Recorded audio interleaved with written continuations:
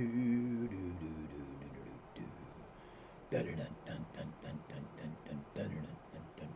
here.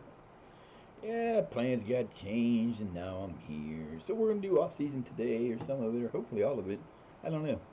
Trying to experiment a little bit in game to try to make it work better, faster, faster, stronger, longer. What's up, guys? Welcome to the stream. We are live and in charge, and we're ready to go. Got the first season or second season done. Have one promotion and the league, and we're getting ready to play on. Play it. I was trying to see. I made some adjustments within the game to see if the game will play any better, faster. That it will, but we're gonna try. We had 88 goals, 53 allowed, which was seventh best. Had fifth worst yellow cards and two red cards, which was fourth worst. Average attendance 137. We had the best average attendance. Elam's had 14. Mangara had a 7.31. He had 10 assists. Moss had an 86% completion passing rate.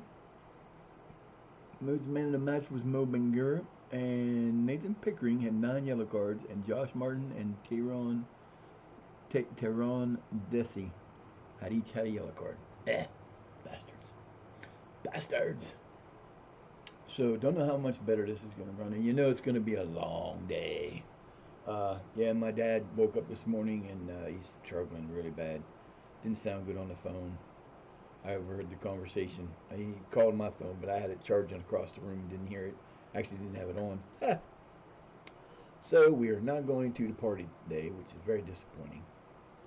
I'm not a happy person about it. I'm very, very not happy. It is what it is, you know.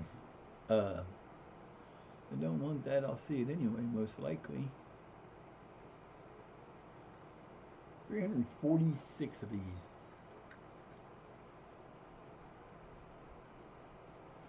We got a. Hey, look at that! The transfer window is going to open up, and I got 4 players coming in. How about them apples? By that time, everybody will be on vacation, I believe, because that's how it works. Maybe it is going a little fast. I don't know. We'll see. It seems to be doing okay.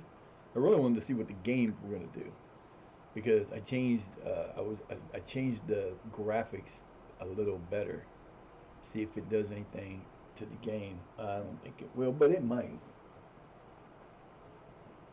Those Milos rivalry. Those Milos. On the Dos Milos rivalry crash. So I did redid my Chrome OS today, so I can actually do better. Now I need another table to put it here, because I can't put it on the arm of the couch over there. Because if I put it on the arm of the couch over there, the kids will knock it off. So now I gotta figure some shit out. I'm gonna use today later. We're gonna do this for a little while, or for whatever it's gonna be a day.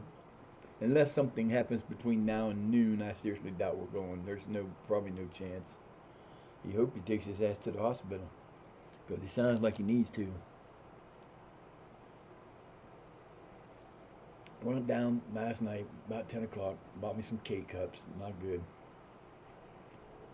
I bought a. When I go like to the gas station, we have a gas station not too far, right? It's like a half a block up the street, and they have the coffee cappuccino or whatever. And I don't usually get coffee there. I usually get the French vanilla cappuccino. So I bought a French vanilla cappuccino K-cup, and I think I'm using too. I think the water's a problem because I think I'm using too much. I don't use little cups, so I mean it don't taste bad, but I think I need to put a little bit of creamer in with it. I was hoping that was going to take care of that problem, and I wouldn't have to use creamer because then I could save myself some money. But I don't know if it's going to work or not. We'll see. So we got some decisions to make here after the transfer window opens. We'll be getting our 4 players in, which is not going to make any big difference now. What is going to make a difference is the next year, but what's going to happen is I've got contracts that I'm going to have to be signing. Not sure when I can do that. We're going to wait till the transfer window opens. Well, we're going to wait till the transfer window opens or until May 1st. and then we're going to see about possibly signing somebody new and see if we get a contract, and then I can sign a contract. But there are going to be some players leaving. Some of the possible fan favorites may be leaving. But hey, you know what? We got no choice in the matter. The team is just not playing. I mean, they did well in the last couple games. Well, in the last game, with my youth people did good. But my other team has been struggling. So next season, let me see what we got here. Next season, what do we have? We have any holes? Nope. Not yet, but we will. So we're going to have Dryden and Kelly will be... Ooh, where the hell did Kelly come from? Lyons, Nichols. Okay, so probably Nichols will be gone. I'm going to keep Lyons because he's a decently, possibly a decent... I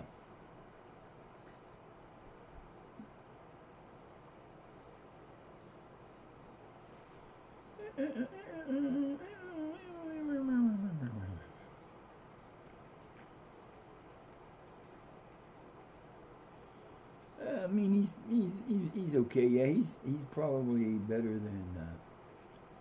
We'll keep him for now. See what happens to him. And then we have our positions here. We will have Randy White on that side. We will have Coulter coming in as a 5-star player. Cool.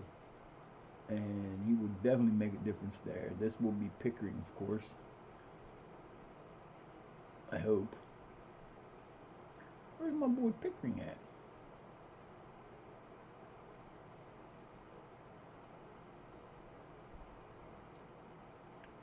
I'm not happy with that. What the fucking frickin' frack? Okay, that don't make any sense. We got that back good. We're good here because we still got Lothar. Agabozo could be in there. We could actually drop somebody back if we wanted to. Let's see. We'll have Ryan. Oh, Ryan White could play there. We've also got Willoughby and Zenon Bayou. He's going to be a 5-star player. Damn, he could be badass too. We got some decisions to make next year. Same thing here. He can actually play there. So it'll be Zenon over. Yeah, it'll be probably Willoughby there, Zenon there. Strikers, we're going to have Kyle Riley still and Moth possible. Well, we'll definitely have Mo. We could put Mo up there, but Keller's coming in. He'll be there. And let's see, we got Keller, Riley,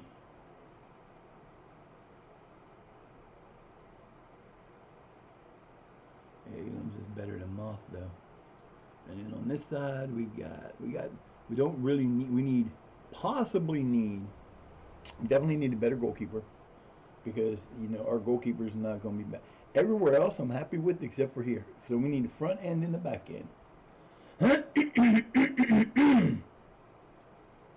We get those two things set in and set up and good to go. We'll be on fire next year, and we're moving up a level, so that's going to be important.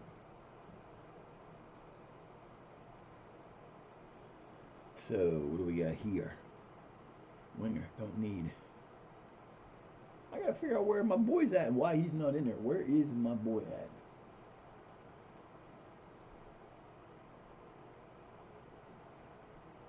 Okay.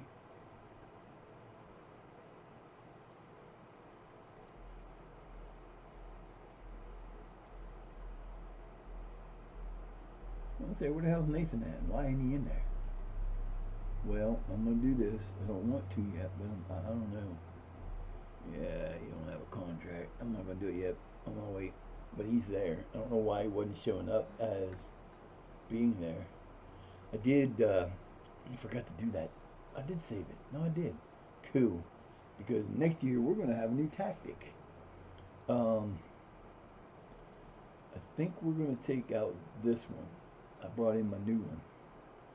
I got my other one in. I did put it in yesterday. It's right there. So this is my new tactic that we're going to be using. Let me see what we got for this one.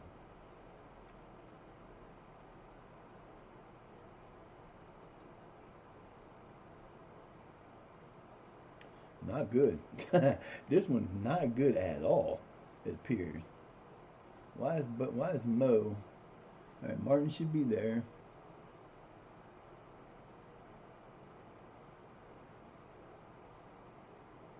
Pike's there, so this should be Pickering. But we're going to have to change these around. Yeah, that's what we're going to do. Rack should not be there, but he is. Yep. Rack is going to play there. Pike is going to play here unless we got something different there. Ryan White could play there, but we'll leave the Pikester there. These guys are all good except for Barry Miller here, which I don't really have a choice in because, well, Promise can play there, but he's hurt. Won't be hurt next year. Colin Jack is my attacking midfielder shadow striker, but I don't think that's going to work. That's what Elam's is going to play.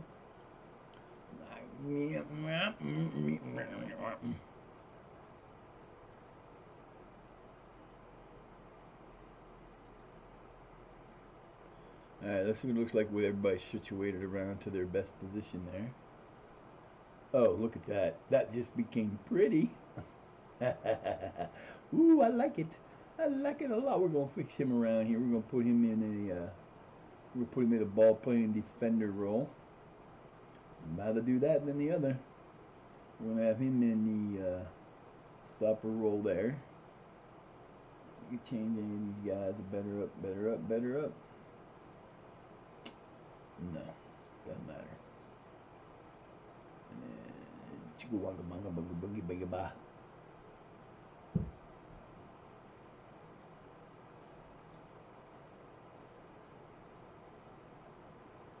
This position has to stay what it is. It's not changing.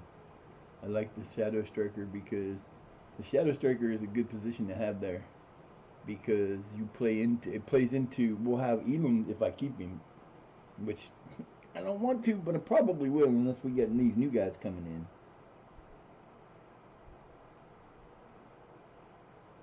Awesome, thank you for the follow. I don't know who that was. Said I had a follow, but no show there. I guess that's old. Interesting. Okay then. Cool. Okay. If you say so. Whatever, machine. Don't be sending me stuff that ain't there. No.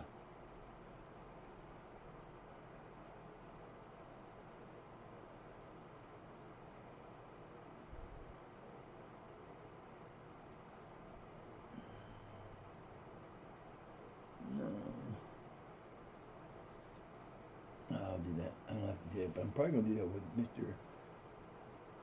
Chukawuma Promise. I like the name, so that's gonna be what we're gonna do with that. We're gonna see how that works out. We're gonna let that be.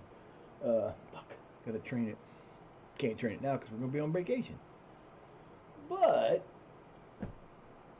I don't know why we did that squad painter yesterday when we were doing it. This is the first time we're supposed to be doing it. So these guys will all come in and they should all be on vacation. We'll have about a month and a half off. And then, okay, who are you? Didn't show them over there, but okay.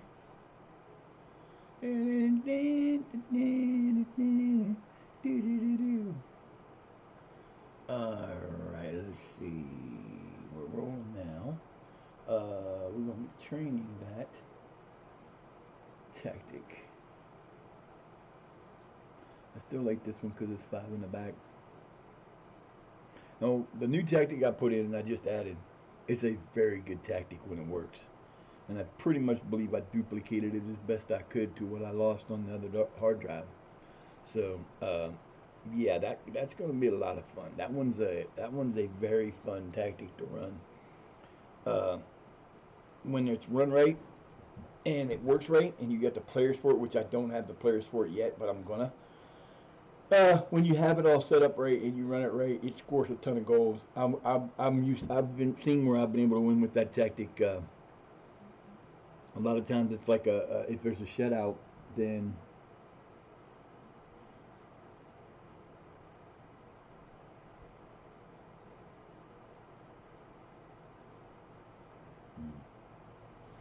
that yeah, it definitely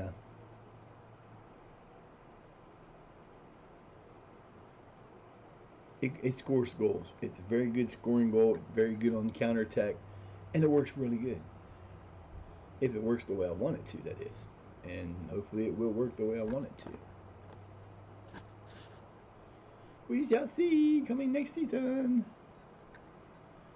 I think it's moving a little faster than it was before. I've done a little bit to get it better, but I don't know how else to do it. I did get rid of detail. Um, the only league that has detail in it is mine, and I put it at like, well, there's other stuff in England. I didn't really change all those, but the international stuff, all of that's going except for the Super Cup.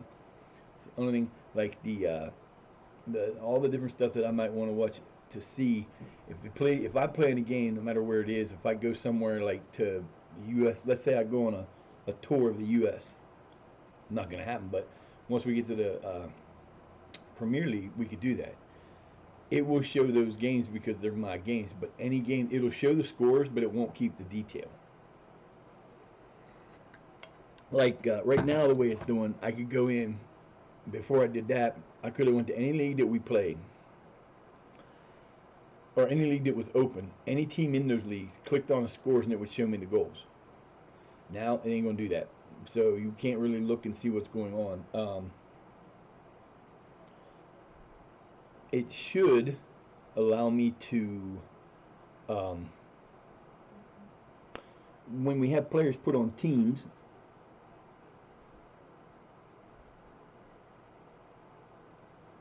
it should allow you to, if you put them on your, when you put that damn shoulder blade right in that damn shoulder, top of the shoulder, or the shoulder blade that goes to the point, it's, oh man, and it's under the skin. It's not the skin, it's under the skin. I hate that. Ugh.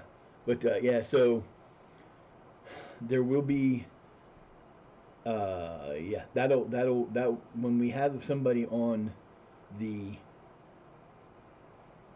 like when you have somebody that's in a league that you don't have detail on, you should still get detail on them if they're in your short list. I hope. We're gonna find out eventually.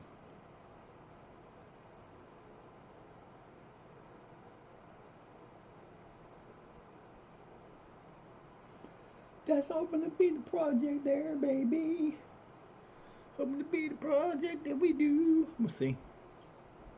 Yeah, I wasn't expecting to stream today. I was hoping to be on the way. We would have been about half an hour from my, or about 40, about an hour, just about a little over an hour from my daughter. So we'd have been halfway there. We'd have been just about to Worcester right now. We'd have been between Worcester, halfway between Worcester and I didn't get to go check on the computer that I wanted to go check on. Ugh. Yeah, this isn't good. I'm about to call him up and tell him, listen now, you better get your shit together. I swear most of the stuff that's wrong with him is in his head. My stepdad loves to worry about everything. He worries about stuff he shouldn't be worrying about anymore. And he doesn't worry about the stuff he needs to worry about. He's mad because my mom's in the nursing home and she's not living at home with him. But it's his fault that she's in the nursing home because he didn't take care of her right. He didn't make her take her pills right. And my mom, in the 3 years until like 2 years ago, and in the 3 year span between 2, 3, and 4 years ago, she was in the hospital like every 6 months because what he'd do is he'd give her they got her pills sent in a package from the pharmacy. They'd come in the mail, and it was already packaged, and all you had to do is give her the pills. And she'd have to take pills 4 times a day. She'd take them morning before breakfast, take her noon pill, take her late afternoon pill, and then her bedtime pill. And he would, instead of watching her take the pills, he would give her the pill packets and then walk away. Then he'd go do whatever he was doing with his work. He was maybe working there or hanging out uptown with his buddies. And she would sit at home, nothing to do all day but be on her computer or watch TV. And she would put her pills down and not take them. Then she would take her afternoon pill. Then she would take her morning pill, and it would get everything all screwed up. and she takes some of the pills that I take. Like she has high blood pressure pills. She takes cartolidol and lisinopril, which are two. One's a beta blocker and the other's an alpha blocker or whatever, and something like that. They're totally opposite pills, but you cannot take. You're not supposed to take them at the same time. You take the lisinopril once a day. You take the cartolidol twice a day. You're supposed to take it in the morning and night. But she would take the lisinopril in the lunchtime pills, but instead of taking them the way she was supposed to and having like a 4 to 6 hour window for the cartolidol to get in her system and be out, or doing what it's supposed to do and not be in her system, she'd take the cartolidol right after taking the lisinopril. And I did that once when I first started taking them, and I was staying at a homeless shelter at the time. This is 2008, so it's been 17 years ago. And I was sitting I was sitting on a cot, and I took the pills and I took them together because I would take I'd take the lisinopril and the morning cartolidol at the same time. Didn't know any better.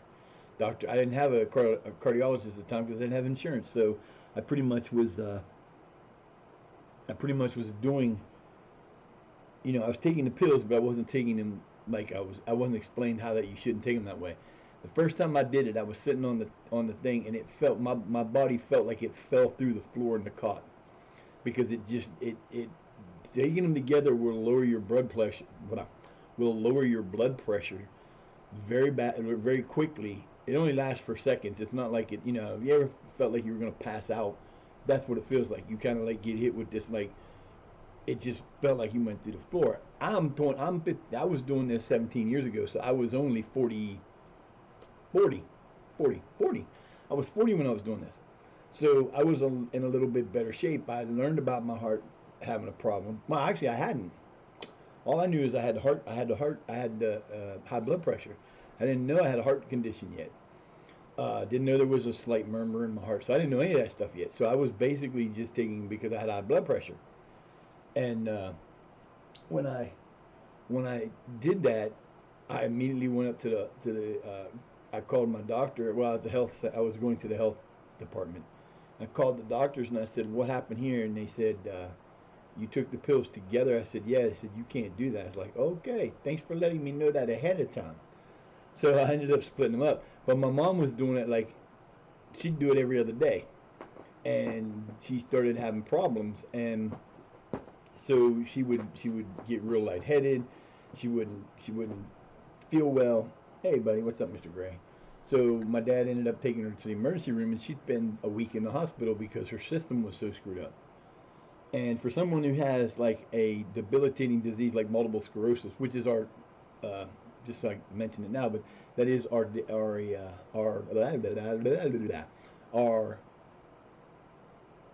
charity of the month is the Multiple Sclerosis Society. So you can donate if you'd like. Just hit the donate to charity button, and it will automatically use the Twitch charity partnership, and it'll automatically send your donation to them and credit our little scale there, and we're all good. But when somebody that has multiple sclerosis does that to their body, it pretty much screwed her up. Her electrolytes would get all screwed up, and she'd get dizzy and wasn't able to do anything. So she'd spend a week or so in the hospital. And the last time it happened, we all tried to tell him. I went off on him one day because I knew what was going on, and it pissed me off. And I was like, "Dude, you have to start doing this." He's like, "Well, that just means I'd have to be here 24 hours." I said, "Dude, that's the whole thing you're supposed to be doing. She's your wife. You're supposed to be taking care of her. That doesn't mean you get to go around. You got to make sure she takes those pills. Watch her take them." And she was having an issue again, and I knew what had happened. And they had she has like she's wheelchair bound. She can't walk anymore. So she has swelling in her legs that make her legs look like she's wearing super thick leggings from the 70s and 80s, and she's not. It's just they're that big. And she was having they were having a rehab person come in, and when the nurse came in, the day that she went to the hospital, the last time she went to the hospital again, they the nurse came in and was asking what was going on, and she told them what was happening, and they sent her to the hospital. They said she's not coming home. She's going to the nursing home, and she's been there since. And it's just because he kind of pissed me off the one day because he said, why should I have to, I don't want to be here 24 hours a day. I shouldn't have to do that. And I'm like, but that's your job. You're doing that job. You have to take care of her. And I so wanted to pound him into the ground that day. I was not happy. I don't care. I was ready to beat his ass because that was bullshit. But she's in the hospital. She's in the nursing home. She'll be there forever. I mean, until she passes, she'll be in the nursing home because she can't walk. She can't take care of herself. I mean, she can't do anything. She has to have everybody to help her for everything. She can go. She can go. Like they have the nursing home. They have the big wide open doors for the bathroom. And they can get in there and switch from her chair to the bathroom. But she's fallen out of it. I thought I was gonna have to go off on the nursing home because at one point, she fell out of her chair trying to pick something up off the floor, and her face looked like someone hit her across her left eye like with a bar. I was pissed when I saw it. I was not happy, and I let cooler heads prevail and didn't say anything. And then she went like a couple weeks ago, well, about a month, probably beginning of May. She was in bed and she can get into bed from her wheelchair, but the wheelchair was parked right beside her bed, and her leg fell out of the bed and hit the wheelchair, and she had like a gash on her leg. I'm like, I like the people that most of the nurses aides that I've met at the nursing home are nice. She had some problems with one that I don't think works there anymore. She's lucky because if I'd have caught her doing the things that my dad said she was doing, she would have paid the price really quickly. Because I don't put up with that shit. Somebody wants to, like I always say, you want to mess with me, that's fine. Mess with me, I'm an adult, I can take care of myself. Mess with my family, you got problems. Includes my babies. But yeah, so she got hurt a couple times, but she seems to be okay now.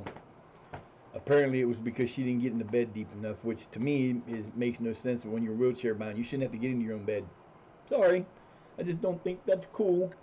But so yeah, so my mom's there. My dad's got they swear up and down he had COVID, and I call bullshit on that because he's got scarring in his lungs, and they say it it's what it's the type of scarring you would get from COVID. Well, during the whole pandemic, we were working on houses for my brother. I'd go to visit my mom or whatever. She'd be at the hospital and we'd go visit her there or whatever. And there was never a time where we were days apart that I didn't see him like every day. And he was never sick with COVID. He never felt like he had COVID. He doesn't believe he had COVID, but I know what he did, and I know it's what happened. He had the first shot and the second booster shot, and that's what caused the problem because everybody's like, well, you should have took the vaccine. No, I'm sorry about your luck because I have a heart disease already. If I would have took the COVID shots, it would have been a bad thing because a lot of people that were having issues and were after they had which they now are no longer recommending. Just so you know, they stopped recommending them. Now that there's sane people in the government, they started not recommending you take them because they are having way more complications than what people were led to believe. And I know for a fact that's why he's got the scarring in his lungs. If they do what they're supposed to do and they test this stuff, they're going to find out that it was from that's what caused the issue. I guarantee it because he was never sick. From the beginning of the lockdown, so mid-spring of 2020 until about a year ago, I had not been sick one day. I'm supposed to take the pneumonia shot. I'm supposed to take the flu shot. I'm supposed to get all this stuff because I'm at high risk. I don't take them and I don't get sick because I don't see any reason why I would put a live virus. I had pneumonia once. That's how I found out that I had a heart problem. I suffered from pneumonia for like 4 months, and it started in like October. Started in late September and ran all the way to the beginning of January when I finally went to the emergency room and they finally figured out what was going on. It took 14 different types of The pneumonia was so bad, I had it so bad that it took 14 different types of uh, antibiotics to kill it and get rid of it because I had the complications of the heart problem. And so you gotta watch that stuff. But I don't. It's not that I don't believe in vaccinations. I believe you should take vaccinations if you think you need them. I don't think I need them because I've proven otherwise. That for 11 years, or it's actually been 14 years now because I found out about it in 2011. My heart's gotten worse, but that's got nothing to do with those things. I've not had the flu. At worst, I get a cold. My nose runs all the time because I have allergies to dust mites, fresh cut grass, and a few other things. I had the test done when I was a kid. So no matter what, I'm screwed. I'm gonna always have a runny nose because I have allergies. Uh, they always crack me up because all the different things when you would listen to the side of what the symptoms of COVID was, I have on a daily basis because of my pills. The medication I take gives me a lot of the symptoms of COVID. So we I'd go to a hospital for a doctor's appointment and I'd walk in with the damn mask on, and I'd walk up to the desk and they had a security guard at the hospitals to check everybody in when they came to the door so they could ask you those questions. I love messing with them because they'd ask me, "Do you have this symptom?" That's it. Yep, yep, yep, yep. Okay, so we're gonna have to get you the one day you walk into the hospital and there's the desk is over on the far wall, which is probably about as far away as like twice the distance of my living room, which is probably like 14 foot across. So it's about 18 to 20 feet to the desk. And so the place where I would go visit the doctor was a door that was probably 30 feet from the entrance to the door. And I could have walked right past them and they wouldn't even need to ask me nothing. So the one day, dude was acting, he had an attitude, and I did not like it. And I'm not the kind of person that puts up with an attitude. If you want to have an attitude with me, that's good, but I'm going to fuck with you because that's what I do. So this dude, this guard, started acting like he had attitude, and he started asking the questions with a little bit of a smart ass attitude. And I said, I figured myself, I'm going to fuck with him.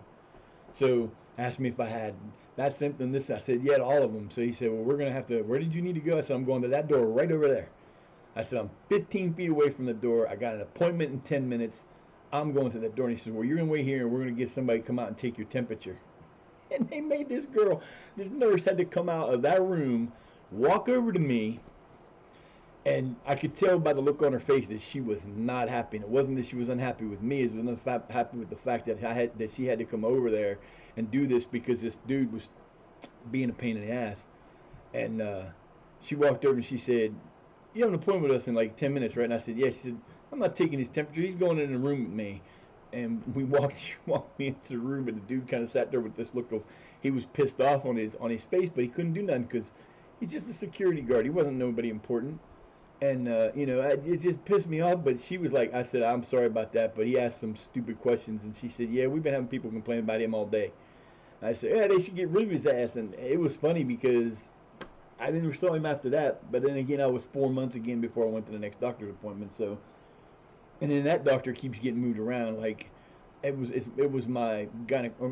I keep saying that, and it's not my cardiologist was who I was going to see, and it's the easy 15-minute meeting appointment that I have, depending on the number of people there. If I'm scheduled at noon and there's nobody else there but me, I'll be in and out by 12:15. That includes the echocardiogram, the visit from the doctor, the new appointment schedule, and out the door. Every 4 months I go through the same thing, and it cracks me up because the most predictable doctor I've ever had. So, I go in there and I can almost do word for word. He'll say hello, shake my hand, or he'll either shake my hand when he comes in or when he leaves. But he'll come in, he'll ask me, how am I doing? Any chest pain since he last saw me? Any swelling?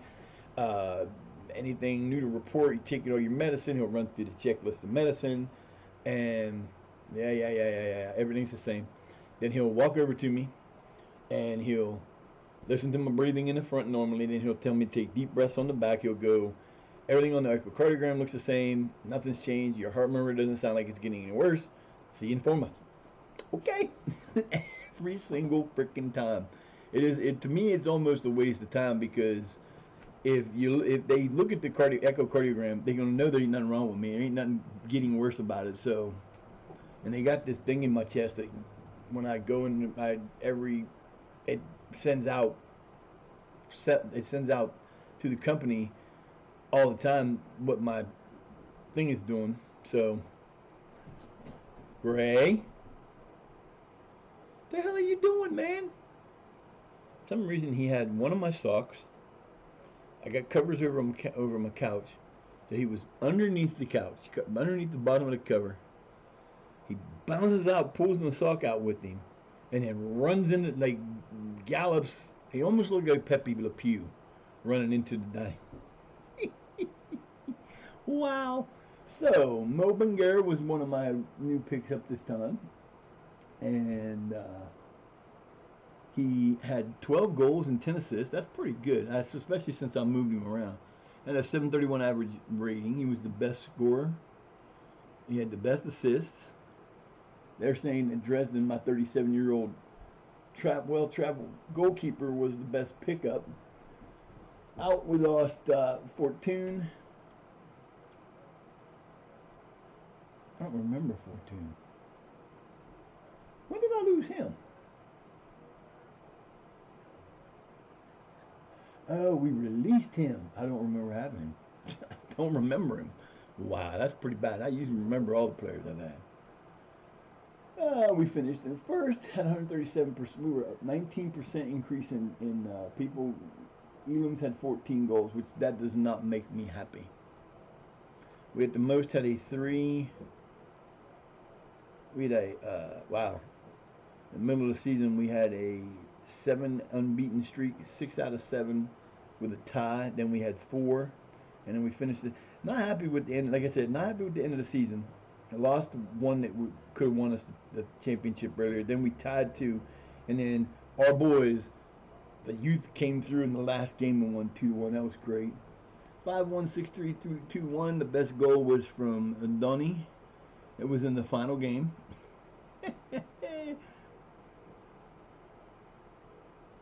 24 yards out, which was a beautiful shot. 6-3 was the biggest win, or the match to remember. Biggest win was the 5-1 win over Oakley Town. I believe that was the first game. Elam got a penalty, Lothar got 2, Riley got 1, and Topley got 1. Topley. I call him Topley. I don't know why. It's Topley. This page I never really pay attention to because I ain't making no money anyway. We made $118 from...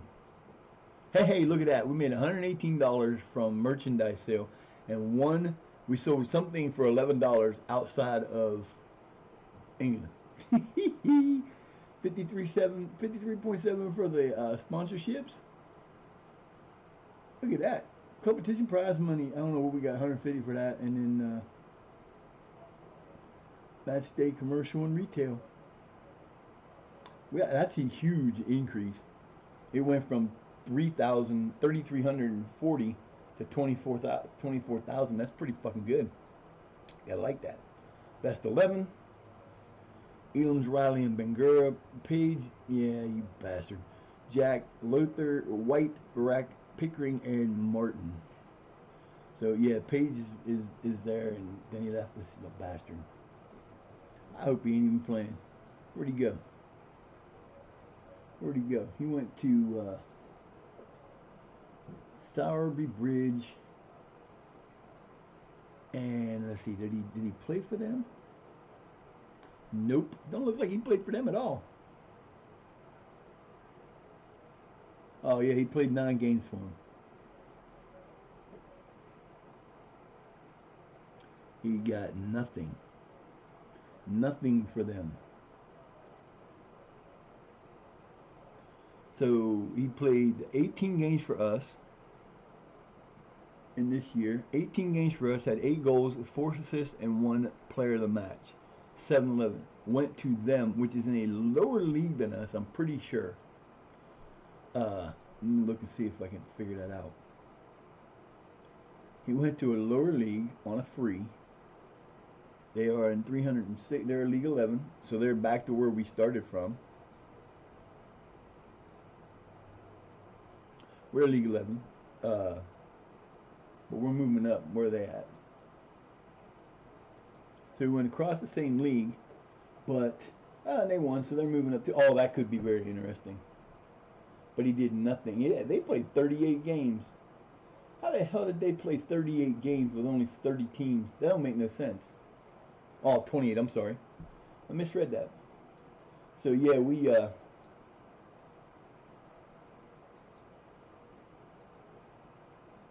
little bastard. Ah, well, we lost a few people. Riley, 7.2 average. Mo Bangera. That's the fans player of the season. Young player of the season is Mo Bangera. He's 7.3 average rating. Signing of the year with him, 7.3. Luke Dane. He was the goal of the season in the final match. Top goal scorer was 14 from Elam's. Bangera had 10 assists, 4 players of the match, and as Agbozo had 38% or passes, he completed 38 passes per 90. That's not bad. 10 assists is a record number shutouts a player in the season with 4 for Cameron Hall before he left. Bastard. Wonder where he went. Nah, I don't even care. 7 yellow cards and 1 red for Martin. Elam's had 47 appearances so far. League goals from somebody is Riley with 34. Youngest player, Vaughn Sampson, 15-year-old center back, 339 days. Oh, so close to being 16. And fastest goal was in 39 seconds by Mr. Riley. Cool. When the Shire Academics got rolling midway through the season, it looked hard to stop them going on to this success. I think we were like in charge for like most of the season. I don't think we really were struggling at all. So I love how they say that. So there you go. We won the Workshire Premier Division Triumph. We won. Okay, so our best 11 that we ever had. Ogungby's no longer there. Pike is still there.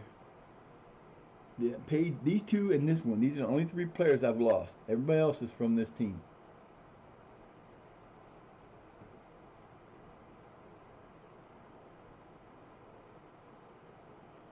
So that's cool.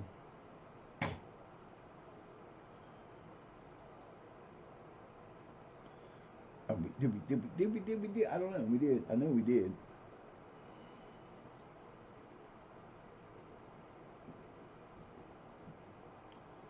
They're disappointed that we didn't play defensively solid soccer. They're disappointed we didn't play direct soccer.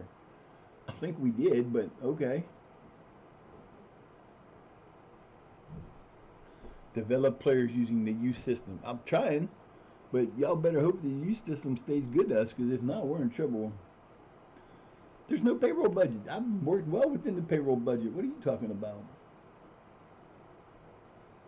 They want us to continue challenging for a Division 10 playoff place. Yeah, and we'll accept that, even though you're boneheads. But yeah, okay. Not real happy with this board, to be honest with you.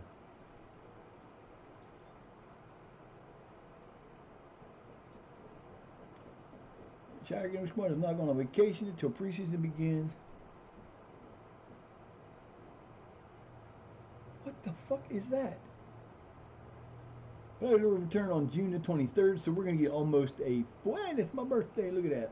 We're going to get almost 2 full months off, which is awfully nice.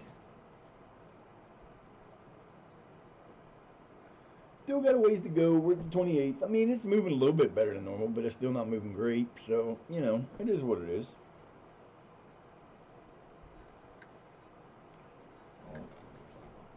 I'm going to grab this for a minute. Oh, look at that. What do we got on here? Is it a commercial? Who's this? Briscoe. We're still in Briscoe's. Ay. Ole patole. I hate this thing. I don't understand how.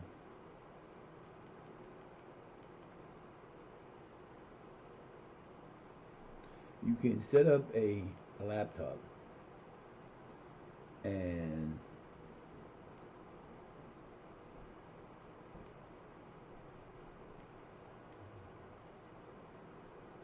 have it so that it doesn't have a clear, like the laptop I used to have at least had buttons at the bottom. This doesn't have buttons. It's completely blank. There's nothing there but a piece of metal or plastic or whatever the hell it is, and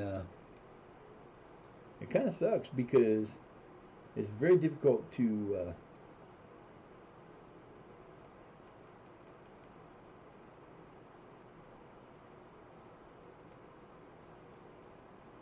Ow! God damn it! Yeah, I'm in pain, man. I uh, I got up yesterday during the stream when my son was here to go outside and see him. And when I got up out of the chair, my back, my leg, my knee kind of gave out a little bit. When I caught myself, it made my neck pull. And man, it feels like I got hit. My douchebag son hit me in the back of the head today. But it feels like it's been pulled loose and it really hurts. I'm still not happy with that. Oh, man, that's tender as hell. Oh, I better talk to him. I'm going to have to call my doctor and ask him about that tomorrow. So we have to rent a new place next year because we don't have a place that's big enough to play in next year. So that's going to cost us a little bit of money. But we were already renting treetops. I guess we don't own the treetops. That's tough. That's bad. Chester.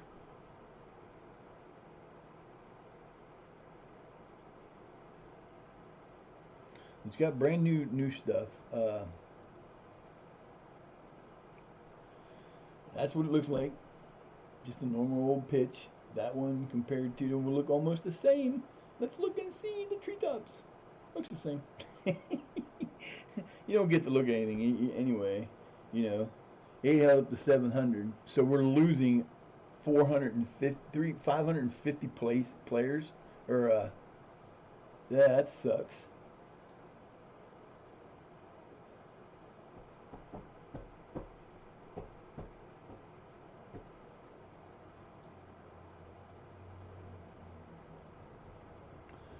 Damani Holness. I wonder if I can get him to come play for me. Probably want money for him too. No, they don't. What's this shit?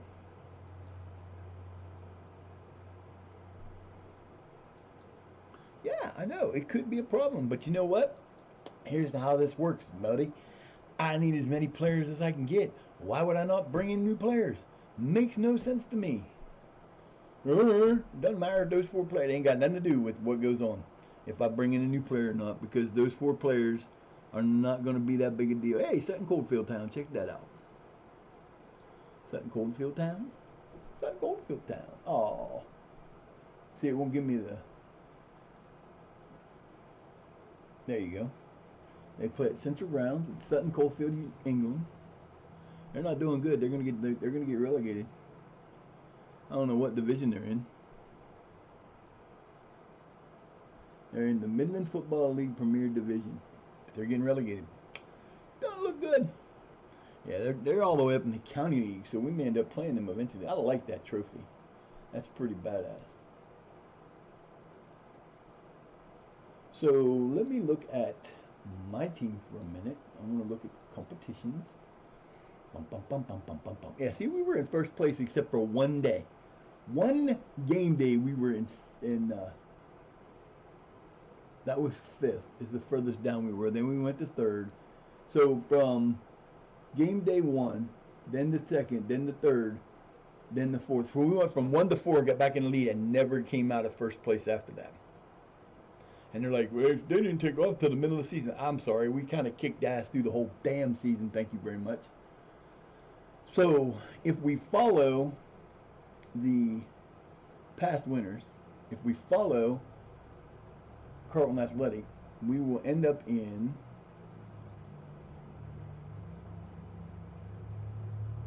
the Northern Counties East League Division 1. It is a level 10 league. Where are they at? They are coming back down in dead last. That is not a good idea. That's not good. That's definitely not good. We won't play Wakefield, and one of the other 4 teams will be going up. Glass Houghton Welfare, Parkgate, Dronefield, Clay Crosstown, Selbytown Beverlytown, Athersley Recreation, Womwell Town, Hemsworth MW, Redford, Farsley Celtic Juniors, Dingington Town, or Rockcliffe will all be there. If we get moved into this one, that's we're gonna go from 20. Well, how many games we played? 30 this year, I think. We're gonna go to 42 games, just like that. Yeah, we're gonna get 12 more games, which basically what that means is we will get less time in between. We won't have very many games where unless they really screw things up and put like games in like a month with like a game every 4 days, and then they'll have a month where we'll only have two. I don't think they do that like that, but they could. I don't know for sure until we see the schedule, but we could have a very full season next year. But I like that. Going up that level would be awesome as hell. What league would you like to play in? I would like to play in. It's only going to be 71 degrees today and it's supposed to drizzle all day long. And I want to go up to the store and get me something for dinner. I'm gonna make pizza. That's what I'm gonna do. I'm gonna make some pizza tonight. It's gonna be good. It's gonna be lovely.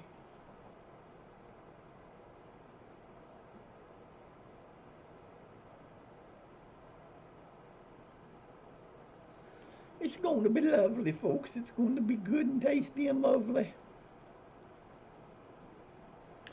But we got to do it, so we're going to do it. We've been at this for an hour and we've gotten 5 days.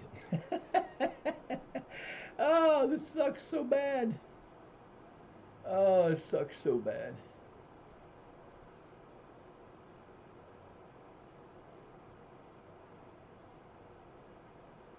I wonder how many megs on that computer. I mean, I gotta find out.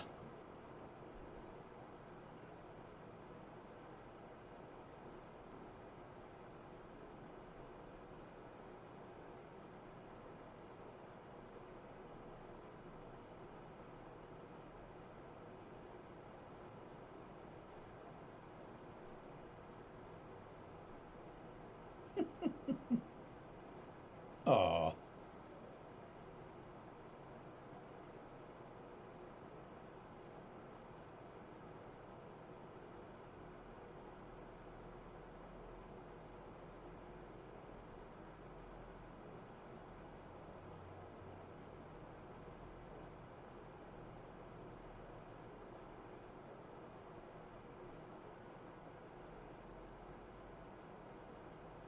Hmm.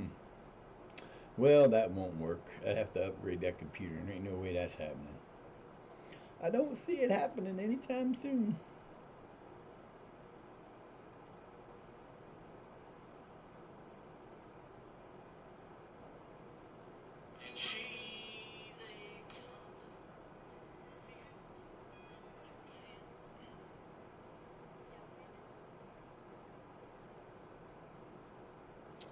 Well, that just bites. If I could, I didn't even think about it. Probably don't have the right plugs to plug into it anyway, so it won't matter. But yeah, I'd have to go back to OBS Classic, and they can't download those anymore. I bet you I could find them somewhere if I really looked hard.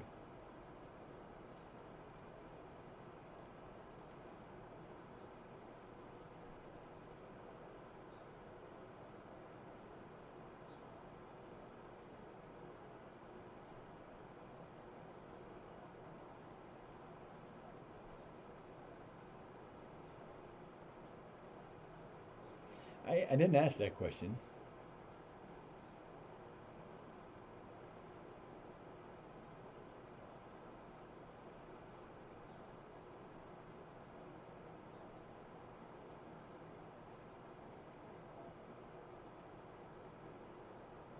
Huh.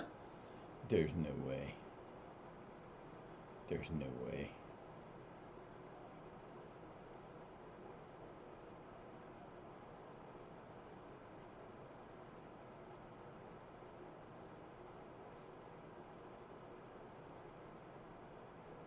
Did I say frappe? No, I said fraps.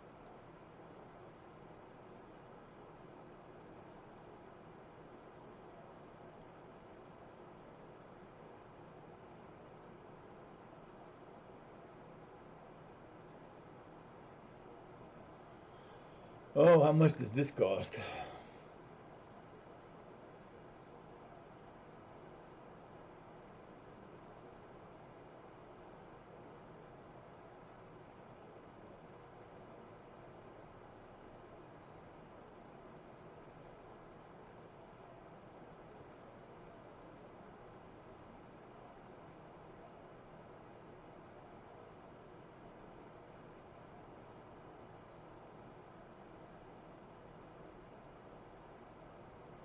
Wow.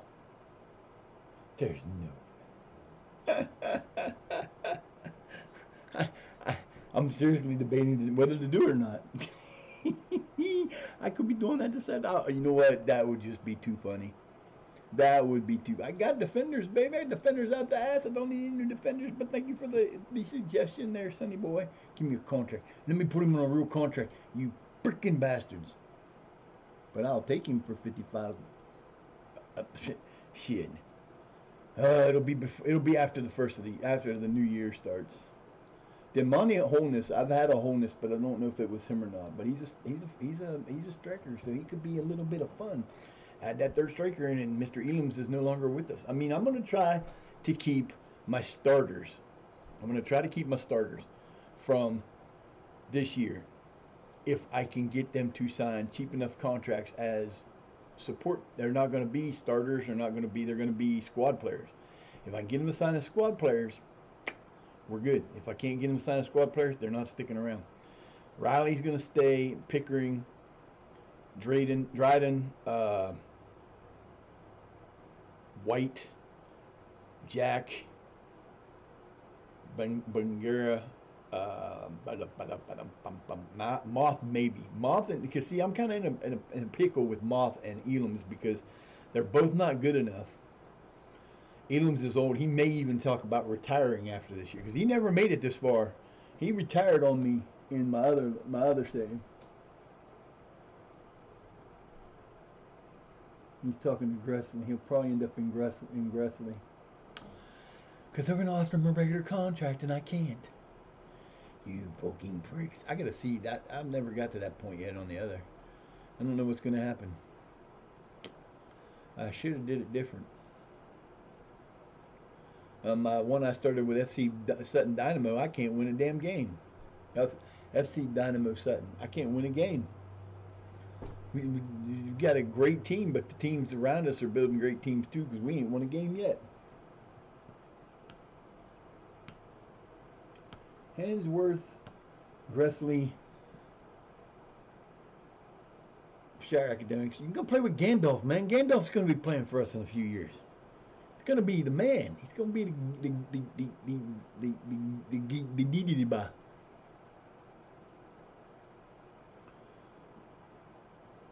He's going to be the man. I'm going to take a quick break and I will be right back.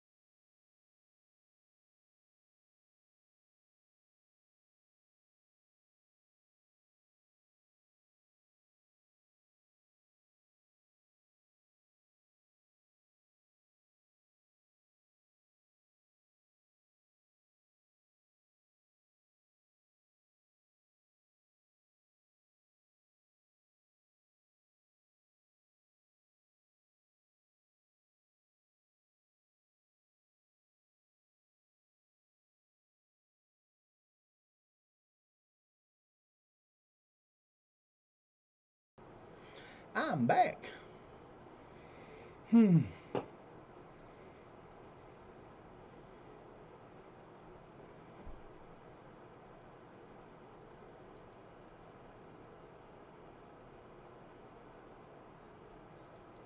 Hmm.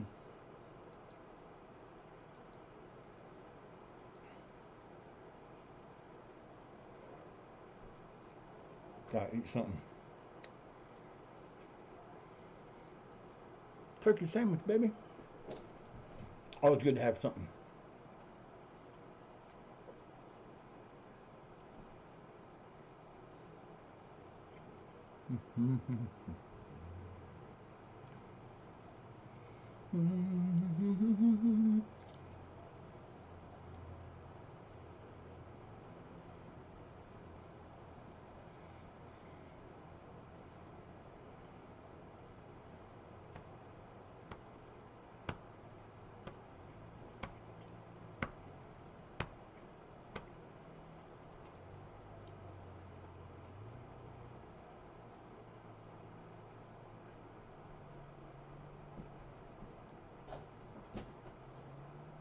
Hey,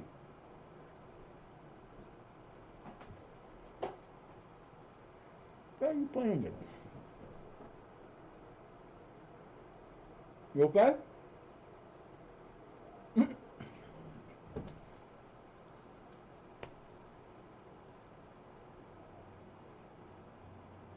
Jumping around like a maniac. Gray. Come here, Gray.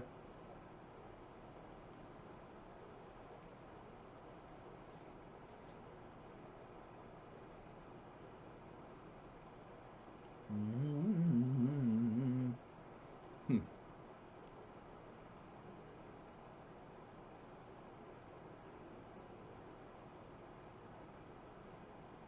What are you doing? You okay? Come here. Come here. Come on, buddy. You okay? What's the matter with you over there? Hmm? Yeah.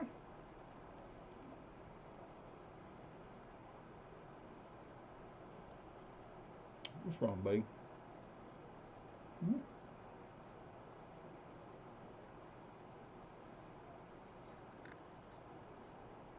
Hmm? What's wrong, big boy?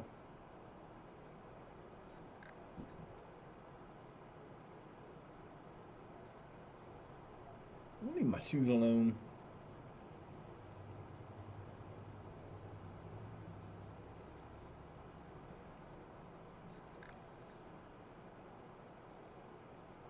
Hmm.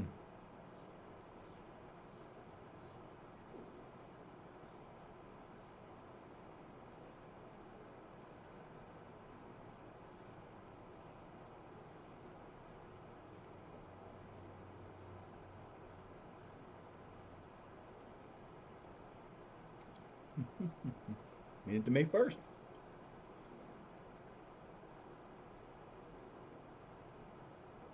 Only got 53 more days to go.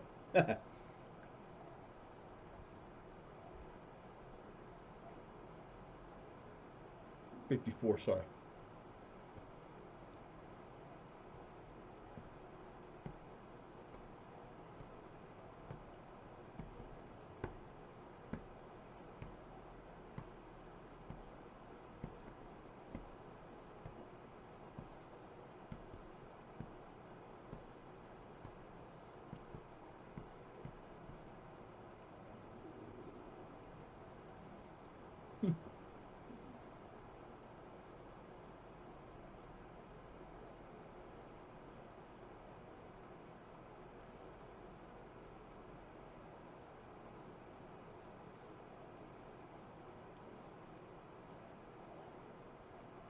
In the morning, I gotta go call the pharmacy before I get home. See if they got my pills done.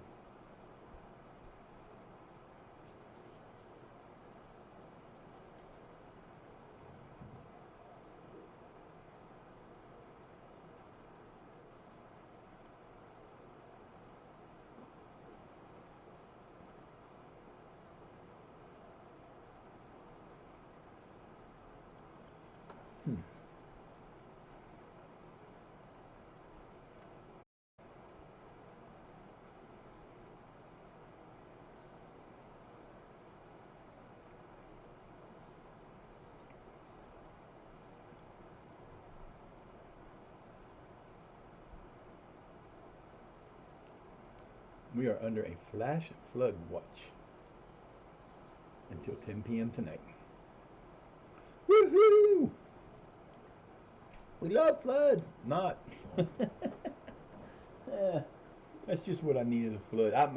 My bad thing is, so like the street I live on, that's right in front of us, that's right in front of my house, which is our street, is an alley. So it doesn't have good draining. It doesn't have all that. So it had one drain like right in front of my house. It's a little dip. It's where people park, so it's not in the street. And it never flooded. I never had a flood on my street from that. So sometime last summer, these bonehead city people decided they were going to fix this. Sorry, I had to take a drink. They decided that although we never got water buildup on the other side of the alley, uh, they decided they were going to, when they were building Domino, so I guess it was 2 years ago, 3 years ago, something like that. They have a drain pipe they put in that drains down into this little, there's a little gully there. Never had a problem. So they dig this ditch down and they put a drain across the street, almost directly across from the one that's outside my house. Dig it down, dig across the road, connect them. I don't know why, because the drain goes nowhere. The drain over there, there's supposed to be a drain that runs all the way up the street. It doesn't. So, first big storm after they do this, we had like probably almost a foot of rain in a couple hours. It was rained hard, and there was a puddle that stretched almost halfway across the alley towards my house. My house floods anyway. It's old enough house that it needs to have the drains around that they put in, the artesian or whatever they call them, drains they put around the foundation. They don't work anymore because my basement gets wet whenever it rains for too long. So now, whenever it rains, there is this drain over here does not work. It's not level with the ground. It's not down below the level of the water. The water would have to be almost an inch and a half higher than the drain for it to drain any of it off, and then it's still going to leave it about an inch and a half of water laying there in a puddle.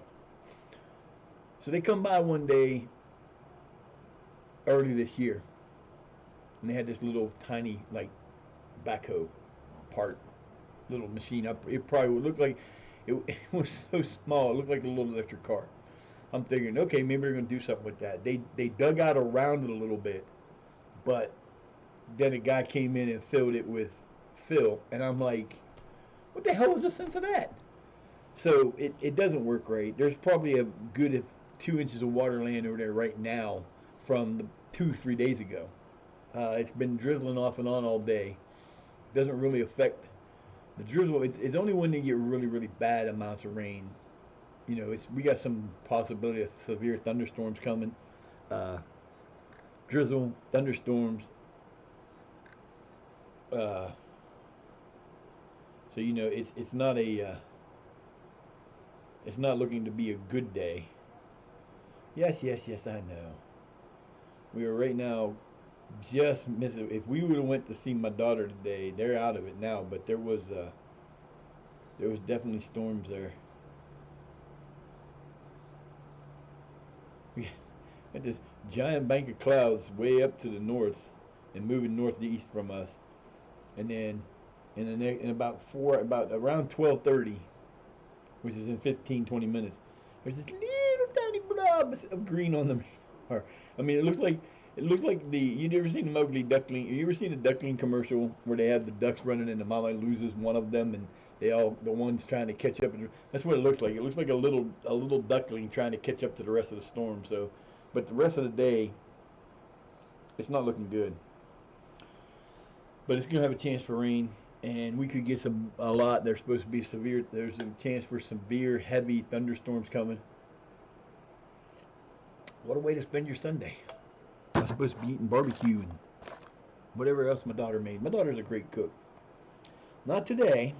I mean, we could still leave the next hour if he really truly wanted to go. But I think it has to do with the rain too. I can tell you what though. Last time we went out, um, we went for Mother's Day. We went to a little restaurant up about an hour, about 45, about an hour and 15 minutes from here. Almost an hour and a half from here, and he was scaring me driving on the way home. I need to. I haven't driven since 2004 because I lost. The long story short, I lost my license because of stupid people, uh, and I'm unhappy about that. But I don't want to drive because one, my eyes aren't the greatest in the world. Yes, they're a lot better with the glasses I have on now because they're the way they're made. I see more than what I normally would because I get a wider view. Normally, when I'm wearing the big thick goggles that I used to wear, the bifocals, it was it was okay to the side, but like I can see this wall. I can see my hand like when it gets to about probably about like this, but extended. Probably about this far from my face. But it's just it's everything is better. And at one time, and believe it or not, I actually had contacts. The problem with contacts were that when I wore them, uh, I was afraid they would pop out. I'd lose them. My eyes are very irritated. They don't do well with putting things in them. They were great for being able to see. I had to wear a pair of reading glasses over them, but if I got like a 12 or 14 reading glass, I could see perfect with the contacts in. But I didn't need the contacts in to be able to see unless I was reading. So it was really cool. I was like almost normal, but they wouldn't stay in. I think the worst time that ever happened was I put the contacts in to go to work, and I worked as a telemarketer, computer screens all freaking day long, all day, every day. And I just got them, and I was sitting there, and I just started working, and damn lens in my left eye popped out, and it landed on the table. But I didn't. I thought I had solution in my car, in my desk, but I didn't. And I had just started my shift. I had 8 hours to go. I barely got started. So I went to the bathroom, put water on them. Big mistake. Never put water on a contact. You will burn the shit out of your eyes. It's one of the worst feelings in the world. But I got it back in, and it was irritated the whole day, and I kept blinking like I was winking at people. And somebody finally said they had some contact solution, let me use it, but it sucked. And then they would just disappear. And at one point, I thought, I wasn't supposed to wear them all the time, but I did anyway. I'd wear them 3 or 4 days in a row without taking them out, and that probably didn't help. But the way I looked at it was, I paid like $90 for a box of contacts, and I wasn't going to keep paying $90 every 30 days to get a thing that I could make work better and keep longer without losing, because I'd lose them all the time trying to put them in and stuff, and they weren't good. So I was just like, you know what, that's not a good experiment. And this doctor I went to, he did something different with the glasses. He did they instead of making them like they're a reticulated lens, meaning that they folded it in on itself, and instead of putting a bifocal right here where it normally is, it's a little bump, but it's not got a line to it. There's no line there, and it was because they buffed that part out. So it was like, instead of putting the flat lens and then putting a bubble on top of the flat lens, they kind of smoothed it out so it was the whole lens was like that, which was cool as hell. So we really won't go on vacation until after the 17th. My starter players actually aren't on vacation. If you look at your squad screen, uh, they show them on vacation, but I could actually put them in a match if I wanted to. Harvey Kelly doesn't have a contract. I know y'all. None of you got contracts. So on this screen, back to that screen, bitch. What the hell are you doing? So we're keeping 1, 2, 2,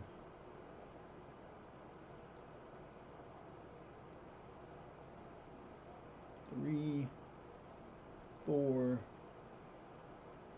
5, 6. Ah,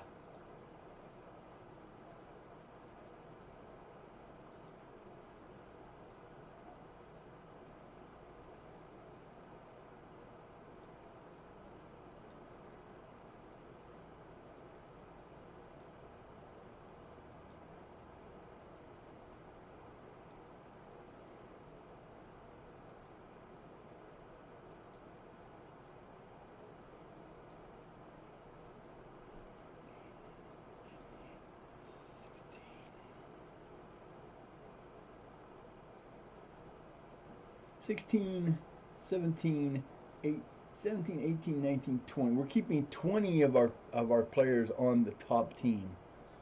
And then 21, 22, 23, 24, 25, 26. 26 of our, we'll have 26 players there that we're definitely keeping.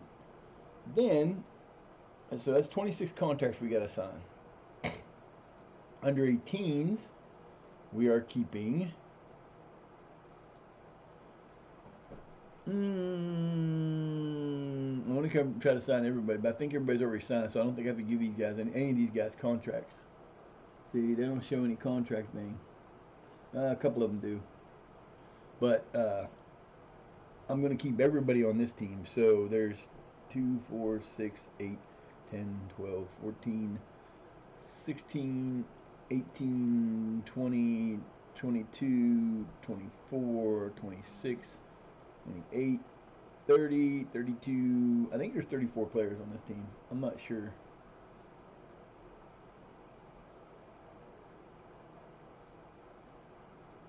Ah!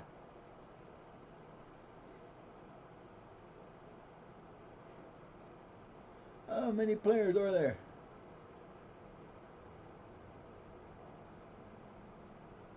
$37 players. So I'm keeping those 37 players. So I have 63 players I need to sign. Not counting the 4 that are coming in, which I'll be having. So that's 71 players. So we'll have a 71 player squad.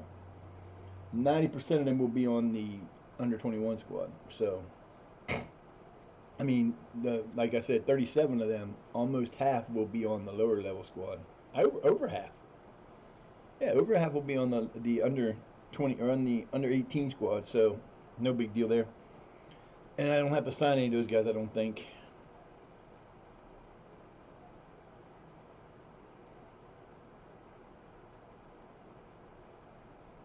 Good for him.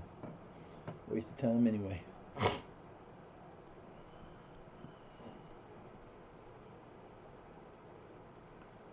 Yes, we got Zane. Yes, yes, yes, yes. We got Zane. We got the Marshman. Do you know the Marshman? Do you know the Marshmallow Man? The Marshmallow Man, the Marshmallow Man. Oh, what a minute. Crush it. I wonder why we weren't supposed to go.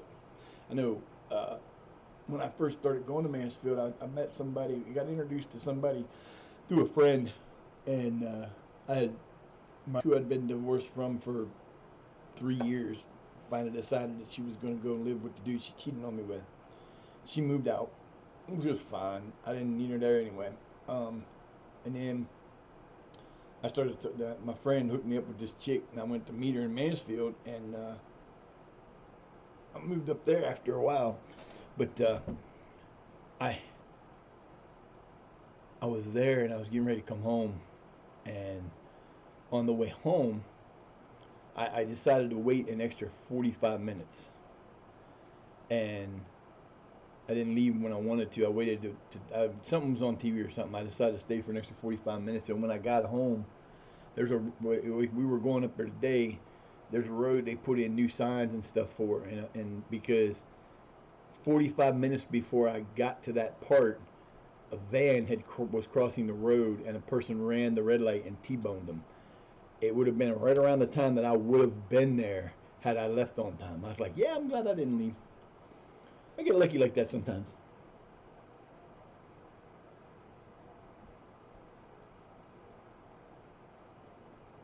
Yep, do it, baby. Do it. I would. Boys want to keep playing, keep playing. I love coffee. Coffee's so good to me. I love coffee. My coffee's so good to me. This camera's pissing me off really bad. It just don't want to. I don't know what's going on with it. It just loves to be weird. Ah, ah, that's great. Ah, it won't work. It's not. I keep getting. Stop frame. I don't know what's up with this stupid ass camera, man. I'm telling you, he's getting on my nerves. I'm gonna try to get a camera. I'm gonna have extra from my payout. I'll have like about, depending on if I can keep, if I have any extra money when I get to that point. Actually, I should be. I should have extra money because Bonehead's paying me some of his payout because he's been living here. He lives here for absolutely nothing, and he'll be working with my brother next weekend, so he'll be making money from that too. So we got some extra money coming. I'm gonna give me a computer. I want to go to one of these places that says that you can play now, pay later, but oh, will you take all credit? I think I'm gonna try to sign up for one of them today, but I guarantee it ain't gonna be good. They're not gonna do it. And the last time I tried to sign up for one of those things, they wanted me to put in my, they wanted to do a direct deposit, so it was directly deposited from my account. I'm like, no, you're not getting your hands on my information from my Social Security. It's not happening. You want to do it through PayPal, we can talk, but we're not doing it the other way. Then they want to do it through PayPal. They want it to be already in your money, their money in there, so you can do it. And I'm like, nah, it's not gonna happen. Not gonna happen today. Just motoring along. You know what's gonna happen today? What I'm probably gonna do is when I'm done with this stream today, if we don't get to the regular season, which we're not gonna do, we're not even gonna get to the preseason probably by the time this. If I only stream for like 4 hours, we're already sitting at an hour and a half, and it has been extremely slow, and we have gone 9 days in an hour and a half. So if I go another 2 hours and a half, which will put me at 5 hours. Oh, if you go another hour and a half, you're looking at 18 days, which will put me 9 days from where I am now. So I'll be to the 11th of May. And if I go another hour and a half, that would put me at the 20th of May. And I'm not even close to a month away from the preseason. So what I'm probably going to do is, I'm probably going to do when I'm offline, I'm going to go ahead and just do through the summer. I'll make note of anything that happens that I need to, show or talk about. There's not going to be anything more than me just signing players because that's what's going to happen off season. But I'm figuring if I do that, by the time I'm done like an hour, it won't take me an hour offline. Because last night I played the game I know I was supposed to stream last night, and I didn't have it in me. I woke up at 3 o'clock this morning because my cats decided that while I was sound asleep and needing my sleep, they decided to jump on my table because I have the computer screen and the little tiny computer over here, and I have my table that I have the other computer on that I pull up to my chair. So I have my OBS and my camera there, and whatever else is on the little table over there. And it's beside me, like they're sitting beside each other, and I put my chair up and I lay here. And I got Mama's laying on my arm and Gray's laying at the bottom of the thing on the folded part. And I'm sound asleep, and somebody decided they were going to jump onto the table and knocked my keyboard and I like was looking for the camera this morning. It was there last night. They knocked the camera all the way across the room. It was as far as it could go away, and it was under the wires. And they woke me up by knocking the shit on the floor, and I'm like, what the hell, man? So I did take a little bit of a nap this morning from like 7 to 8:30. So I probably got about I don't know, maybe 4 hours, 4.5 hours sleep last night. I was planning on sleeping on the 2-hour trip. But, well, things happen. Something weird will happen. I don't know. But I'm going to take a walk uptown after this, I believe, and go to the store and maybe. I think I got enough flour to finish today. I think I got enough flour for my dough. I think I have enough flour for the dough. I don't know for sure. I do need more cheese though, because people don't know how to leave my cheese. Oh, you little prick! You're not supposed to do that.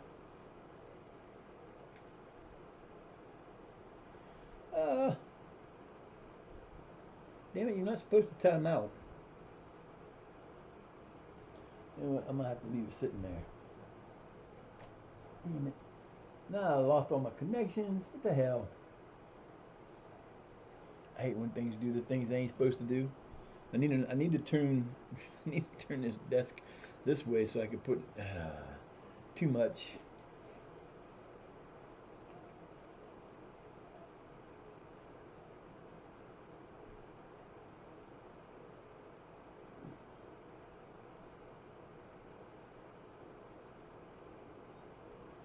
Oh, here we go. Uh-oh. We had a double.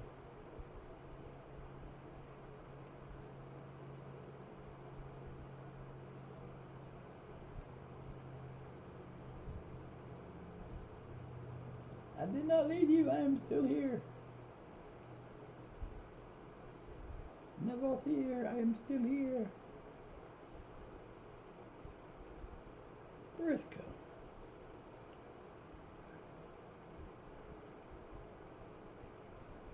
No, no, no. Come on, man. I hate working this stupid thing. This thing is such a pain in the ass.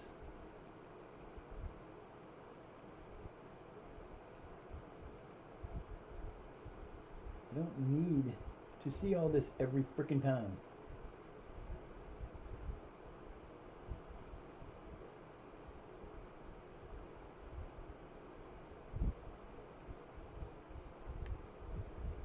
What the hell are you doing? I do not understand this at all. It's acting really stupid right now.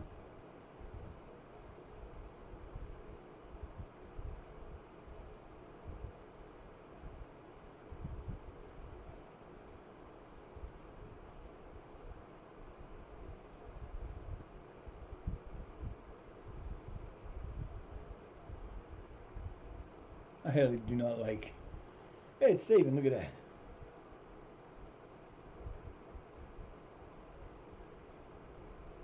No, no, come on, man. What are you doing?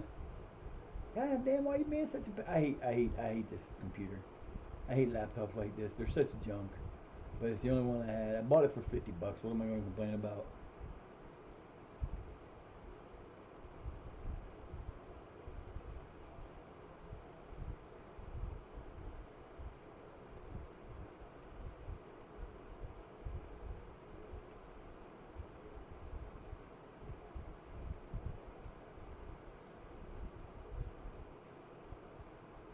Come on, man. What are you doing?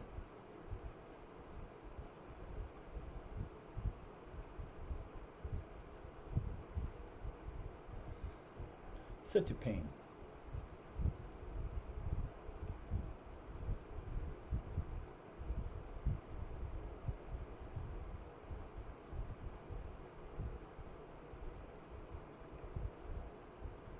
And then, what really sucks about this the most is like when I want to open a new tab, I can't just click on it like left click or whatever to give it to do it because it won't do it. Oh my God, what an old game! Wow, Swaggo, what are you doing, man? That's crazy. He's playing old style Doom or something.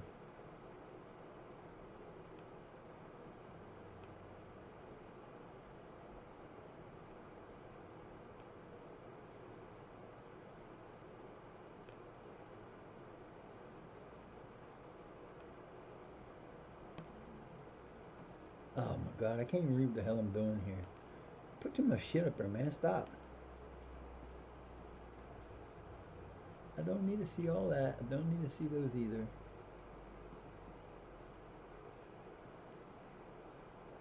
Seriously?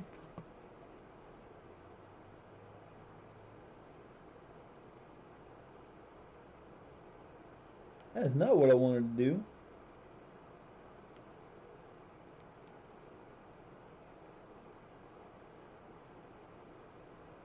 Boy.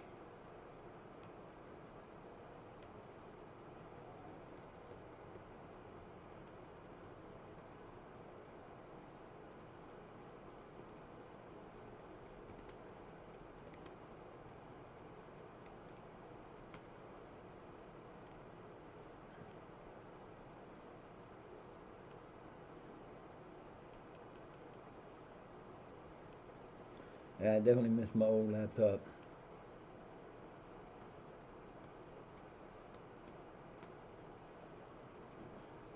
I miss my old laptop for damn sure. Don't you touch it. You guys knock that off or we're going to have a problem.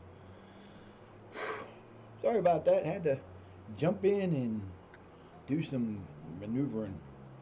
That just pisses me off. It acts like that. Stupid computer.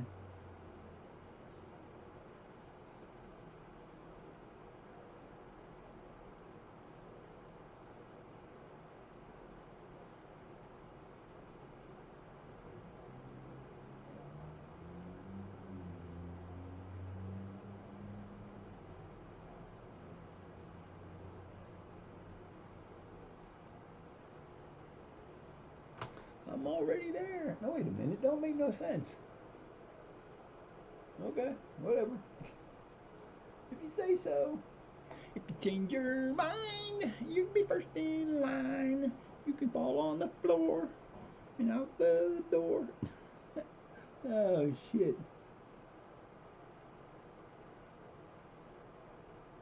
Cool. Frederica Sexy Trucker. Don't have a clue who that is, why they would follow me, but okay. I'll have nothing.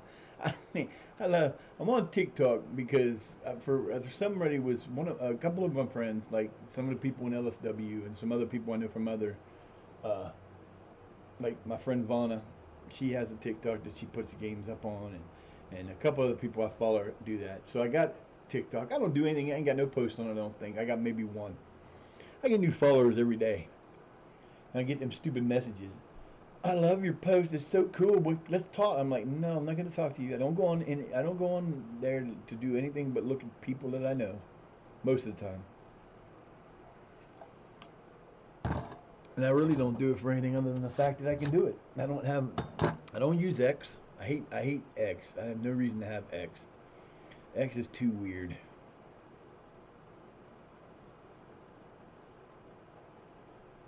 Hmm.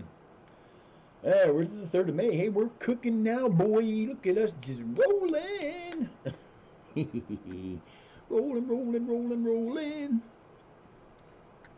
Yeah, this is the hard part when you're doing this. Is you got nothing to go on. You got days and when you go. Istanbul Bucharest Shire looks to extend Pachanik's contract. Columbus Crew have been promoted from the USLC. Wow. Wow. I can't believe Columbus Crew was not in the MLS. They must have got demoted last year. And I didn't pay attention. Oh, look, it's an idiot. Hey, look at that. Really? You got the best views? I bet you don't. You know who's got the best views? Anybody but you, Bubba. Anybody but your dumbass. You know what? Here's what we say to people like you. Fuck off. I hate you people. I hate you stupid ass bots. Get the fuck off my channel, bitch. If I wanted you on my channel, I'd invite you to my channel. Don't invite you to my channel, didn't ask you to sell something, so fuck off. Bye. Do do do.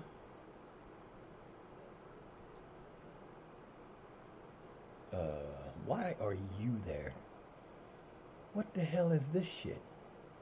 Did I ask you for that? I don't think I did. Why are you putting this on my screen again? I don't want... you're getting on my fucking wires. I can't put nothing in there. Assholes. I hate stupid people.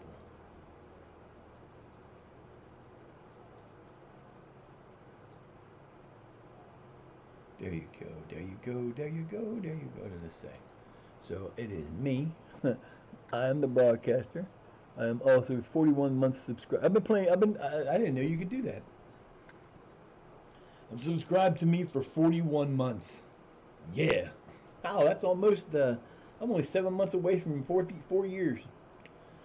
Wow, I've been doing this a lot longer than I thought I had.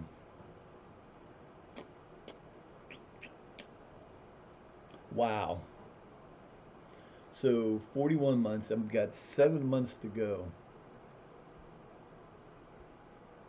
That don't make no sense. That'd be January. So I guess that's based off of your. I guess that's based off of your. So in 7 months, I'll be starting my fourth year, or I will have completed 4 years as an affiliate. So I've been streaming for a little over 4, almost. I've been going. I'll be starting my fifth. Wow, that don't make any sense. I can't believe that's true. Holy crap, that's a long time. I didn't realize I'd been streaming that damn long. Wow. Well,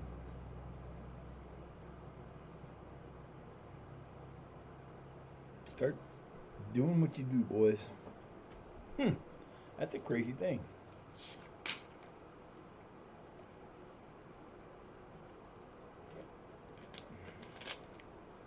So yeah, I guess that's like I said. I guess that's based off of your. That's based off of your affiliation. So in October, October, October. I believe it's the 12th of October. Is when my anniversary, my start date is. Uh,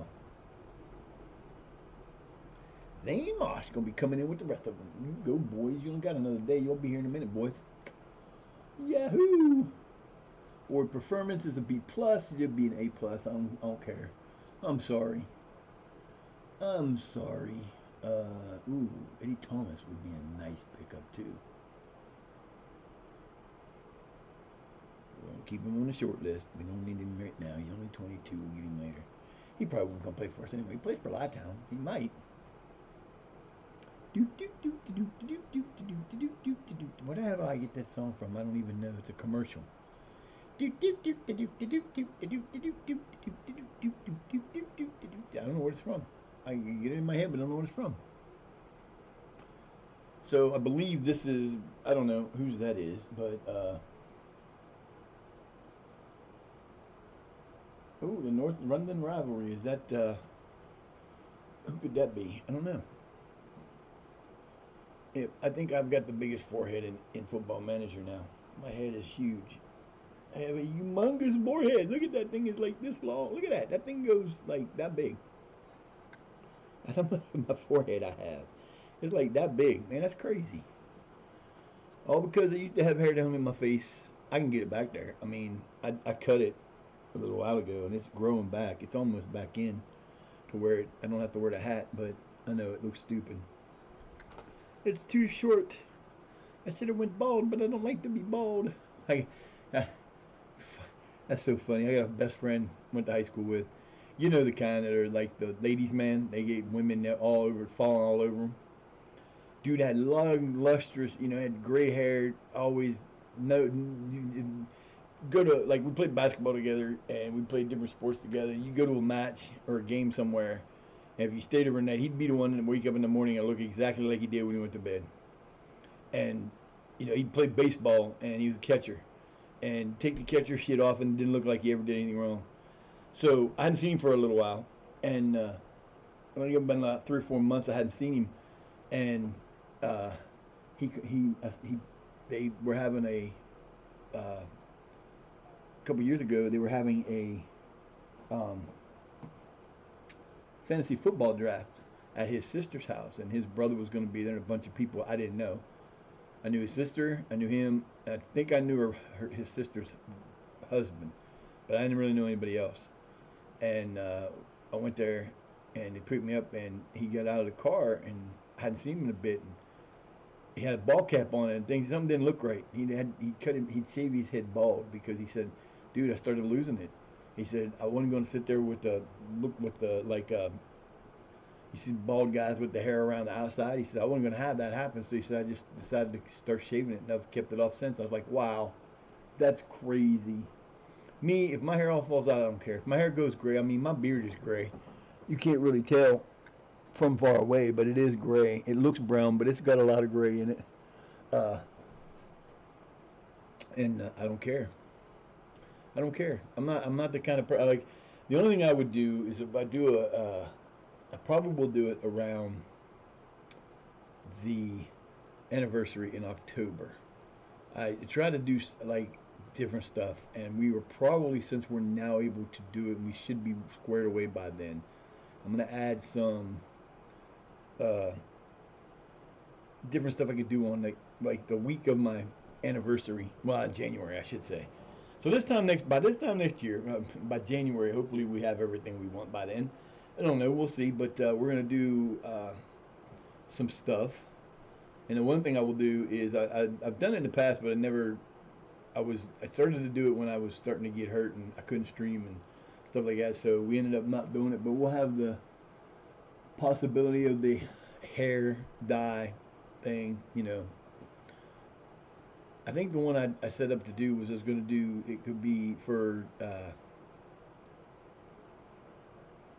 was kind of like a mini auction. I can't remember what the colors were. There was purple, pink,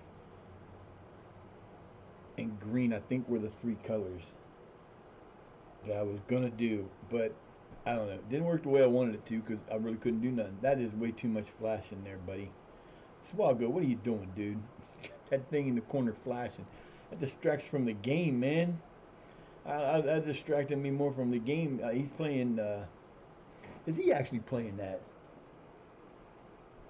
He's playing Doom 2 on the Switch too. Wow, that's crazy. I haven't seen that Doom version in years.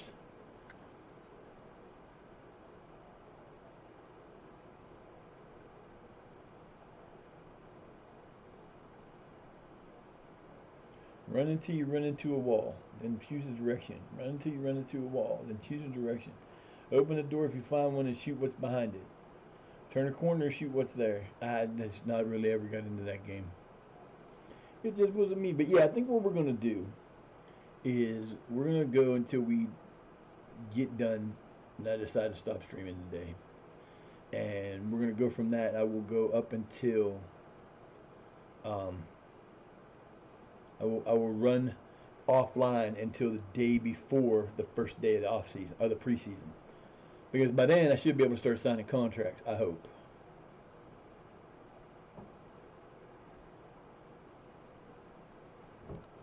Because if we can't start signing contracts after that, I'm gonna be mad. But it is what it is. I'm gonna see. I got too much stuff to do and not enough time to do it in, or energy.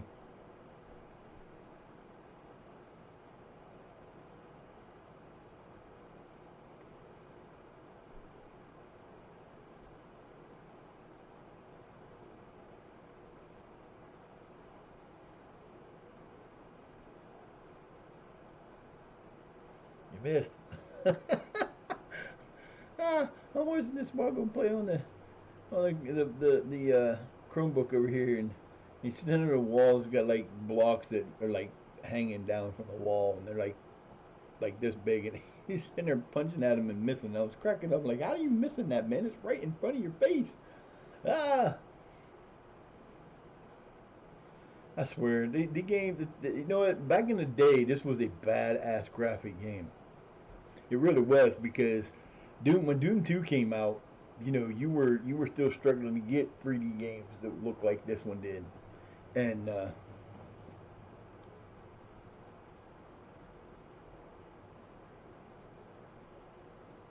Doom 2 was released in 1994 for DOS on October 10th, 1994.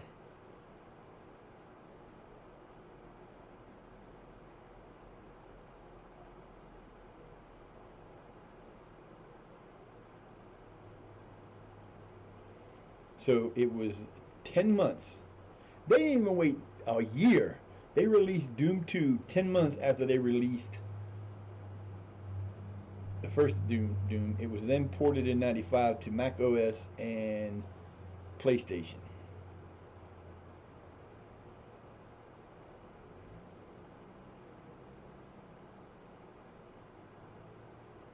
Wow.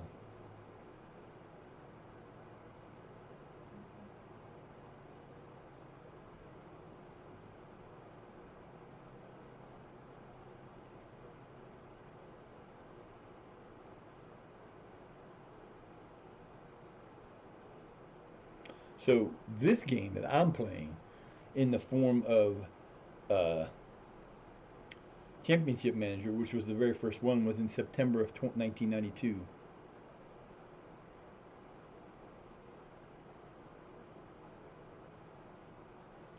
FM became a. Oh, that's not what I want. No, not. Don't put an A on the end. What are you doing?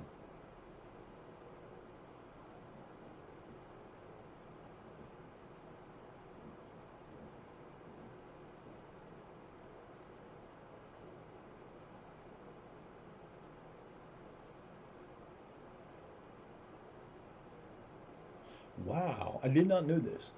So the original championship manager started in 1992, but that was not the first version of the game. According to Google, Kevin Toms, I don't know who that is, in 1982 released a version of FM that ran from 82 until 92 when it became Championship Manager.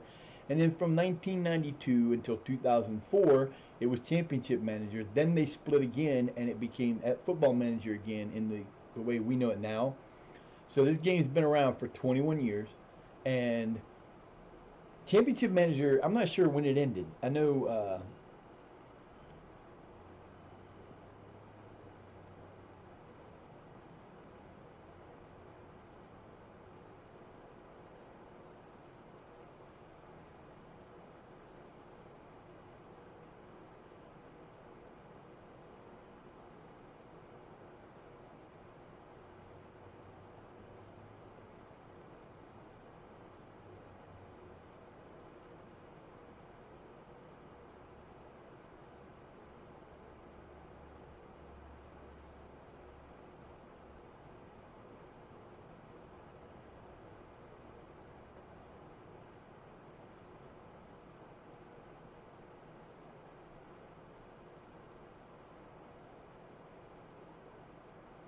so when they split in 2004, or actually 2003, the championship manager didn't end until 2010.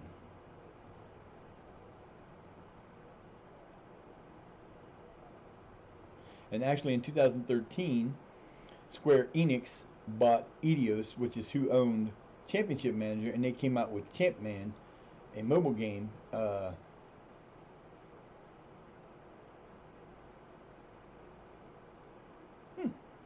The things you learn about the games we play.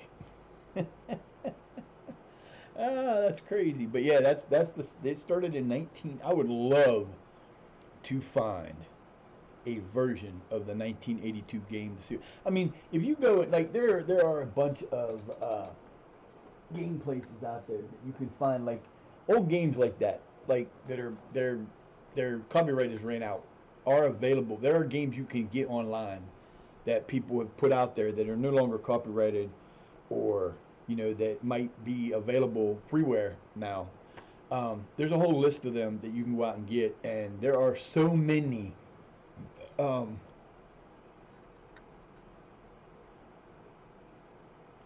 there are like the older versions of Champ Manager. I actually have a Championship Manager 2, something 95 or something like that on there. I can't play it because it won't start, but uh, yeah, it's there. So everybody coming in. The only one that's really a problem is Kellner, but that'll be okay. He'll be fine. Trust me. He'll be fine. He'll be fine.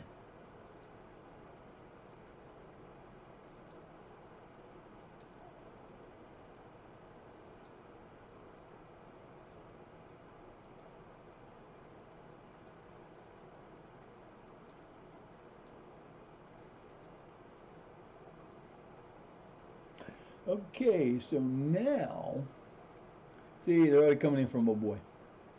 I'm not happy about that. So now, this is what our team looked like before we brought in 5 players. Okay, that's what the team looked like before we brought in the 5 players with this setup. Um, ooh, look at this. It's a little different now. He stayed at what I wanted him to. Then I don't think you're going to do that. Wow. Oh, I'm liking this player. Ooh, this might be the best pickup we ever made. Look at him, a 5-star attacking player. Holy shit.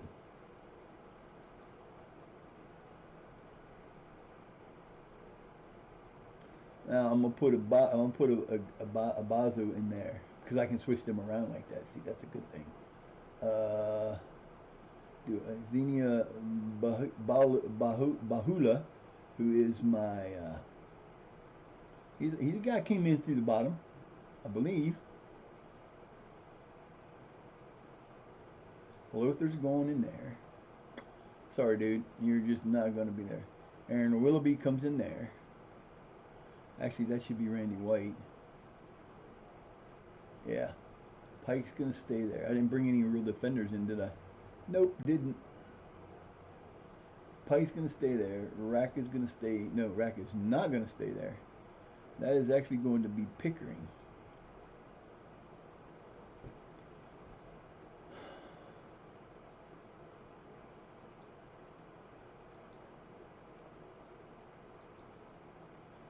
Alright, so now we're going to load this up this way. Bam! Oh, it gets a little better. It gets a little bit better. A little bit. We still got players that we need to replace, but, you know, hey, we'll take it. That works. Pickering is not going to be a central defender. He's going to actually be a ball-playing defender on defend. Get him a little bit better. Can we do anything with the Pikinator? No, we cannot. Pull back on defend. So basically, this is the team that we're going to take in next year. I could put. Can Bangor play that position? No, he cannot. Okay. So that's what it looks like under the new setup that we're going to run, hopefully. I'm going to take a break. I will be right back. Give me a few minutes here. Be right back. Yay!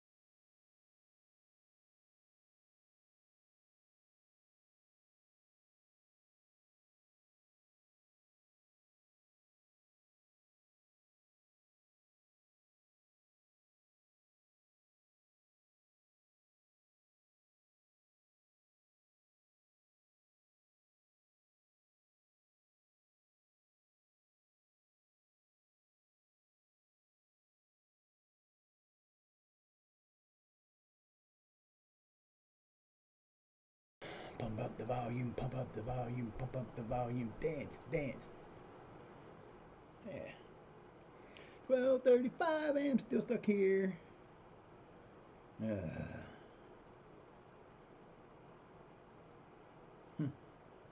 That's funny.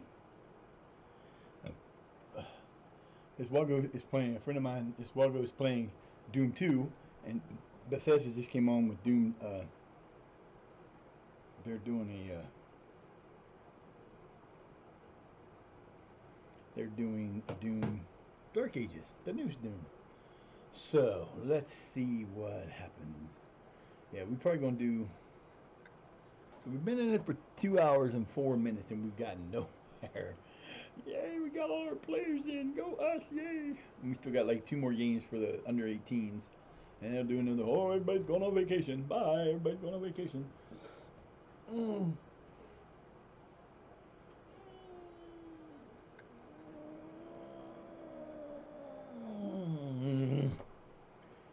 Yeah, so tomorrow when I come back, um, definitely going to have the game ready to start the next season.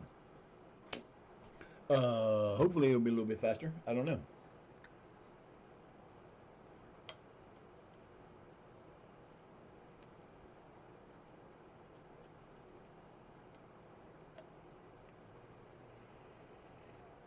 I topped up my coffee. It was almost gone. I figured, what the hey? Let's get a little more in here. You're stuck. There's no way. Wow.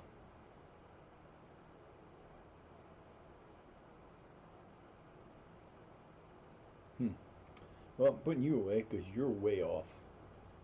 You're way off, buddy.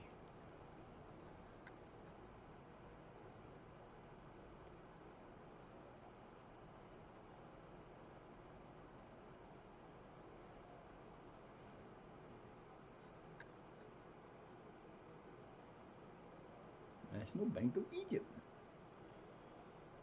Okay then. Oh no, we gotta pay a whole 1K in taxes. Ooh, we got 60,000 now. Look at that. We gained it up 18,000. That'll work for me. Setting ticket prices up. Average season ticket price is 58, which is 56%. Wow. It was 37 last season. They raised the ticket price is $2, and we gave less season. There's 23 season holding tickets so far. All right, so we got 23,000 to spend again. We've got 23,000 to spend again. So we're gonna get some things coming in off the 11th league, which we really don't need. We can start doing that. Remove his ass from the. Remove him from the. Yes, please remove him from our site. I don't know what that would have been stuck on there for, but that would have been mad. Ding, mad. Ding, ding, ding, ding, ding, ding, ding. He can play every position in the infield except for where you really need him. Don't need you either, but you can stick around for now.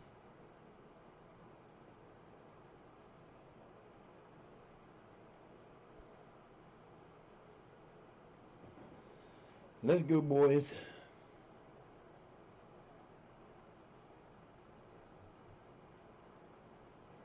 We might go for another hour or so, depending. See what happens.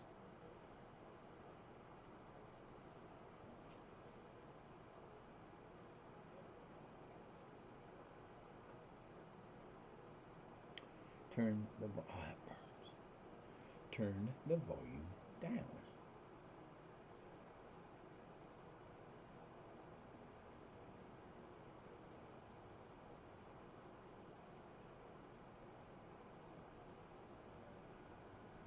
Well, I'll be damned.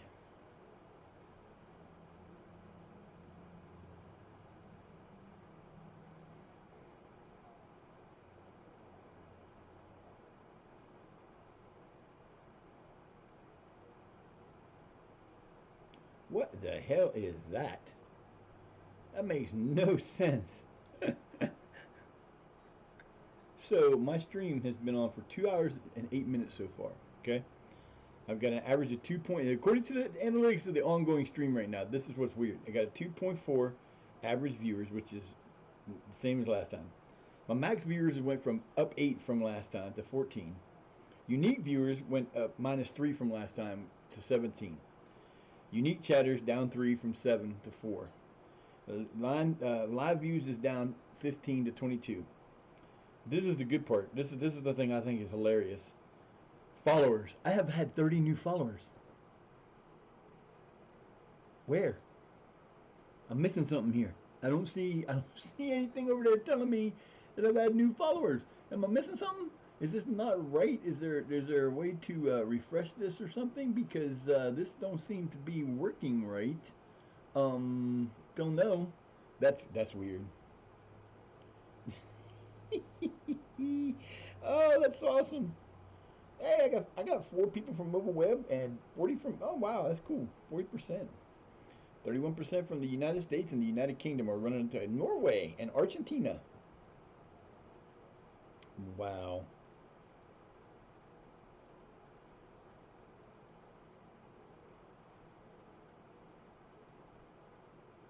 That's funny.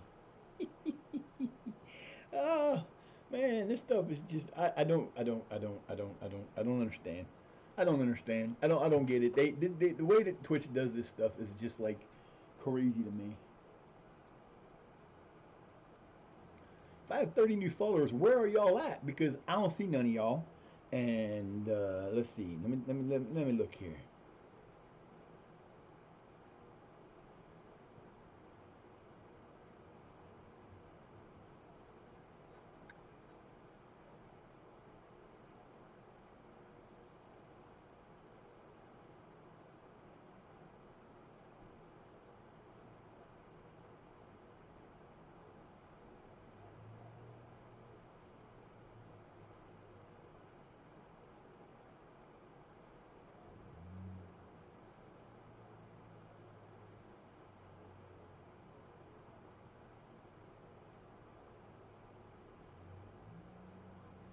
If you ever want to know if there's actually somebody in your, you can't like.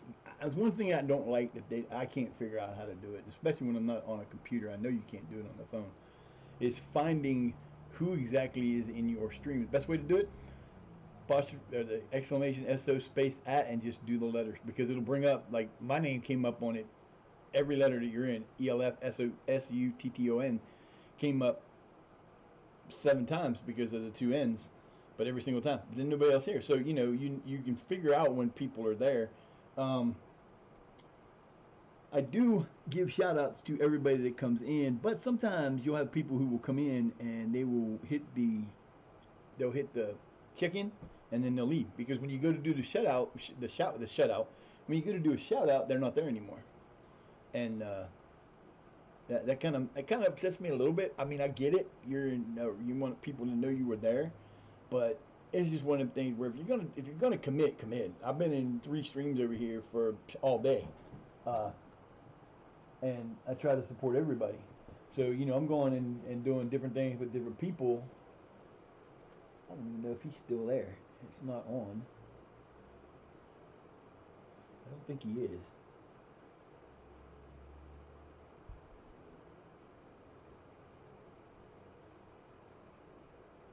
Nope, I would say no.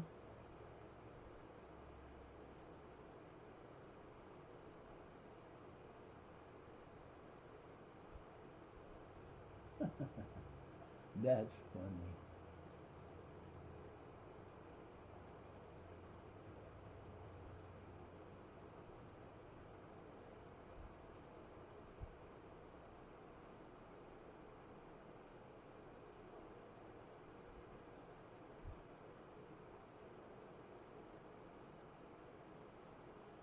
Hang out on people's streams, man.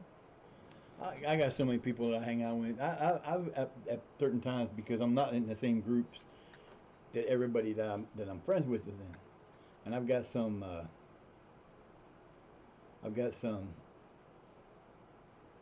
groups that I'm in that actually. Oh, we got a lot of storms coming through between 3 and 5. Not going to be nice. I have a group of friends that I follow, or a group of people I follow that play ESO. Um, I follow most of the YouTube creators that have Twitch streams. I follow them too. Don't always get to go to them, but I do try to. And I redid this because I was going to give this laptop to my mom, but I don't think it's going to be good for her because it just doesn't want to do what it's supposed to do when it's supposed to half the time. And it's good for me because I don't use it for anything other than to occasionally watch, like, if my TV's done or my PlayStation goes out, I can watch videos on there. So, it's one of those things. It's nice to have, but eh. So yeah, um, that's how that works out.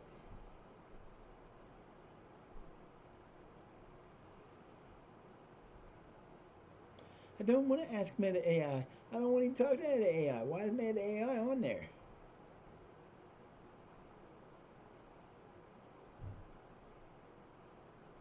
What?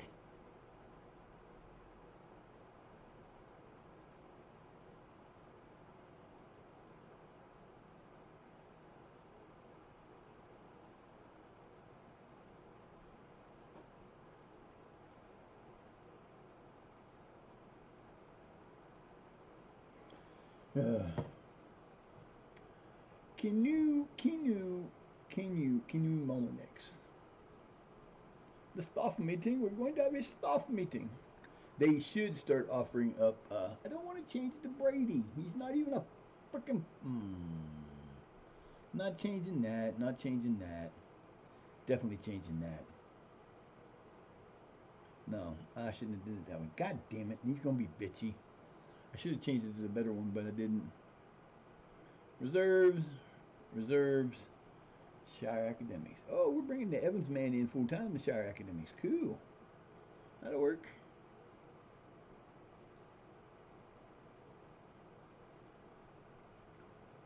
Zenon Behula.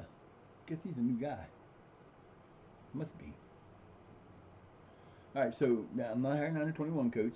Sorry, not doing it. Yes, not doing it. So these guys are sending out. Now they'll eventually, once we start moving up, they'll eventually start offering me, like, they'll say hire this coach instead of this one to improve our coaching staff. They don't necessarily do it this early, but they do it. I don't go out and search for new staff members. I usually sign the staff members that I have, and then when I lose a staff member, I'll replace them if I need to. But I don't really go out and just try to start finding new staff members. It can be very disheartening because a lot of times when you go to try to sign these new staff members and you get the ones you want to have play for you or be your coaching staff, they don't want to play. They don't want to come. You're not making enough money. Uh, they'll choose somebody else. So I usually let the board decide that, and then I'll hire which one I think is the better out of the list they give me. Or if I lose somebody, I will set up a um, that's stupid light up there. I will set up a advertisement and pick from the people who answer the ad. And I've been times in the lower leagues where you can go a year and not fill a position because the board won't recommend somebody. Like I've had a scout that I've been missing a scout for entire seasons because they don't want to sign for you. Uh, if they don't want to come to you, basically they will just hang out and not, and nobody will answer your thing, and you'll just sit there, and the board won't recommend you somebody, so you struggle to kind of get it. Then, if I need them, I'll go get them or try to get them. Ollie Pinner, Ollie, you're going on your course, man. Congratulations. I think I'm on one.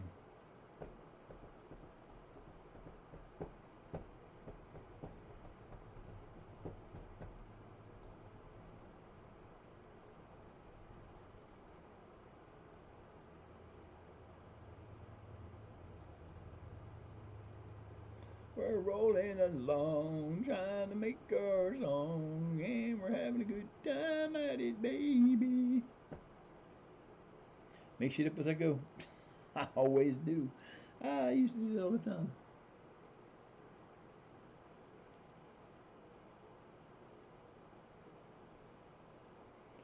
Steam offers a free game, but only until June 15th.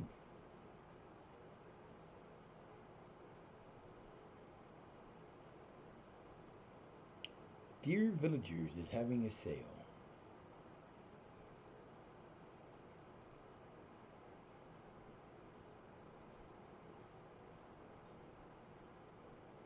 Oh man, I'm tired of hearing about the damn game. It's the same one. It's It's Hellslave.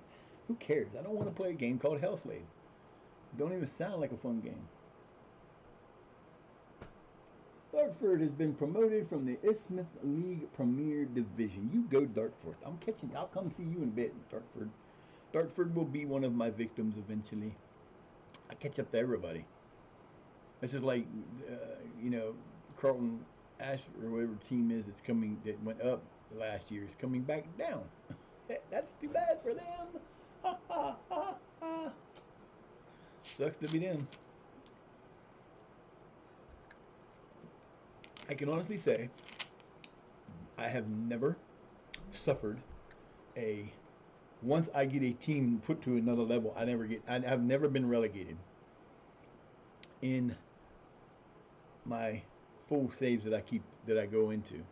The only time I ever get rid of a save is when it crashes and I can't save it. I was able to do that with the Bishop Thorpe White Rose one, but then the team decided to become ignorant, and I was just done. I'm not gonna sit there and do that and be like, okay, the players. One of the pet peeves I kind of have of this game is, yeah, you can get an idea as non-members of a team. You get an idea of what a team has to spend, money wise and that, because you'll see it in the papers and stuff, and the players get to same access to that. But this game makes it seem like the players know exactly how much you have to spend, because the perfect example is my Bishop White Rose save I had. We got some money and we signed some players, and some of them got a little bit higher. Yes, we're bringing in the Wholeness Man. Wholeness is ours. I got the money Wholeness. Hopefully he's gonna be good. You get players that like. The problem is all these players I have on my team right now, on this team, I have maybe 4 or 5 guys that are 4-star plus already. Okay. Now if you're a football manager player, you know that they're not a 4-star player. They're 4-star for my team, but my team's a level 10 going to 11 going to 10 team. So being a 4-star player on that team compared to that team, and being a 4-star player on Chelsea compared to that team, big difference. And you know that going in. You already know that. But these guys, I had like 42 million going into that season, and we signed everybody to contracts before the preseason started. We get to November, first week of November, every single player that signed a contract that wasn't a new player to the team this year wanted a contract upgrade.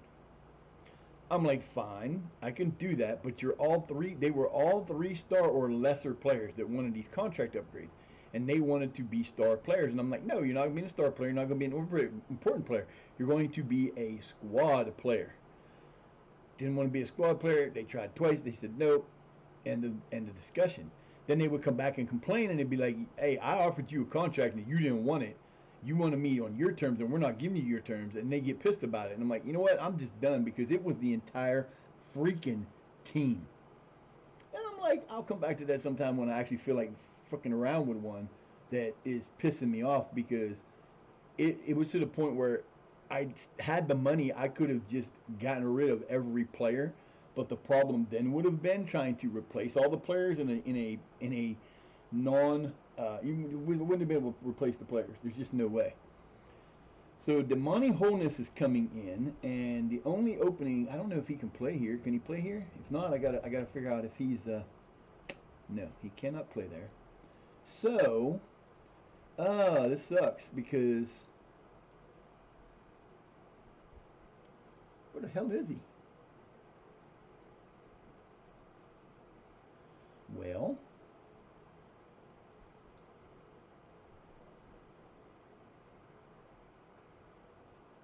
Alright, now I gotta go figure out what the hell he is and why I can't find him.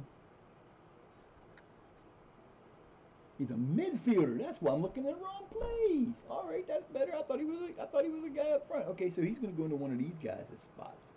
Probably Lothar's spot, which is really not a good thing, but you know what? Lothar was my man. Lothar's not my man anymore. That kind of sucks. Because I really am not happy with that.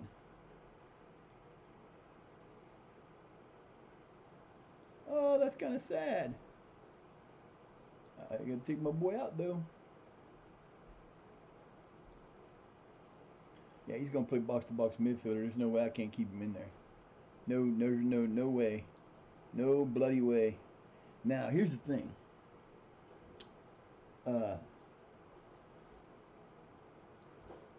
So my midfield is now going to be almost brand new players, except for, let's see, unfortunately,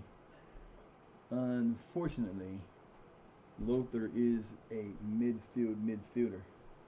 Hi there, Squirmer. Be careful, don't knock that over. Come here, Squirmy. Come here, Squirmy Burmy. What's up, baby girl? Hi. Hi, little bubba. Nope.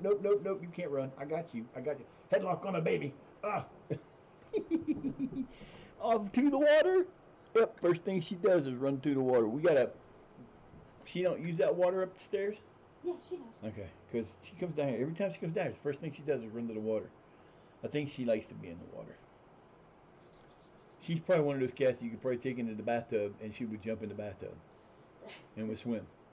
I have no cats like that. None of my cats like water. The only cat I've ever had to give that I've had to do that to was at one point in time I was putting flea treatments on the cats, and I had 7 cats and 1 for the dog.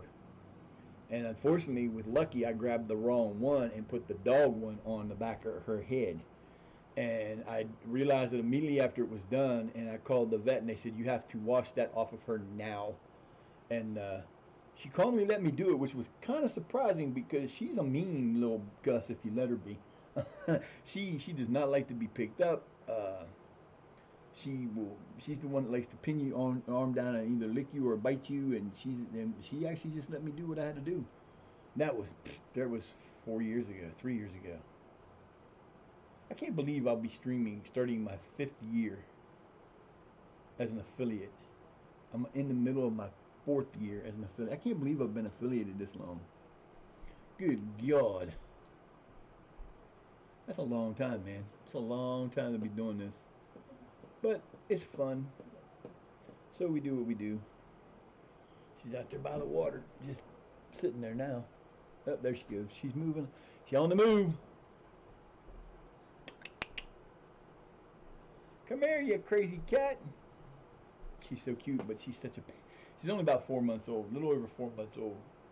So she's got the energy of a 4-month-old, or Whiskey. We don't know if she's a male or female. I got to get an appointment for her down here at the.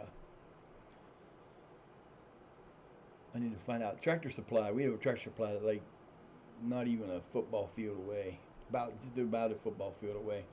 Well, that way, to the northwest, or the north. Yeah, the northwest east, and they have doctors that come in there, because the vets that we have around here, I don't trust the one. I hate that son of a bitch, actually. Be careful. Hey. Now listen. You stop that, silly. What are you going to do that for? You're going to get yourself killed. You're going to jump up there with Mama, and Mama going to beat your butt. Because that's what Mamas do. Mama don't like being charged like that.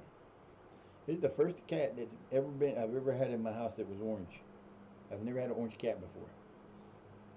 I've had my dad's had a white cat. He had a couple of them. I've had gray, and ow, here we go. You gonna do that now too, huh? You're a meanie. You're trying to be like Lucky. Get on. Go on. Now, that was where she marked me. She started to lick my hand right there where she marked me the other day. Like, what are you doing, man? She's insane. That's all there is to it. Kane Felix. She's insane. She's like her owner. Now I'm sure Luther will probably be upset about this, but the nice thing is opportunity, huge, shine, well, warmest, forward, settle, quality, develop, more. I'm gonna write down them letters. I'm gonna write the second one down and see how much it says, how many times we can do it. So basically, it's that time of day again. We're going to go over the different things that we do here at this channel. One, I already talked about this earlier, but we do a charity every month. We do this month's charity is the is the National Multiple Sclerosis Society. There is a button when you come in. It will let you donate to the charity. All you do is hit that. It'll take you to their charity donation page. You do the donation. It's directly sent to the National Multiple Sclerosis Society, and then it will mark how much was donated in my thing, and we're good to go there. But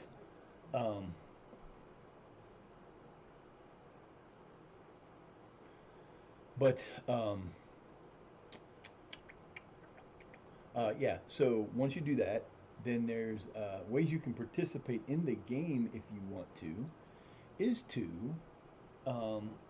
make sure she's not doing what else for that. I'm already on that screen, so I can get rid of one of them.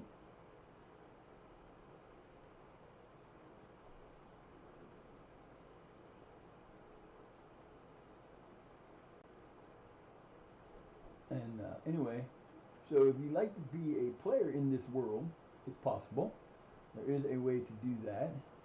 All you have to do is you can do it one of four ways. For 500 bits, you can become a random player on a random team in the 6 nations the 6 areas that we're in. We have a country in each of the 6 regions. That'd be North America, South America, Asia, Africa, England, or Europe, and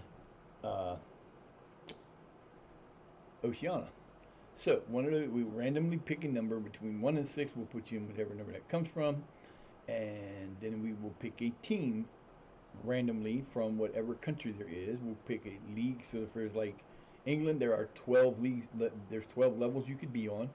So we'd roll if we go to England, we'd go 1 to 12, and whatever league you'd be in, you would go to a team in that division or in that league.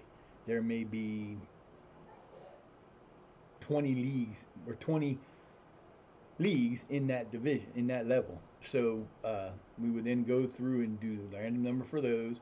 Then we pick a team out of whichever league we land in, random number. So if you were coming into our league, in this one I'm moving up to, there could be as many as 22 teams. So you'd have a 1 in 22 chance. You pick the team, then we'd go to that team, we'd go to their youth intake, and then we'd randomly put you on one of the team players from the youth intake. That would be how you get on for the 500 bits. We'll put your name on it. We'll give you a 1 to 50 bonus, up to 50 for your potential. We'll do anything below 10. We'll get a 5-point move on the statistics or on their things. We'll fix you up a little bit so you're not as bad a player as you might be, depending on which one you go into. For 1,000, it's the same thing, but you get a 1 to 100 difference. You do the same thing. It's all random. It's 1 to 100, up to 100. So, for example, I did my son the other day, and we called him Gandalf as a nickname. So now we have a Gandalf in the Shire Academics team. That's a great thing. I love it. Anyway, so basically we did the 500 version for him. Showed everybody how it was done. It was 2 days ago. So if you want to check that out, it's towards the end of the VOD from 2 days ago. You'll see what we do. I'll show you and explain how we do it. Once you get past that to the 1,500 level, you choose the team, you choose the player type you want to be, and we'll give you a boost up to 150. At the highest it could go is 150, but we'll add on to your thing to make you a established, very good, not wonder kid beginner. You'll be a brand new rookie coming in that will be a decent rookie, should have a pretty good career. And for 2,000, you can get to be a wonder kid. That means you would have a number between 150 to 200. We would add up to 200, you go 150. So if you had a 10 coming in, you get two, and you rolled the random number was 150. Your player would be a 160, and you start from there. We'll update everything less than 15. We'll get a 5-point boost.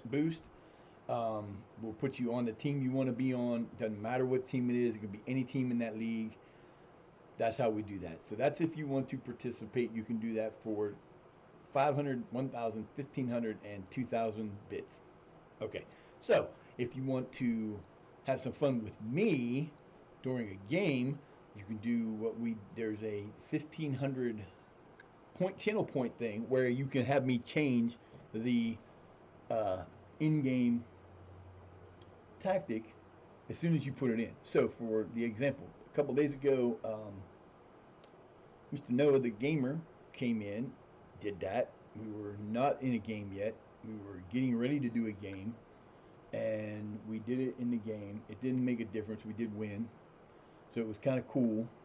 But it did. I didn't. I started with the team I was going to pick with the current. Like, for example, I put my new, not new for me, but my new tactic in that I'm going to use this year as my third tactic. It's my other tactic I designed, pretty close to what it was. It's a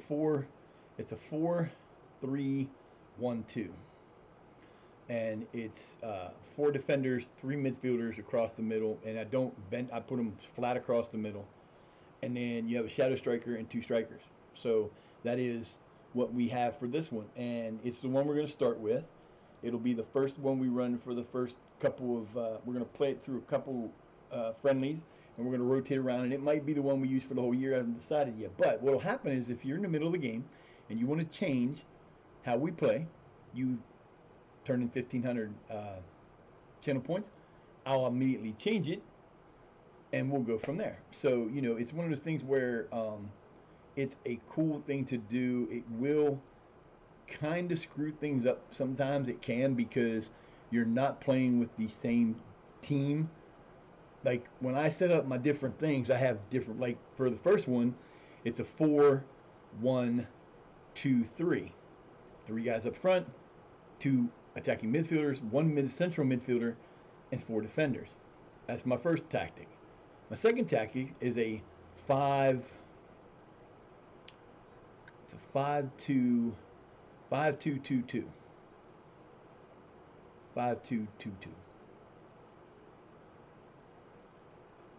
I can't remember. 5-2-2, something like that. It's got 5 defenders, and the rest of them are distributed where I've got 2 up front and then 2 in the middle.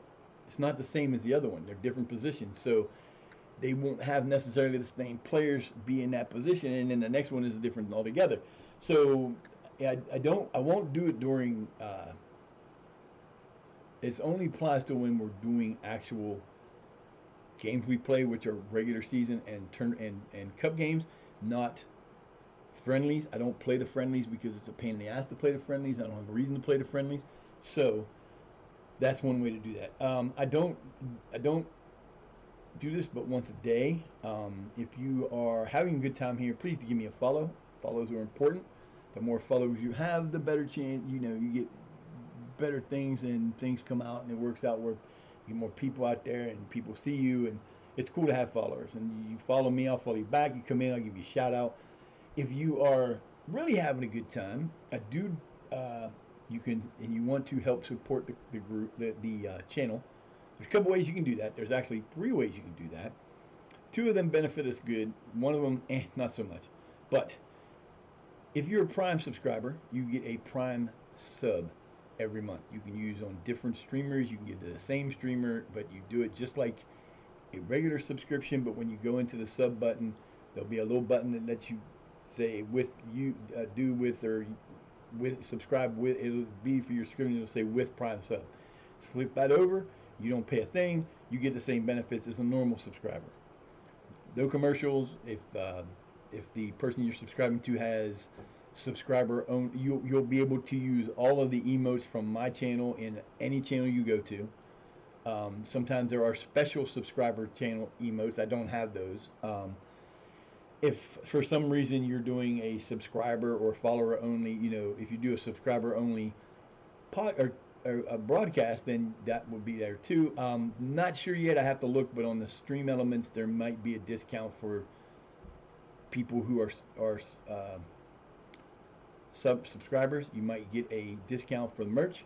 There is a T-shirt on the merch store, and the link is on at the bottom with my others. I have my YouTube and my merch store there. I put all my VODs up to my YouTube after the day's over, usually within a day, if it's not the same day. So you can go watch it there. If you missed part of it and you want to see what was going on, you can do that. There is a merch store. I do sell stuff. I don't charge more than I barely make any money from the merch, but it's there just because. I usually make about between $5 and $10 profit, but not. I try not to. There's a mug there. There's a hoodie there. There's a bucket hat with my dude on it. There's the T-shirt, and unfortunately, I couldn't find a good size for the multiple sclerosis stuff. But on the back, it says June 2025. There's a little. It's not bad. I mean, you can see it when you look at it. It's got the. It's an orange. It's almost looks like a guitar pick, and it has Multiple Sclerosis Society, MS Society. It's on the back. On the front, my symbol. There's different colors, different sizes. You can go check that out. The hat, we have a regular cap, we have bucket hat, T-shirt, regular T-shirt. And with the multiple sclerosis one, every shirt that is bought, we do I run my charities from the 3rd to the 3rd. So if I sell a shirt from that shirt during the month on the 3rd, the money that I would profit from that is put into the donation for that shirt. So I make no profit off those shirts, and most of the time I leave them up there all the time. I don't ever take them down. So if I had one for the cancer, for the heart, I had a long sleeve tee. I do own one. I just don't know where it's at right now.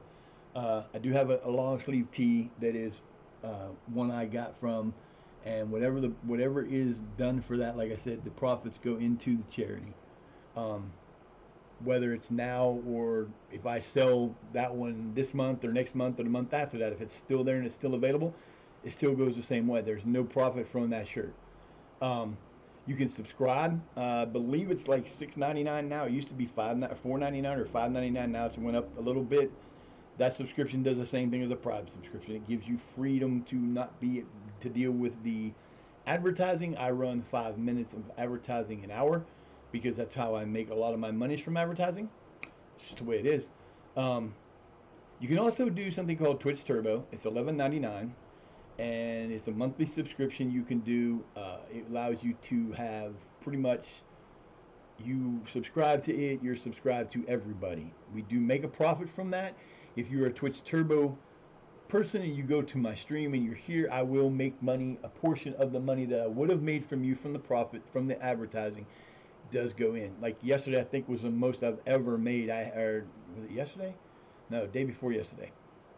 Day before yesterday, I had 83 cents made from Twitch Turbo. I about shit myself when I saw that in the thing. I was like, what? How did that happen? So must have had a couple of people here. Somebody who had Twitch Turbo was here for the entire stream, which is cool. Love it.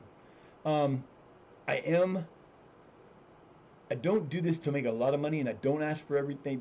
None of this is required. You don't have to do any of this stuff to come hang out with us. You want to come in, hang out, shoot the shit, bring it on. Come on in. You want to come in, say hi, and then hang out? I have no problem with that. When you come in, I will give you a shout out. If I don't give you a shout out, do it yourself. You can do that. All you have to do is hit the exclamation point, SO, space, the @ sign, and your name, and it will put a shout out for you. I have no problem with that. I don't have a problem with people self-promoting in my stream. I came here to do this to raise money for charities, to help myself out, because I am a charity. Basically, I have so many things wrong with me. I'm disabled. I do this for the fun of it. I have fun with it. I have a great time, whether there's 5 people here, 50 people here, or nobody here. I have fun with it. I talk through the ads because I do put this on YouTube. I am in the process of. If you've been here before, you know I've had some issues with my internet, or my computers. I'm down to a single computer to run both the game and OBS because every computer I've had besides this one has failed me.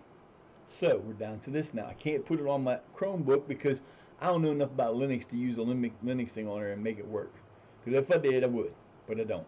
So I'm not gonna mess with it because I don't feel like doing it. It takes too much time up to do it, and my brain don't work like that no more, and I don't really want to. So we're doing it this way. If you want to help with the cause of getting a new computer or a PS5 or the camera or the new microphone or the new desk or whatever I'm trying to get money for, you can do so by hitting exclamation point donation. It will rotate in the Nightbot stuff. It does rotate up. You can do that. It'll take you to my PayPal account. You can send me a donation. I greatly appreciate donations and subs and biddies. I do not ask for them. You do not have to do that. They're not a requirement. I love them if you do. I love you if you don't. So we're good. That takes care of the business at hand. Very slow movement through here. Unfortunately, I am trying to make it go faster, but as long as I'm using the same machine to do both, it's not going to move any faster. And it really doesn't move any faster with just one. I can't say that. I got to test it again. I did test it the other day, but I tested it with a.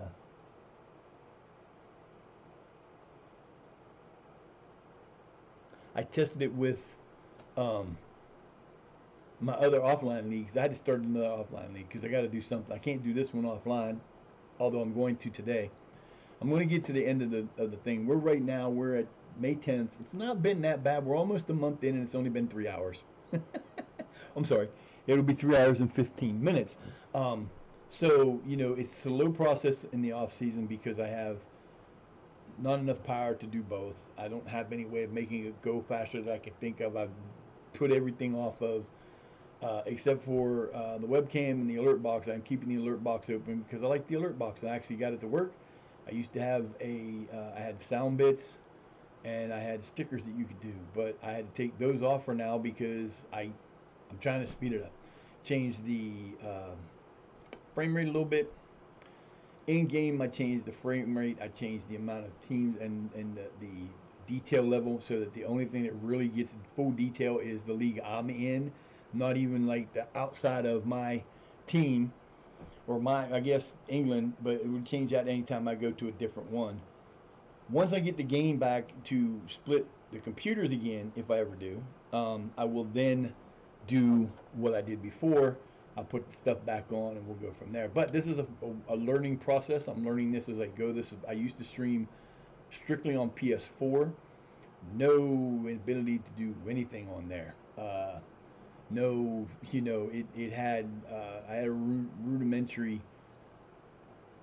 thing around it. I had I got the alert box. I didn't have any of that. I had a small little thing that I could add on this if I wanted to, but I'm not gonna because it just doesn't. I don't need them. It tells me when I get I don't need to know all that stuff. I don't want to know. It'll tell me how long you've been following for, or not how long you've been following for, but like if you subscribe, it'll tell me how long. That's through Twitch.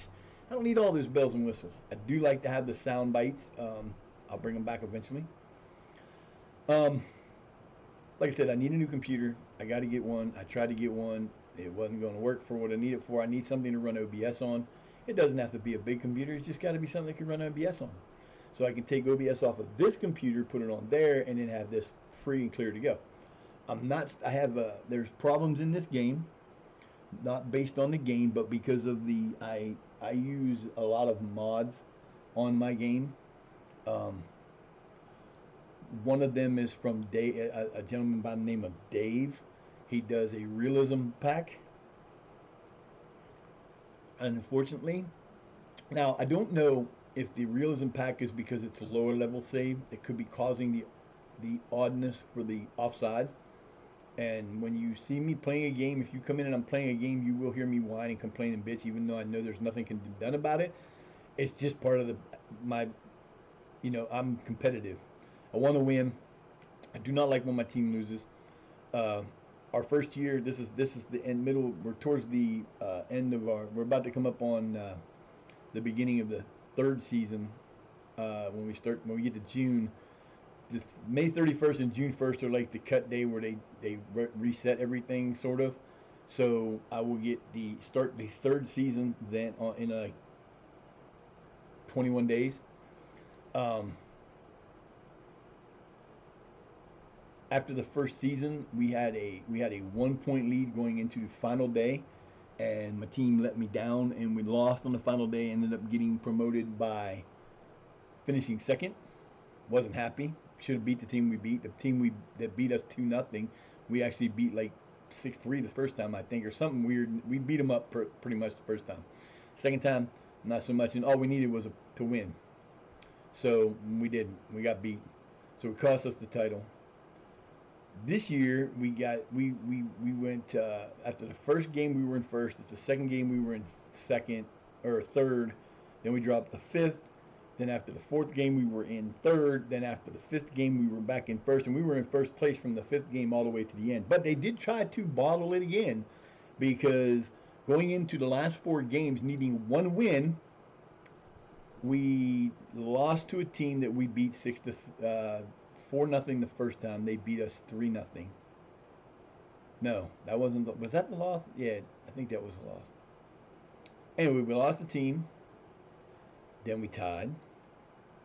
Then we tied again. Went into the final game.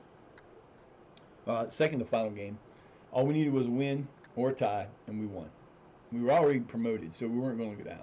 So we ended up getting promoted. We ended up getting a tie to take the win, or to get the because of our goal difference. We had like a 38 goal difference that was 38 goals plus. So there was no way they were going to catch us. Even if they would have tied us, we would have still won on point total. So or on goal difference. So played my youth team in the last game because it didn't matter, and we won 2-1, which was awesome. When we went down 1-0, I thought we're done. Then we tied it, and then one of my new players, got a goal for his first goal of his career. So I was happy with that. And here we are, May 11th, and we're moving along at a snail's pace. Oswaldo, what's up, baby? Yo, what up, everybody? There you go. Now see what you did. Hold on, let's do this the way we're going to do this. Shout out to... I gotta do this. Swago, thank you for the raid, my friend. I appreciate you so much. Let's see, Magic is here. Thank you for the shot for coming in, Magic. I appreciate you guys. I wasn't even gonna be here today, but my plans got changed. I ended up saying, you know what, I might as well do this, huh? Let's see. How was your stream, man? I have you on over there, or I did have you on over there. Now I'm gonna stay on me. Cool. Cool. Yeah, I got my computer fixed up and did that this morning. And what's going on, guys? What's going on? Hope everybody's having a really good day today. I appreciate y'all coming in. If you don't know me, I am Elf Sutton. I am a disabled streamer. I stream Football Manager 24. I'm loving this game. Duchess! What's up, Duchess? How you doing, darling? Hope you had I know you had a good stream. I was there for most of it. Or I was working anyway. But yeah, so as I said, if you don't know me, I'm a disabled streamer. I have a heart condition, type 2 diabetic. I've got all this other stuff in my thing that I'm not able to work. So this is what I do. I was supposed to go to my grandson's graduation party today, but I don't drive anymore, and my dad has been sick, and he woke up this morning and he could barely move, so we didn't end up going. So I'm here streaming. I stream every day of the week. I don't take a day off. I don't really care to take a day off. I don't really have anything else to do, and this is what I do all day.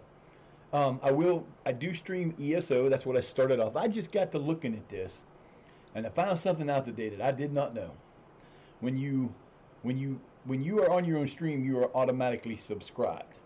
It's what they do to give you the free stuff, so you can, you don't have to put up with your own ads and all that good stuff. And I was looking at this, and I hit this little thing over here that tells me the details. I did not realize that I have been streaming for 41 months. I thought I was going on like starting between the I was starting to get to the fourth year. I'm almost done with my fourth year. And it doesn't go based on when you actually started streaming. It goes based on when you started if you're affiliate. It might do it without, I don't know, because I'm not affiliated, so I don't know how that works. But I'm sitting here going, you got to be kidding me. 41 months. So that means in January when I celebrate my, thank God he stayed. Um, when I celebrate my next affiliation anniversary, I will be starting on my 5th year as a affiliate, and I'm sitting here going, wow, that's a long time. But right now we're in the off season. We just finished up our regular season yesterday before I had to abruptly cut the stream because my son showed up unexpectedly, and I didn't think he was gonna. I haven't seen my granddaughter in a while, so I was here for a couple hours, and it's moving slow. The game is moving extremely slow right now because I am only using one computer. Um, if you guys are in LSW, you know the deal. Every time I get another one and start to use the stuff I want to use, something goes wrong. So I'm using one computer right now. It's this computer. It actually is letting me do what I want to do. So I can do this way. I will be streaming some ESO through uh, when I have the energy or I remember to stream in the evenings until it's the 18th, a week from Tuesday. This coming 2 days from now will be a week before we get the they're doing the update this month. So if you're an Elder Scrolls Online fan or you've seen the game or you like to watch the game, we will be streaming ESO every day for a while. We'll be doing this in the morning for 4 hours, and then we'll come in the evening and do ESO because there's new content. Um, if we'll go into that when I'm on the stream, but let's just put it this way: there's a lot of new stuff coming for ESO. One of the biggest things that is coming is subclassing, and that is going to change the game because there are so many. Like right now, one of the things about ESO that I don't like is the fact that there are builds out there that help you become a better player for your characters. But there are so many people that use those builds that it is almost impossible. Like, for example, when they did the Archipelago a couple years ago, they had a build that came out to be a Ice Warden. And if you did the Ice Warden, it was an amazing character, and she's my best. They came out with a endless dungeon last year, and I've run all of them through that. And surprisingly, the guy I thought who I'm playing right now, Legs, was my best one. He's not. He came in second. She went the furthest, and all she is an Ice Warden because the way it's set up, she's a badass. But on the Archipelago that they did, there were these like lava places where they would have an incursion where a bunch of monsters would come in, and you have to go and kill them all. And the weirdest thing I ever saw in that game was one day when I first started using her, and she was doing that.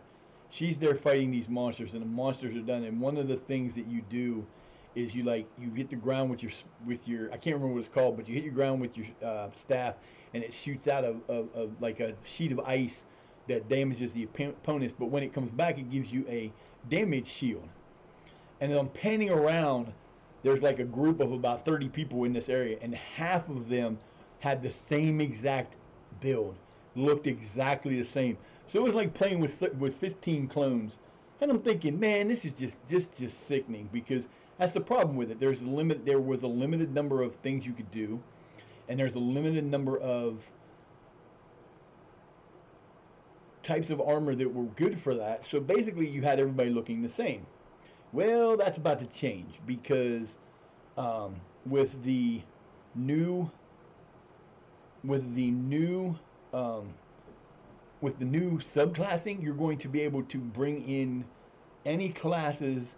You have to give up, like for her, she has certain classes or certain things that she can use. She's a damage staff, uh, but there's a lot of stuff there's like 3 that are major part of you, and then there's the other ones you can use like your weapon class, and they've got different things you can do on that. of the three that you have that are set for you, you may not use any of them, but they're updated because that's what you get credit for them by using one thing from them. She's got like two of them she never uses anything out of. What's going to be cool is you can subclass by taking those two out and using two from another class. So for like my Templar, Mr. Legs, he's a Templar. Templars have a, it looks like it's like a light, a spear of light that they can sit there and you can actually stand there and you just do like this to an opponent and you can pretty much stand toe to toe with almost anything because it has a my team Wago is called Shire Academics. They started in the 12th division 2 years. This is our end of our second year. We're in the slow ass processing because of the way I set it up. It's going to run really slow. I'm playing a team called Shire Academics. They are from Yorkshire. They're in the Yorkshire area of England. We are moving up to the 10th level after this year. The first year we moved up by finishing second. On the last day we got beat 2-0 when all we had to do was tie and we would have, all we had to do was win and we got beat. This year, from the 5th game day to the 30th game day, so for the 25 weeks in a row, we were in first place.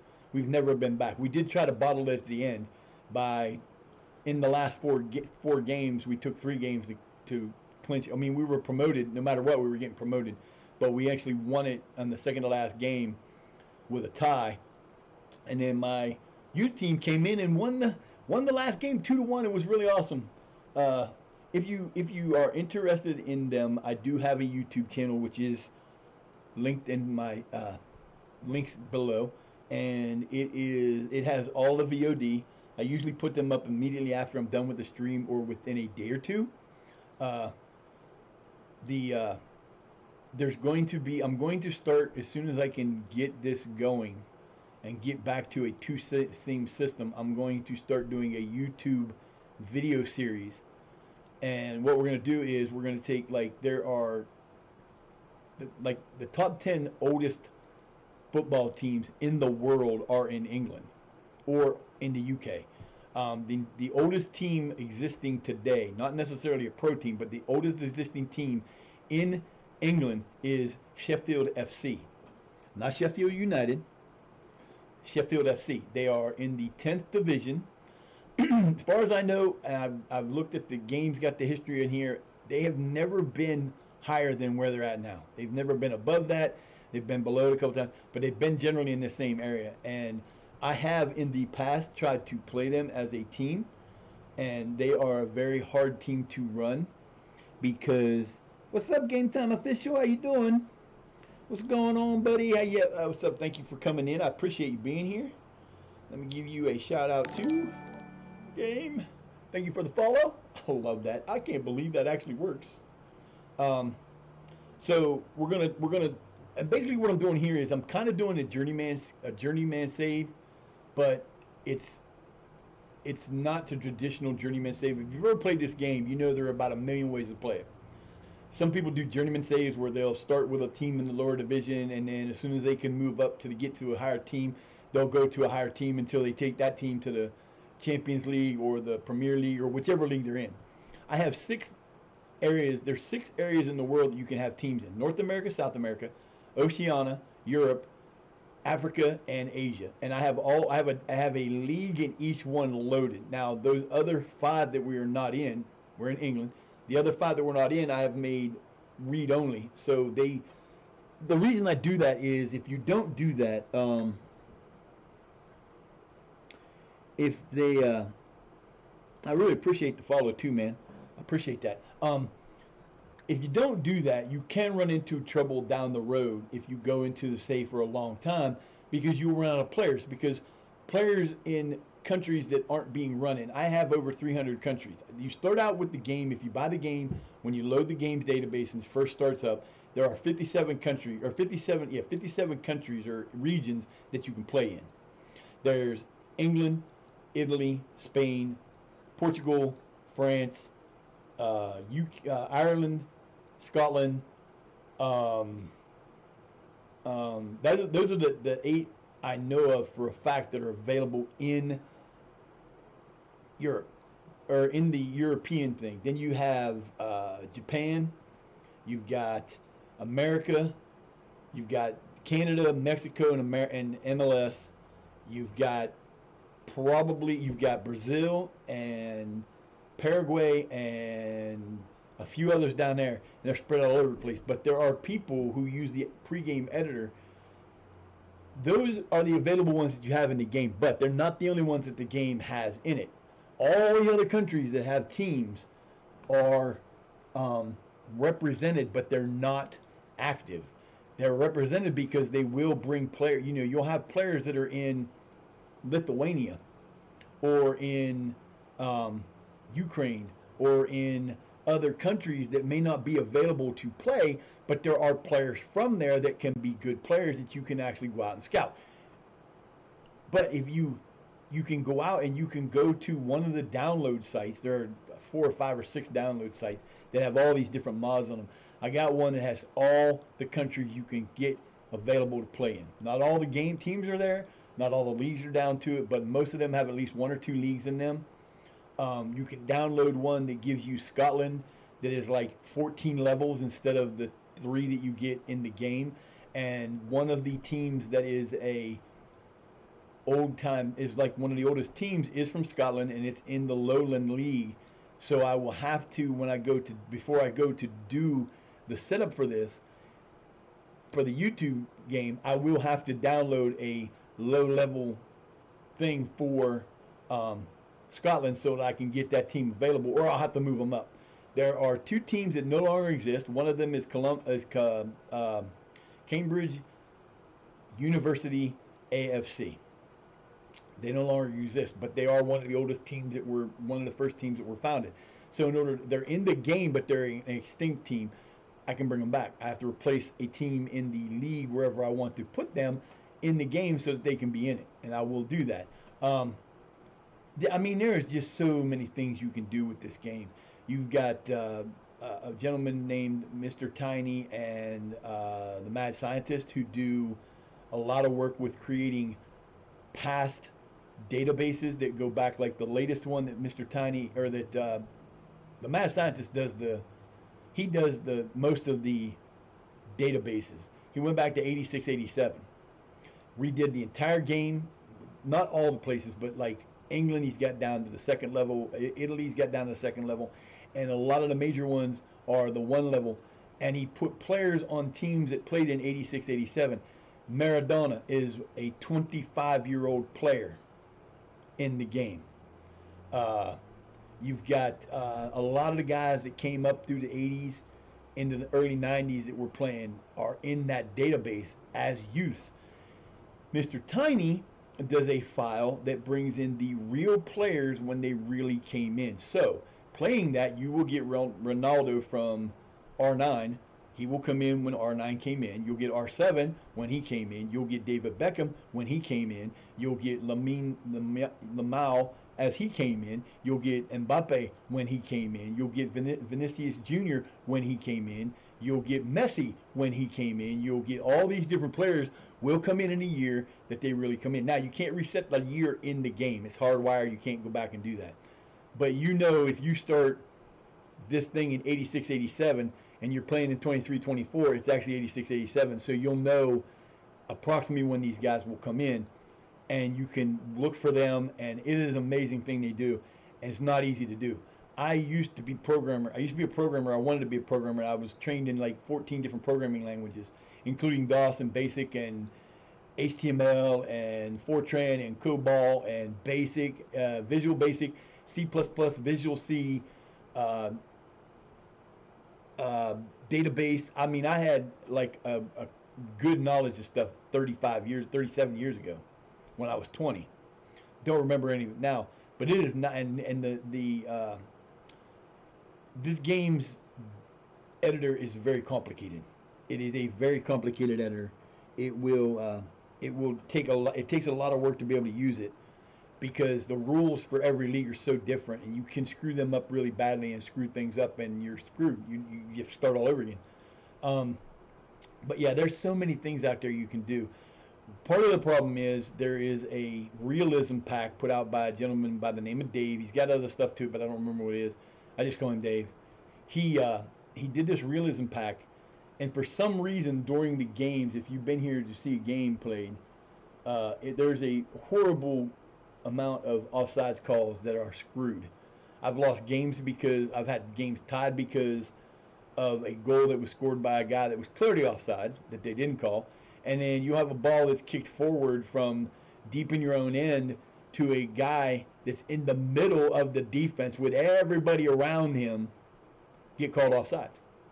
It doesn't just do it to me; it does it to both sides. I'm just saying that happens, and it's stupid. We had one yesterday in the last game where the guy they kicked the ball to the which would have been the if you're looking at the game this way, it would have been to their right winger, and the guy who they had called the offsides on was surrounded by my players, and the right winger was offsides to the out of bounds from where my players were, and it was the weirdest thing I ever saw. And you could see it in the game. It was just like they called offsides. I'm sitting there going, wait a minute, how did they call him offsides? There's no way. That's what they do. So I think I've got it figured out for the other one. I'm not sure. I have to get up to the. So we've got in England. I have one that's down to level 20, but I don't go that far. I only go to level 12. It usually runs pretty good. It ran great until I had to put it on one computer. It was running really nice. So putting OBS in the program that this is on the same computer slows it down. There's nothing I can do about it. So the only thing else I could do is I could record them offline and then post them straight to YouTube, which is what I'm going to do with the other one. But that's going to be a learning curve too because I've never done any editing. So I've got to go out and find an editing something to edit it with, or just say, screw it. I'm just going to do it. If I screw it up, I screw it up. Ain't no big deal. But I'll find something and become an editor, one way or the other. So I'm learning OBS. I'm learning this type of streaming because before I was streaming on PS4, and all you have to do is tell it to stream, and it streams, and you don't do nothing else. It goes through Twitch for you, and you just have to sit there and suffer with what we don't have there. It's nice having everything here that we don't have there. You can get involved in the game if you want to have a player on a team. There's 4 ways you can do so. The first way, I did a setup for this 2 days ago on the stream. It was towards the end of the stream if you want to see how this works in action. What it is for 500 bits, you can get a team. You can get put on a team, a random team in a random league as a random player. It's not going to be, you get your name put in, but it's not going to be a player of your choice.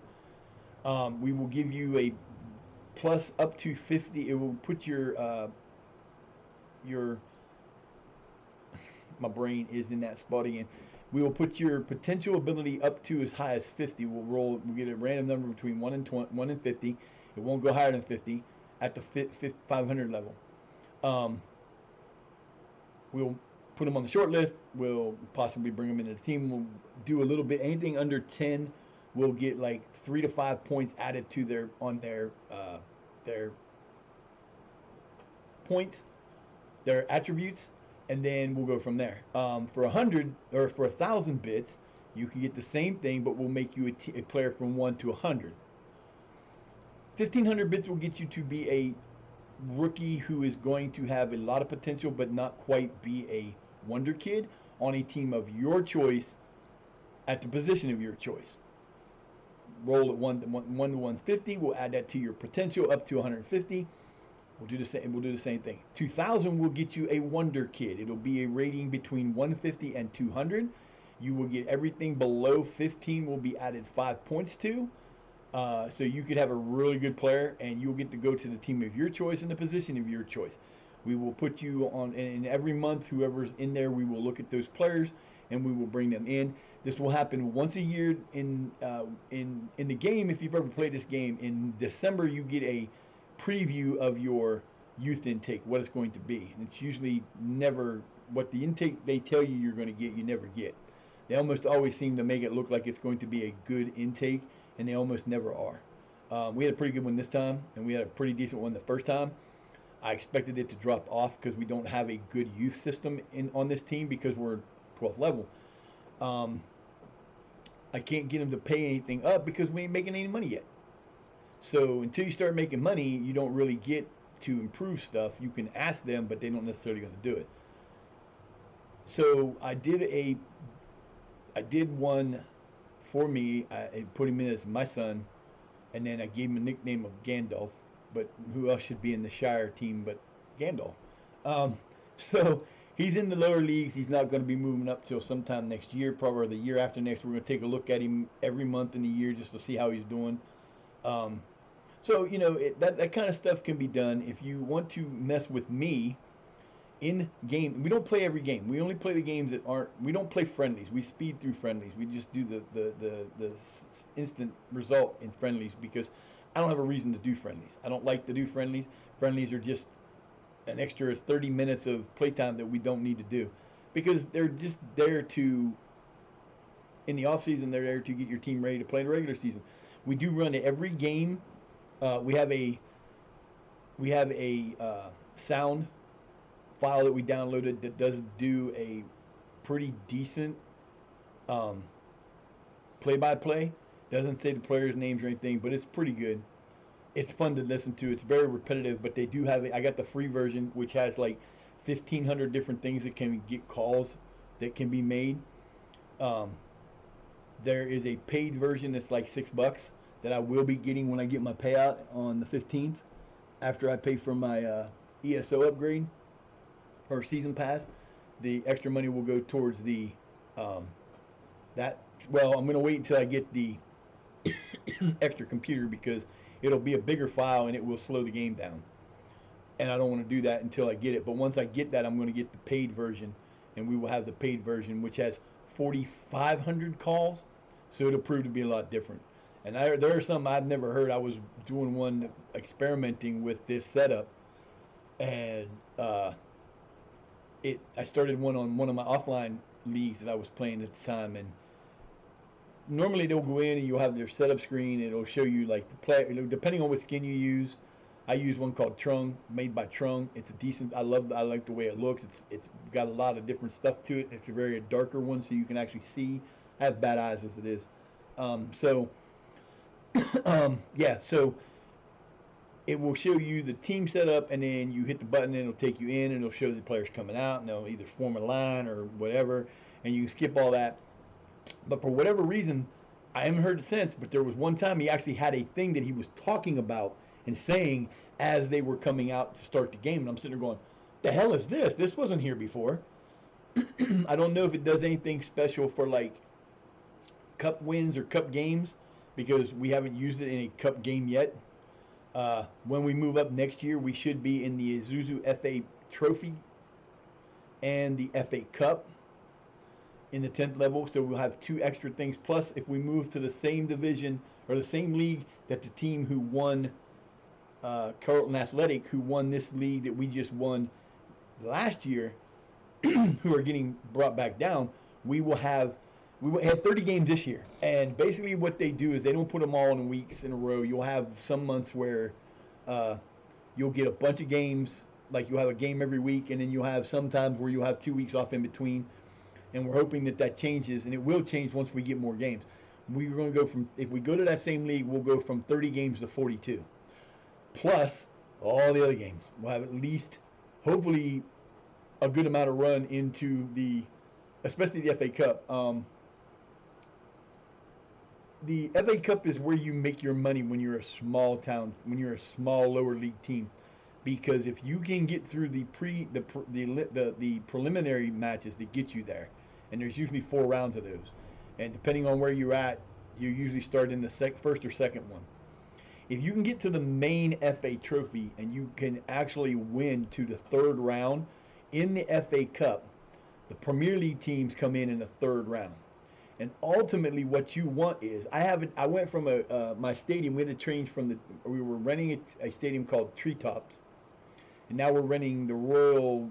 It looks like it's a school thing, and we went from having a capacity of 700 to 130 because Treetops didn't meet the qualifications to be in League 10, and we didn't own it, so we couldn't upgrade it. So that had to be, we have to rent another place.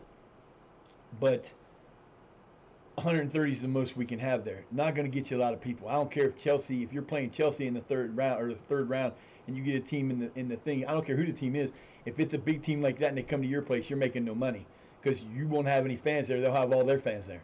But if you go to Stamford Bridge and you play against Chelsea there, the offline one, my first year I got there, we made 570,000 playing Chelsea. Got beat 7-1. We were a League 10 team. I was celebrating because we got beat 7-1. We played Chelsea at Chelsea and got beat 7-1. The important part is there that we scored a goal on Chelsea at their home. A League 10 team. I was like, screw it, we got 570,000. I mean, we made more money in that one game than we had made in League 12, 11, and 10. And probably into 9, without that money, we wouldn't have made 500,000 in those 4 seasons. Winning every game, having sellouts in every one, we wouldn't have made that kind of money. So when you're in a lower league team like that, thanks for the alert, man. I appreciate that. No problem. So when you're in a lower league team, your biggest problem is you get no transfer budget. And when you do get a transfer budget, you got to put it into wages because the hardest thing to do in this league is keep your team together. We have been semi-pro for this entire season. The problem is, and I'm not sure why, but the game will not let me sign regular contracts until after the first year as a semi-pro team. So every one of my players has a bonus contract where they're getting paid for their playing and they're getting paid to, I'll show you what I mean. They're getting paid for when they play and they're getting paid for unused thing. Bungara I got last year. He is on a contract of, let's see, what does he get? He makes $35 appearance. He gets $6 an assist, $6 if they shut the teams out, and he gets $1 for unused substitution fee. So if I play him, he makes $35. If we have a shutout, he makes 41. If he gets an assist, he gets 40. If he makes one assist, he gets 47. So every assist he gets $6. So if he only makes one assist, they shut him out, and he played in that game, he's going to make $47. If he doesn't start and he plays in the game, he's getting $1. Those are the types of contracts we can give. We can't give a regular contract, at least not yet. I'm hoping that's going to happen soon. We're going to look right now because if it don't, I mean, I'll know here in a second. And then I get to spend all the time putting contracts on players. See, he's going to go up to 65, 9, 9, and 2. Ooh, makes $2 for not getting used. We got some really rich players on here. I'm going to give him that contract just because I want to. It's not going to be a big deal. It does come out to, if he's playing 30 games at $65, he's making $1,800 a year. But it won't let me do that contract. I don't know why. I don't know if it's from the setup I have. It seems like when I use those, I went and it did that in the other way too. So I'm not sure what it is. It never used to do that. It did it to my Bishop Thorpe White Rose team that was offline. But then the second year we won the Isuzu FA Trophy 2 years in a row, and we won promotion to level 9. Actually, we went from 10 to, I don't know how we did it, but we went from like 10 to the north-south, the Vanarama North, or Vanarama National North, and we turned professional. And the minute we turned professional, everybody got professional, full-time professional, not like semi-pro, full-time professional. Everybody got contracts. It let me do it right away, but it would not let me do it for this.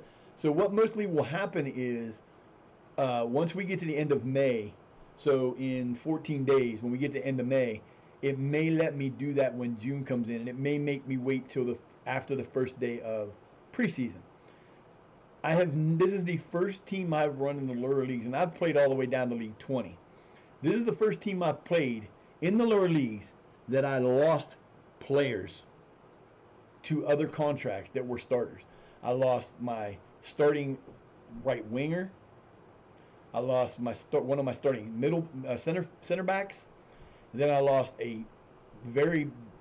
my goalkeeper, who I'd had for like a year, and he was my starting goalkeeper. And then I lost one of my better players my youth players, who I was building up to a very good player, and they all left me last season. So to go through this season that we just had and set records for points and to win the division by 5 points and score 83 goals in 30 games, that's a hell of a lot of goals in 30 games. We played well, even though we lost players. So, I'm kind of happy with that. But yeah, it's a pain in the ass when you lose players, especially when you have to. You can't, like I've said this before, and we talked about what you do when you get this teams and how you play at the different levels. Um, if you like this game and you're interested in playing this game, you got to get used to one thing you can't not do in this game, in the lower levels, is you cannot fall in love with your players. I don't care. Like I've got a player on here that I've had in other things, and his name is Elams. His last name is Elams. I can't remember his first name. He's a goal. He's a striker. He had our most. We had 14. He had 14 goals this year. That was our highest goal scoring. I'm not happy with that because we don't have a goal scorer over 20. We got a problem.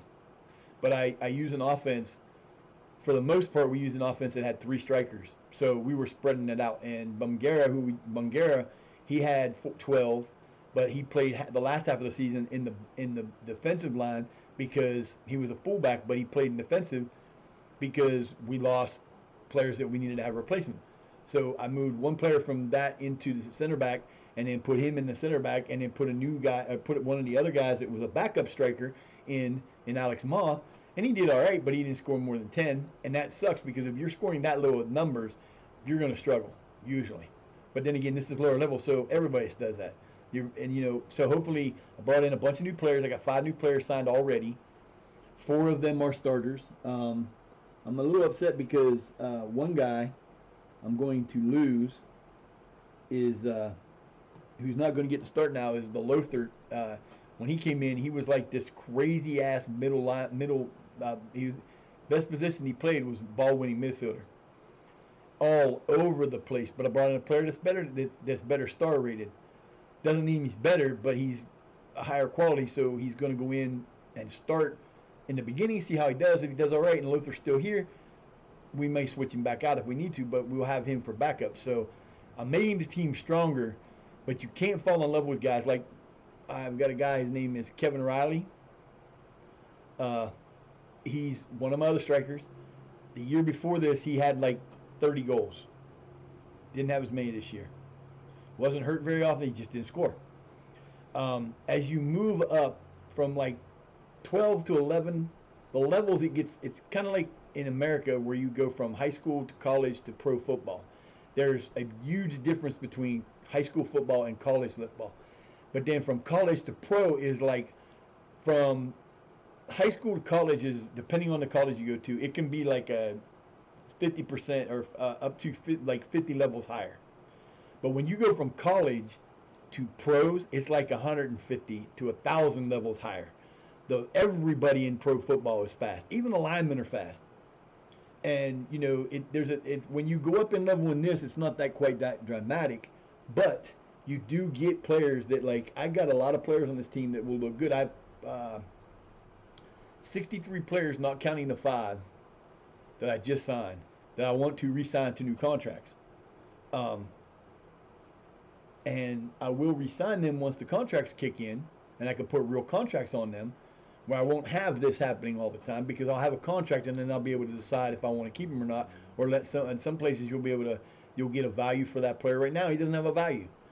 Kyle Riley, I'm sorry, it wasn't Kevin, it's Kyle. Is this the one? Yeah, he did pretty good. Where is his statistics? I think he did good last year. I can't remember. So last year he had 21 for us. He had 8 assists and 6 player of the matches, and his average was an 809 average rating. That's crazy. This year, not so much. He had 8 less goals, 5 less assists, 3 less man of the match, and he was almost a full 1 point lower in his thing. He played more games this year than he did last year. That's because last year we brought him in from Whitten Albany. We brought him in. Yeah, see, oh no, we didn't. We brought him in at the beginning. Well, we brought him in last year. We brought him in at the beginning of the season, so he just didn't play as much. He scored 34 goals out of his 35 for us, which is great. But the problem with that is when I look at him, there's a couple of different ways you can look at a player in this game. A lot of people look at this. the star rating. This is what you are now. This is what your potential to be. He's at his potential. So the chances of him getting better at how old is he? Where's his age? At 31, he's not getting any better. He's pretty much coming to about the end of his prime. So 3 levels is always going to get. But he's got some decent numbers. His heading's pretty good. His finishing is not. Where's his finishing? His finishing's a 9. It's based on 20. Natural fitness is a 10, so he's going to be around for a little bit. He's got jumping reach of 12, which is okay. Balance is good. Bravery's good. Determination's good. Teamwork is pretty good. His work rate is good, but he's not spectacular. So I will resign him because he fits the criteria to be a 3-star or better player, and I will still be able to use him. He will not be a star player next year. He will be a squad player. If he doesn't want to sign a contract for squad player, he won't play for me. It's that simple. Before I started playing this game, because I've been playing this game, I think we were talking about it earlier, I looked it up. The game started in 1994 as Championship Manager, and it ran until 2003, where it split from that and became Football Manager that we know now. Actually, there was a version of it that started in 1982, ran to 92, then was called Football Manager, then was called Championship Manager, then went to Football Manager, and it's been this way all along. Champ Manager existed until 2013, run by Eidos, and then when Square Enix bought Eidos in 2019, I think it was, they made a mobile game called Champ Man, and it's the same idea. But this game's been around for a long time. I started playing the game in the late 90s. I have a version of it on that computer over there that's 94, 95. So I played like the second version of it. Then I didn't play for a long while. Then I started playing in 2001. Played it until about 2004. Didn't have a computer from 2004 till 2008. Then I got the very first version they put 3D in, which is how we play this. We don't play it on the old 2D. We play it on the 3D version. So it looks like the real game, as close as they can make it. So, it's a lot of fun. And we have fun with this game. And I'm like a typical sports head. I like to get into the games. I like to complain. I like to bitch. I act like my players are real, because they are. The thing that makes this game so unique and so special is this game is so realistic that there are real teams in the world that use this game to speculate players for their team. For example, if Barcelona used this game to decide if they wanted to bring in Mbappe or not, basically they would have moved him to Barcelona, ran their offense the way they run their offense, and put him in there to see how he did. The only other sports game like that I know of is one called Out of the Park Baseball, which is made by, I can't remember who makes it, but it's a baseball game that you can go back as far as the beginning of baseball. And you can put in leagues from all over the world, and they've got a database that will bring in the players starting from like 1857 when it started. You can bring in the teams and the players exactly the way they did, or you can bring them in as draft classes, and you can edit league rules, and you can do things with it a lot easier. I wish that these guys would come up with an editor like they have, because the problem with editing this game is there are 300 playable, all over the world there are like 300 playable nations that you can play as, and I doubt very seriously if any one of those 300 nations have the exact same rules that apply. And the game struggles when you go into the editor. You have to, like, if I want to make an English pyramid type league in America, I can do that, but I've got to copy everything from one to the other. But then I've got to go in and change everything about like the names and stuff like that. But the rules, you got to be careful how you change the rules, because if you screw something up, it's like a program. If you ever seen a computer program, depending on which language it's written in, it can be very difficult to find an issue. The same way with this. If you go in and one of the rules is messed up, and it doesn't give you the exact reason which one is messed up, it can be a pain in the ass trying to figure it out. I don't want to do that. I haven't done that in 34 years. I don't want to do it again. So I basically go based off what other people do. And there are some fun ass databases out there. You can get, like I said, you can get these old time databases. There's they go back to 2013, 2005. There's a bunch of 90s ones. There's even one somebody went all the way back to the 50s. It doesn't bring all the players in because there's a way, there's a file you can create, and they tell you how to do it on the SI Sports Interactive forums, how to create players to bring into the game. So, for example, when I start this out, if I wanted to, I could take everybody in my LSW Discord, take their names, their positions they want to play, get them to give me as much details they want to do, and I could create a file that would bring them into the game at 15 or 16 years old by just putting their information in a certain order and then putting the date that they were born. It will bring them into the game through the file. You can do that. You don't have to go in and create them. They will actually do the game for you. And unless you don't put in a range for it to be, they will randomly be really good players. And you can use it every year, and you'll get different players. That's just like with this team. This team, when you get this game, it goes as far down as the Vanarama North-South. Okay, it doesn't go below that. That's Premier, Championship, League 1, League 2, Vanarama National, and so it's 6 levels. We're moving to level 10. Then we'd have to go to 9, 8, 7. Then we'd be in the Vanarama. So if we go straight from there to there, we're going to be, right now we're starting, we're in 2025. So we'll be in level 10, 25, 26. So you get 25, 26, 26, 27 would be 9. 27, 28 would be 7. 6 would be 27, 28, and 28, 29 would be into the Vanarama North, or the North-South. So that would be the lowest amateur league that comes with the game. Everything changes when you get there, and it becomes a lot harder, and it becomes a lot. See, now they want to take him, and what sucks is I can't give him a value. If I was to put him in here and I had a contract for him, I would be able to give a value for these clubs to have to meet. But because he doesn't have a real contract, he is a free. It doesn't consider him to be a signed player, even though I'm paying him a salary, and by the bonuses, I can't defend him like that. Now, I won't complain if he leaves because I already got his replacement. But it's also not in the middle of the damn season, and I'm not panicking trying to find him a replacement. So that won't be too bad. I would be upset because he's one of my favorite players in this team.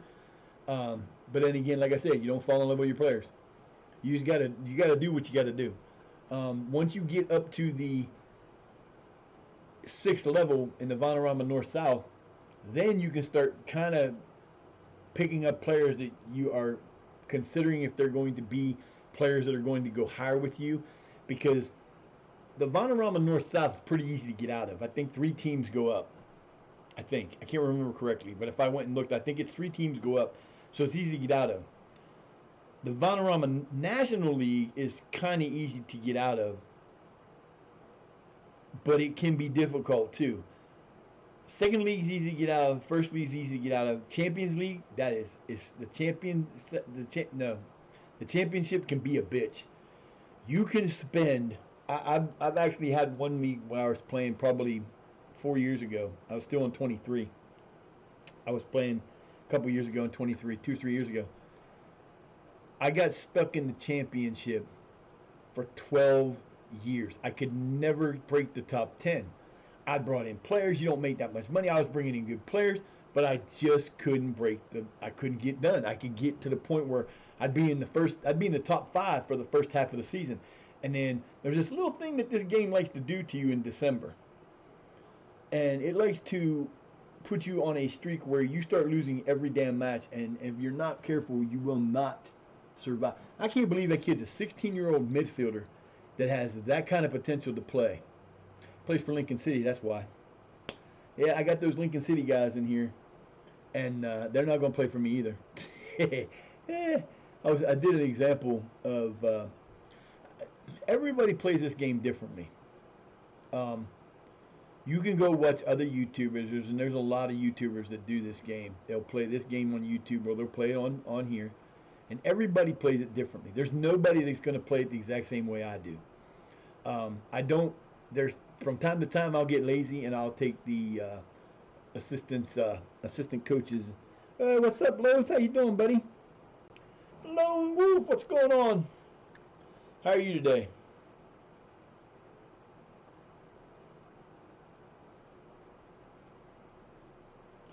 Long time no see, man. But yeah, thanks for coming in. I appreciate that. I hire these people to be my. I have an assistant coach. I have a medical staff. I have a scouting staff. I have a training staff. I have set piece coach. I have data people. So a lot of people will not use. They will never hit the like you get a when you play a game, you'll get a right a couple days before that. Your assistant coach will give you a roster that he thinks this should be played in the next game. I don't use it all the time, but there's times where I just don't feel like screwing with it, so I'll use it.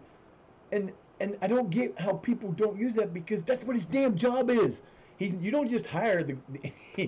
I don't do press conferences unless it's a press conference for a tournament, like a cup game, or a tournament game, or a televised game, or for when you bring in free agents because or new players or that kind of stuff because every the media thing on this is stupid.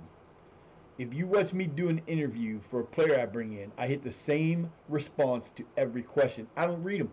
I know which one I'm got to hit. They'll give you like 5 responses. You hit this to unless you have a wonder kid, you hit the second from the left. Every freaking response. If they ask you the position he wants to play in, he's best suited in. Unless you know where you're going to use him, or you don't you hit no comment. Do it again. They'll ask you the second time. You leave the press conference. Every time. I don't need to read it because I've been playing this. I've got over 10,000 hours in this game now. Not specifically this game, but in Football Manager, through the years, I've played this game a lot.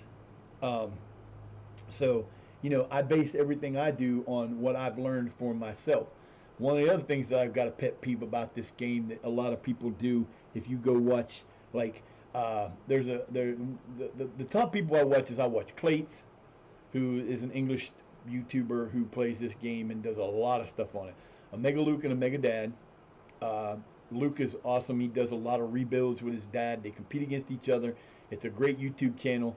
He goes in and he has a YouTube that you can grab his different stuff, and I've got a lot of his um, tactics off there. I watch Zealand, who is an American streamer who is huge in the game. He does a YouTube he does a game on Twitch every year with the game. When it comes out, he starts a new one. He's got a second thing called Zealandism where he talks about the news of the day, uh, controversies, weird stuff that happens in tournaments. He goes over all that stuff. And then he does something called Hidden Grounds where he travels to places like Iceland. He's been to Gibraltar.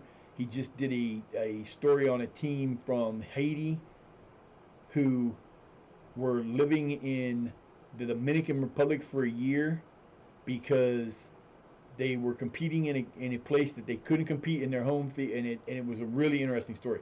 I watch him a lot. There's guys like Second Yellow Card and Dr. Benji and uh, I had his thing. I can't remember his name. Work the Space. Those guys do a lot of in-depth stuff, and they do a lot of they do saves. They do them on YouTube or on Twitch or wherever, and they're a lot of fun to watch. And they all play the game differently. But one thing they all kind of all do, and I don't understand it, is there's an age curse in this game that most streamers or most people that play it do not keep players past 30, and I can't understand that because in this game I've got like for example, Pickering, the guy I don't want to lose. He's a youngster. I think he's only 18. I'm building him up by playing him all the time, and he's becoming a better and better player. And he's got potential. He's got a 4-star, 4.5-star to 5-star potential. I've got him up to 2 stars, depending on what position he's playing in. He can be as high as 2.5. 2 years to get him there. And I like this kid, and he's good, and he plays well. He's going to be my captain probably this year. And I want him to stick around, and I don't want to lose him. I lost the other guy who was doing that. His name was Alan Price. I can't remember now. But I lost him because somebody came in and took him. He was becoming Alan Page. He was becoming a really good player. But they came in and got him.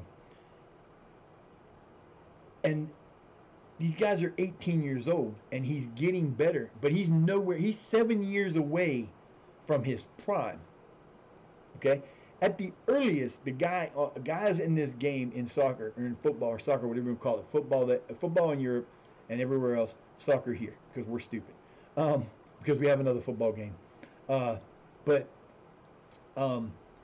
everybody, you see Omega Luke and those guys, and they're probably the ones I watch the most because they compete against each other. And his dad's he's a little older than me. He's been playing the game forever and took the same thing like me. He played the game for when it was first out when he was younger, went away from playing it, and then he came back because his son's doing it and he's competing with him. And it's awesome to watch because most of the time Luke wins, but his dad gets him sometimes too. And they're doing one now where they're in a race to win 7 trophies in leagues, but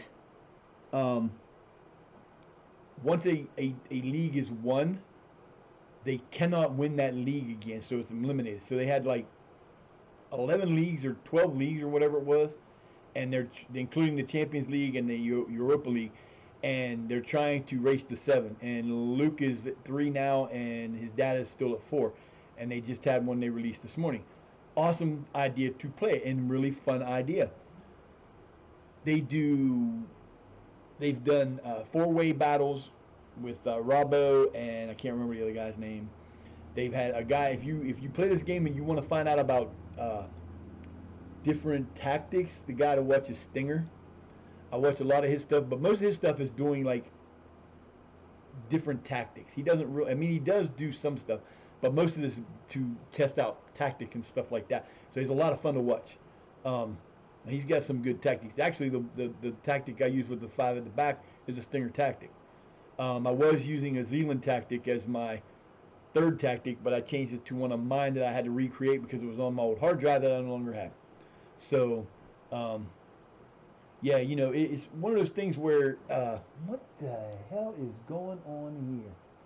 Wow.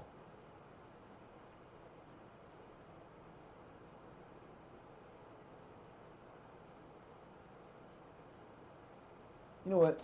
I'm about done with you because you're getting on my nerves. I don't. I tell you, I need a new camera. I need a new computer. I need I need PS5. I need a lot of shit.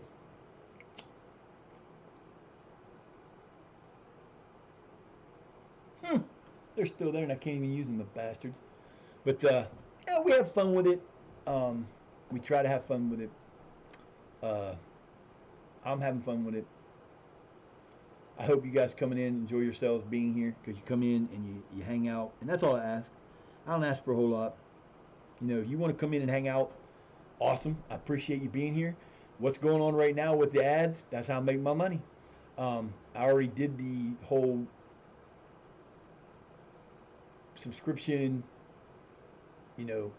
Prime sub, that thing. If you are interested in doing a donation to help with the cause, not asking, not begging, just saying. You hit the exclamation part donations. It'll bring you up to my donation link. You hit the donation link and you send the money and you help out the cause because we do have a lot of stuff we need to do. And being disabled, there ain't no money for it. I do charities every month. I do have a merch store. We have a T-shirt on the merch store. I think the T-shirt is I want to say $31. I'm using Streamlabs because it's the only one I could get to do what I wanted it to do, and I didn't have to fight with it. I finally got it to work. I like it. It's not too bad. They had some of my old stuff from the other one. They didn't bring them all over, but they bought a couple of them over. There's a hoodie, a mug, a baseball cap, a bucket cap, 2 T-shirts. One of the T-shirts is the multiple sclerosis T-shirt. It's the guy standing with his back to you. If you look at the merch store, there's another link below with my YouTube. If you look at that, there is a dude standing here. I think the shirt is blue. It's got in the back, it says June 2025 underneath, and on the top, a very smaller than I wanted it to be, but a small multiple sclerosis. Their free logos. It's there. Um, cool. Anything good coming out? What do I care? It's Xbox. That's cool, Pudsey. I don't. I'm glad you've been hanging out though, man. Um, but if you purchase, what I do is from the third to the third, I get my Social Security on the third. So what usually happens is from the third to the third, I'll run the charity. If any of the T-shirts are bought from the merch store for the charity, every bit of profit that comes from those, I think I'm only making like $10 a shirt. I think it came out to that. For every one of those that are sold in the month, a $10 that donation will go into the multiple sclerosis link on my page. On the third on the stream, I will hit the button, put it in there, show people that it was done, then change the thing on the fourth. I do that because if you don't know me and you've never been to one of my streams before, the reason I got into this is to help people with charities. Long story short, had a 13-year-old cousin who died from osteocarcinoma. He was diagnosed at the age of 8. In the 5 years that he lived with it, he was through 13 different surgeries. He had one part of his leg below one knee was taken out, and then the other leg above his knee was taken out. He had like 10 or 12 surgeries on his lungs, and went through multiple different kinds of chemotherapy, and he ended up passing away. And it was not somebody that was real close to. It was a second cousin. I know I was really close with his parents growing up, or his dad growing up, but I didn't get to know him because they live in Columbus, which is 2 hours away, and the family don't get together. You know how it works. You got a matriarch, or like my grandmother, and she was the matriarch of the family, and on Christmas and Thanksgiving, we went to her house, and she would put on the spread. She would do a roast, a turkey, and a ham loaf for Thanksgiving. She would do a ham and a turkey and a roast for Christmas. And we'd have 30 people from the family there. And everybody would hang out. We did that from when we were kids. We would go to Grandma's house on Christmas Eve, open Grandma's Christmas presents after we went to Sunday, when we went to midnight mass, or midnight service. We'd come home, we'd open the gifts at 3 o'clock in the morning, we're going home. Get up in the morning at 6 o'clock, open our gifts, and then go back to Grandma's for lunch. That's how we did things. And then when she moved away, and when she passed away, it just, everything came apart. So now the oldest two in my family are my mom and her sister. And my mom's not doing good. And my mom probably won't last more than 5 more years just because she has multiple sclerosis. That's why we do the multiple sclerosis one this month. And I usually do the Heart Association because of me, diabetes because of me, so multiple sclerosis because of my mom, youth cancer, or cancer in general, or women's breast cancer, or whatever. If there's something going on in a month, I will do that in that month. If it's a worthy cause, or it's something that we can do. But if I don't have one that's an actual national or international charity, I will do one of the other ones. I just did the Heart Association. I'm doing MS now. Figure out what next month is when it comes closer to the time. But none of that's required. I don't ask you to do any of that stuff. You guys can come in here and hang out if you want to. I don't care.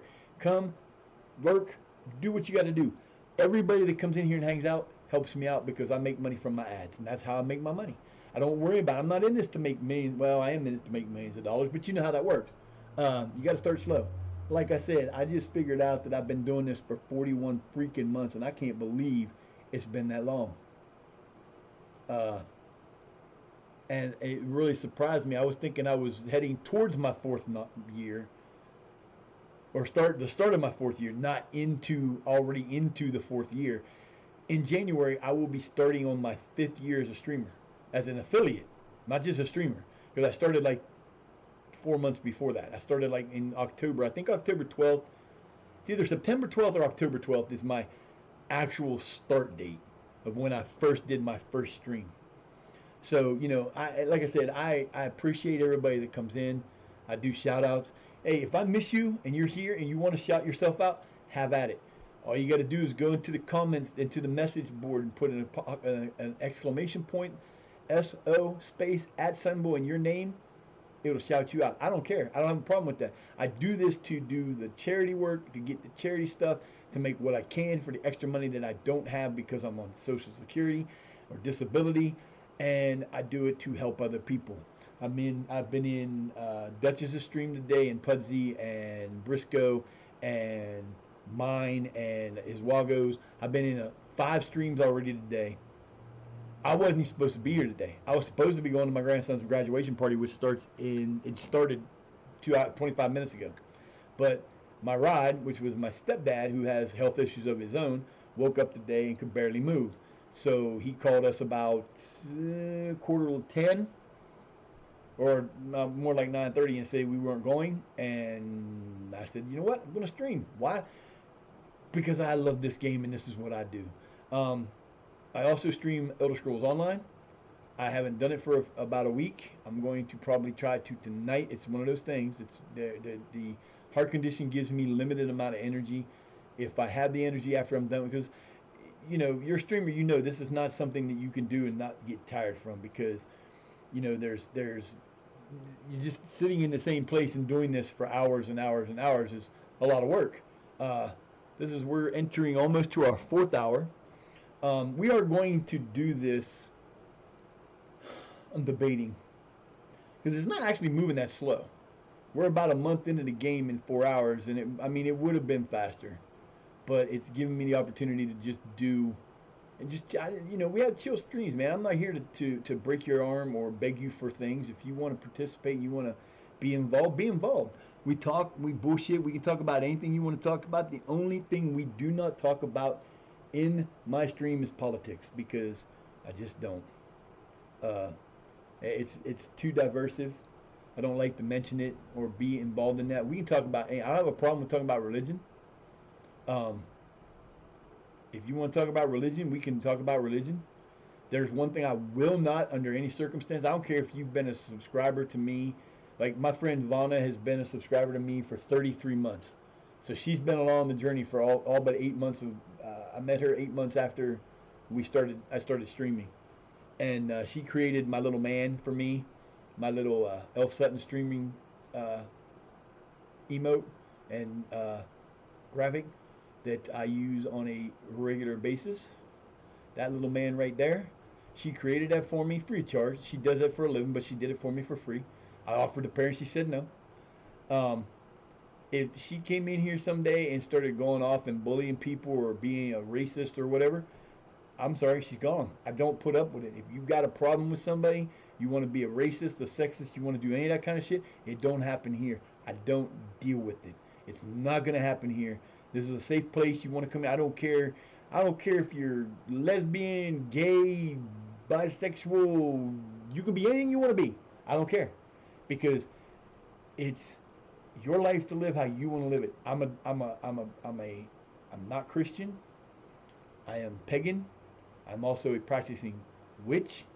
I don't have a problem talking about it. I answer questions about it. We had streams before playing ESO, which is a very hard thing to do because you don't have this time when you're playing ESO. That'd be like having a deep thought conversation when you're being attacked in Fortnite or COD or one of those games where you've got people trying to kill you and trying to have deep conversations. But we do, because it's fun to talk to people. I'm not a shut-in. I get out of the house, but this is where I basically get most of my conversations during the day, are with people I talk to in streams or in the Discords or anything else, because I don't have the ability to go out and do what I used to do. I've known about my heart condition since 2011. It's really messed me up starting about 2017 when I came back to Ohio, and that was because I lived where I live now in this town. I was born in North Carolina at Camp Lejeune. My dad was a Marine. My mom and him got divorced when I was 2, right after my brother was born. unbeknownst to us, he went to California during Vietnam. I was born in '68 in Camp Lejeune, so I was born during Vietnam. But he had injuries that did not allow him to serve overseas, and he was a handgun specialist. So he was going around the country training people with handguns. And he went to California, and being the asshole that he is, he got involved with a woman there, told him he was single, married her illegally, had a child with her. I'm 57, my brother's 55, she's 56. Uh, Actually, when he got in a car into a murder this is from her mom. Her mom's great. She's a pain in the ass, and he's a douchebag. But that's beyond that. Fun times, you know. But they were in a motorcycle accident, and she was pregnant and had the baby in a full body cast. So, yeah, no, kind of weird. But my mom hated him. I didn't know anything about him until I was like 20, and I had my first child. And then he contacted me. I hadn't talked to him. I hadn't heard from him in 20 years, and I got I got a message from him through. I got like one day I'm sitting there and the mail came and there was a certified letter that I had to go to the post office and pick up. I thought it was somebody sent me something. I had no idea what it was, and it was from my dad. And I asked my mom about him, and I found all this stuff out about him, and she told me everything, but she hated him, so it wasn't really, good stuff. So it is what it is. Um, it's you have so many different things, but I love the diversity, the um, the people that you meet. The only other thing I do is I'm a AEW fan. I'm a big time wrestling fan. I don't watch WWE. I think it's a joke. I watch AEW, and there's a subreddit called the AEW Fan Hub. If you are an AEW wrestling fan or a wrestling fan in general, because we talk about everything there. Our Discord, you can go to the AEW. If you use Reddit, you can go to look up the AEW Fan Hub. It's a Reddit that talks about AEW. They also have a Reddit called The Greatness of Wrestling, I think it is. It's basically, it used to be a WWE, strictly WWE based Reddit page, but the guy who owns AEW Fan Hub was a mod there, and when the guy who originally owned it, he got booted by Reddit because he's an idiot, and they gave it to my buddy, and there was some controversy about that. They said he stole it, all this other stuff, and they hated him at first, but now it's kind of a cool place to be. On Tuesdays, we do through the Reddit or through the Discord, and anybody that is interested in wrestling and wants to bullshit about wrestling, you can join the subreddit, you can join the Discord, and you can come hang out with us on Tuesday nights and talk to us, because we have an open mic, pretty much an open mic podcast that in Tuesday nights we call Ignition.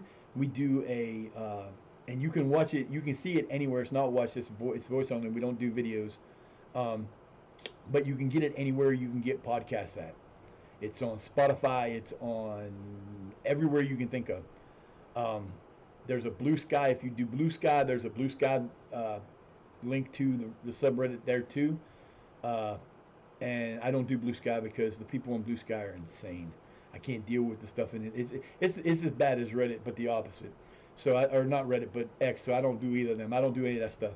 I have an Instagram that I don't use. I have a TikTok that I only watch videos of people like Duchess and some other people that I'm friends with, that I've been friends with before I joined LSW, and through other Discords that I was in, and I've been friends with them forever, and they do TikToks, and I watch the TikToks of friends and people that I follow.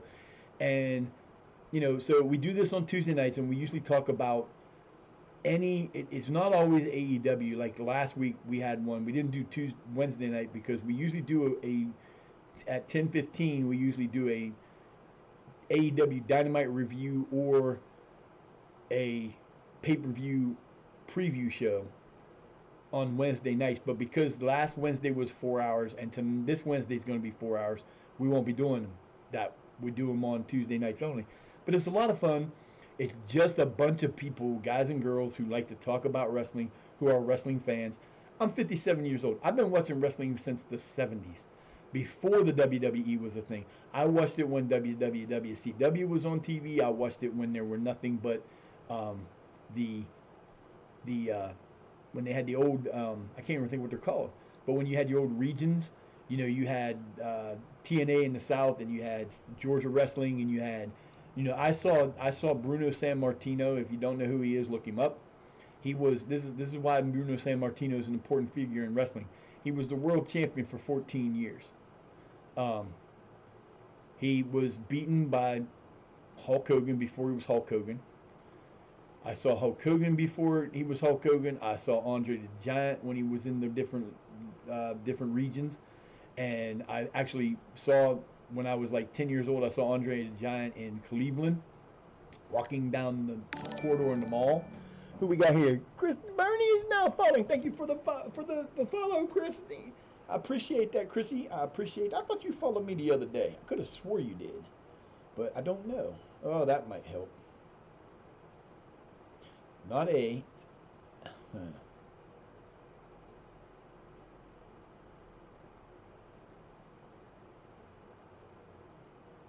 I was gonna say you better give me that name. What the hell? Oh, I'm sure it was because I could have swore you were in my stream like 2 days ago or 3 days ago. Came in, I think, with a raid, and you. I remember you following me. I'm almost positive. I'm gonna have to go back and watch the thing now. But Twitch does that all the time. I've got some friends that in the year and a half that I was gone because of my arm, I didn't do anything. It was one of those things where every time I wanted to support people, I'd start to support somebody, and as I was going to the button to tell people I was supporting them, I just would get like I wouldn't get depressed, but I'd get upset because I couldn't do what I wanted to do. And this is my favorite thing in the world to do. I would rather do this than anything else. I love to stream. I love to help people. And when you can't do something, it can be extremely difficult to participate. So I just chose to say, you know, I was in so much pain that I really couldn't do anything anyway. I barely watched TV. The only thing that I could do was play this game because all I had to do was sit there and I used my left hand. My mouse is in the left hand because my right hand, anytime I use anything, click on it or I've got to lift it up over where the mouse would be over here is up on a little bit above where it would be. So I've got to have my arm stretched out. And at the end of the day, you know, when you see me streaming ESO, if you ever catch my ESO streams, you'll see me grimace in pain and sometimes go like this to rub my right shoulder because I still suffer the pain. There's nothing I can do about it. But streaming this way, San Martino was this way. At least this way, I don't have as much pain, and I can stream. Hell, I've been streaming for 4 hours and 5 minutes today, and I'm not even close to feeling like being done, which is fun. But yeah, Bruno San Martino was a beast. Uh, he worked in the Pittsburgh. He was from Pittsburgh, so he worked in the Pittsburgh area, and he held the world championship at that time. It was he held the title for 14 years. People bitched and moaned when yeah, I know. It's been doing that. I don't know what's going on with it. My camera is a pain in the ass. But the the region that he was in was the Pittsburgh region, and he held the title there for 14 years. And Hogan came in, and before he became Terry, he wasn't called Terry. I think he was still called Hogan then, but he came in and he won the title from Bruno San Martino. First time Bruno had lost in 14 years. And I watched wrestling before it was wrestling. Yeah, sometimes they do that shit. I don't know. It gets on my nerves. I've had friends that I used to be friends with that I never changed, and they swear up and down they never deleted me. But I've had people that I have been friends with from, like I said earlier. When you post something yourself on your stream, you can look at the little. There's a little star by your thing. Like there's a broadcasting thing, and then there's a star, and then there's the like if you have Prime Gaming or whatever, they'll have those little symbols there. I've been streaming. I have a 41-month subscriber run from my channel, and you're subscribed. You're automatically given a subscription. So that means I'm in my 4th year of being an affiliate, which is January 24th.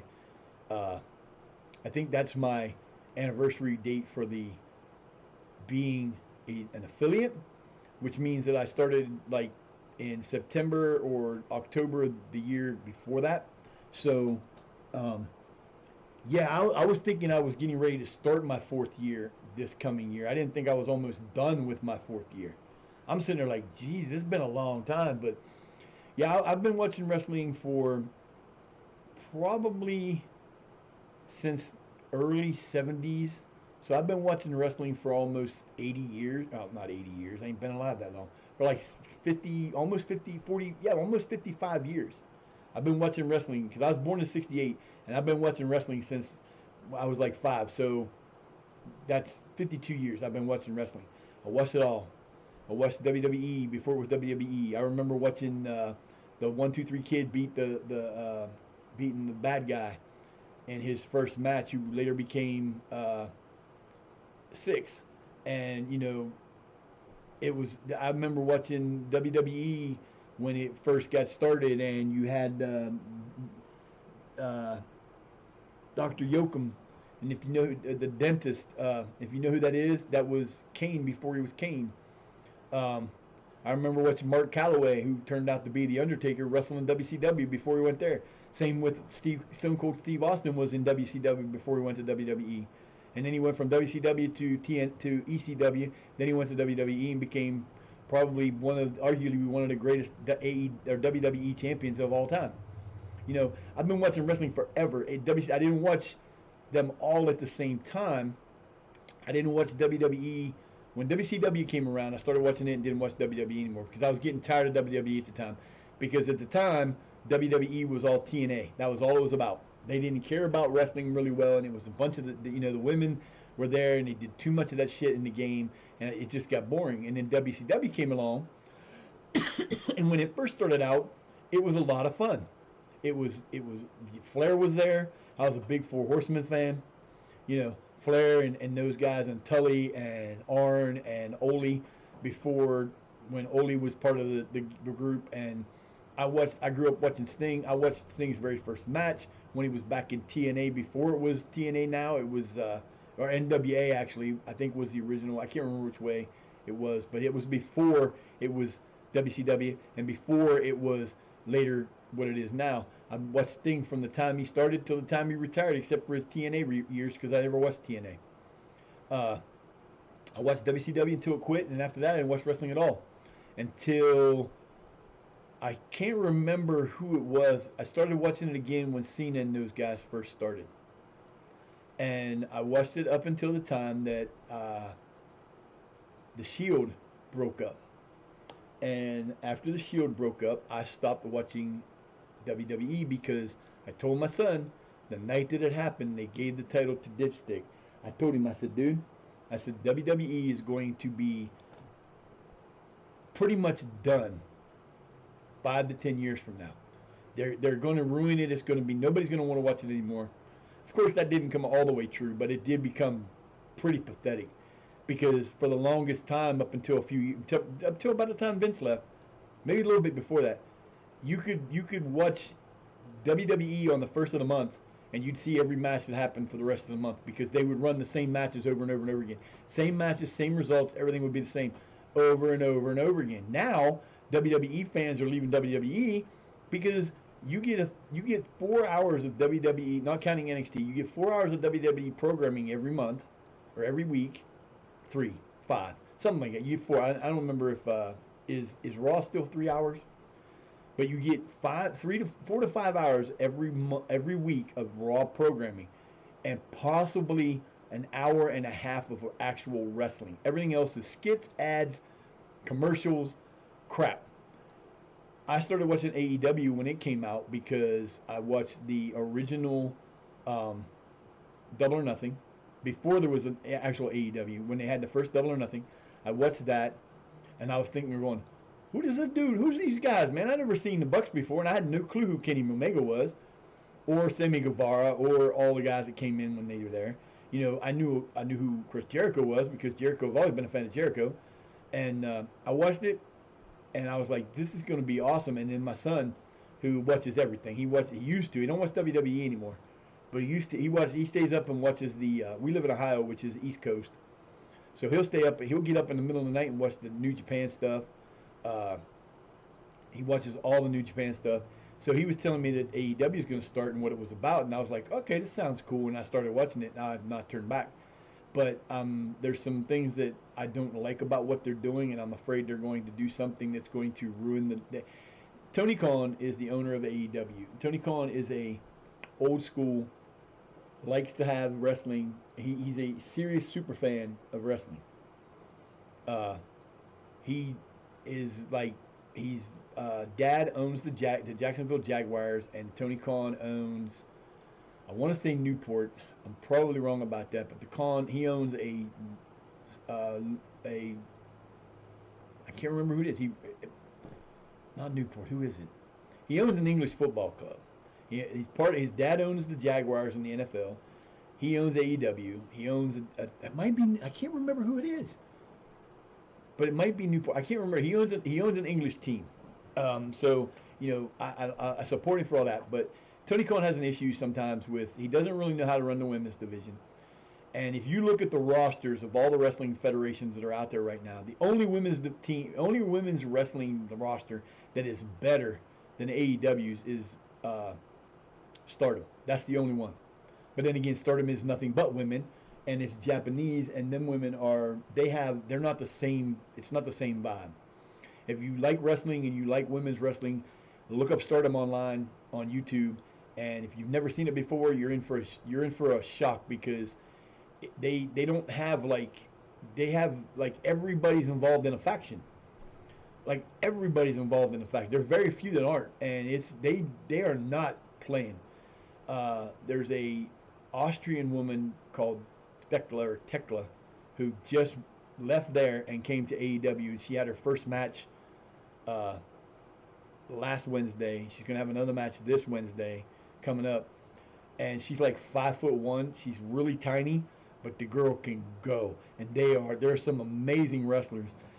Don't like what they're doing with the women's division right now, because Mercedes Moné, if you know her probably better, Sasha Banks came over, and they made this big deal out of her, and she's not different than she was in WWE. And I'm afraid that at the next pay-per-view on the 25th of next month, or this month, they're going, or next month. I think it's the 5th of July. It's coming up in like less than 35 days, probably around 35 days. Anyway, and I told him, I said, I'm participating in this thing, but I'm gonna tell you right now, if they put that title on that chick, I'm done with AEW, because she doesn't deserve it. She shouldn't have it. She's not any better than she was when she was Sasha Banks. But Tony Khan got it in his head that she was going to be this great wrestler, and he's given her. She's had a title for over a year. She's undefeated. She's never lost a match. The match she did lose was outside of that. She has 5 titles. She just went to a indie in the Oslo, somewhere over in the Norwegian countries, and won their title. It's insane. No, he is not. Um, he is the Fozzy. His band is been on tour, and that's why he's not wrestling right now. He's doing this thing called the Learning Tree, and it is hilarious, but it's also kind of, if you're a Jericho fan, you know who Jericho is, and you know he comes up with something new all the time, and a lot of people don't like it, but he's got Big Bill, who used to be with Enzo Amore in WWE. He is now in AEW, and he is a beast, and everybody loves him. He's so over, but he's part of this group with Jericho, and it's weird. But yeah, Jericho's been on. He lost. He was the ROH champ. Oh, I forgot about that. Tony Khan also owns ROH. He saved them from being gone, because ROH a couple years ago was going to fold, and Tony Khan bought him, and he runs ROH too. And you see a lot of ROH guys wrestle. I mean, the companies pretty much are the same, but you do have people who only wrestle on ROH, and you do have some that come over, like Athena, who used to be in AEW or in WWE. Not Naomi. She was, I can't think what she was called back then. She's been the champ in ROH women's division for like almost 2 years, almost 3 years. But unfortunately, because they don't have a large like a lot of people left, and there's not a great bunch of superstars in ROH anymore. She is ROH. Without her being the champion in ROH, ROH doesn't do anything. And Jericho was the ROH men's champion, but he lost that belt to Bandito, who made a comeback from being injured. The Hurt Syndicate's there now. It used to be called the Hurt Business. Now it's the Hurt Syndicate. MVP, Shelton Benjamin, and Bobby Lashley are there, and they added MJF just a couple weeks ago. And it honestly, if you are a fan of wrestling, you want to go to the pay-per-view providers. Not today. Last week, they had Double or Nothing, and it was one of the best pay-per-views I've ever seen ever. And it was an amazing pay-per-view. They had you had Kenny Omega wrestled. You had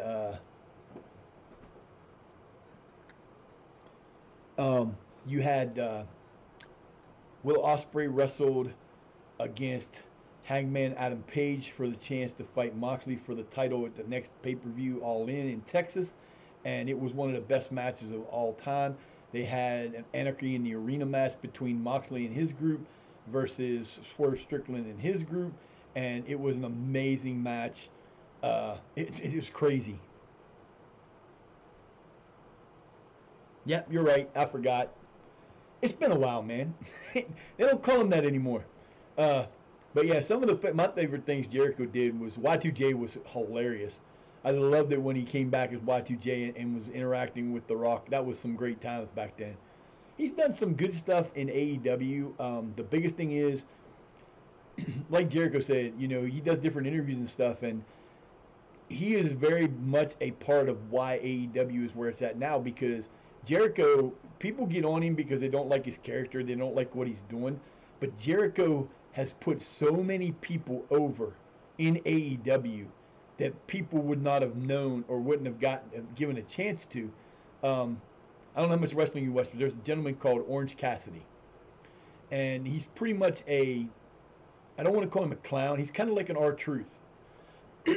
And when Cassidy first came in, nobody took him serious because he was a comic wrestler, and they were like, how's this guy going to be any good?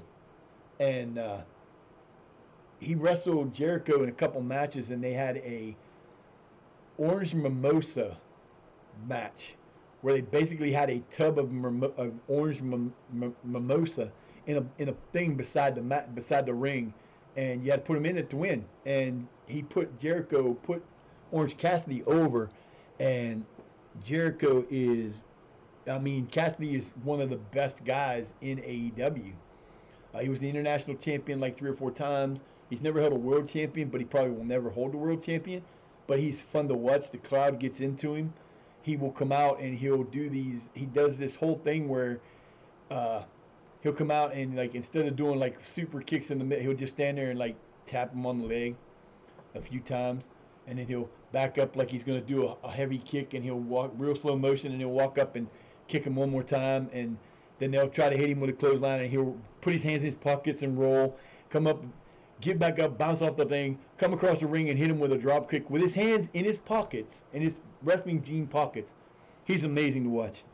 But they've been doing this thing with the World Championship. Moxley is there, and he's the World Champion, and they've kind of been doing it's kind of a cross between the Mafia that they had in TNA and WCW's NWO. Kind of. They've got this group called the Death Riders, and the title hasn't been seen in almost a year. He won it in the I can't remember which one it was. It was in September, I think, of last year. He won it from Bryan Danielson, who he pretty much almost killed, and they put a plastic bag over his face because Bryan Danielson had to have surgery.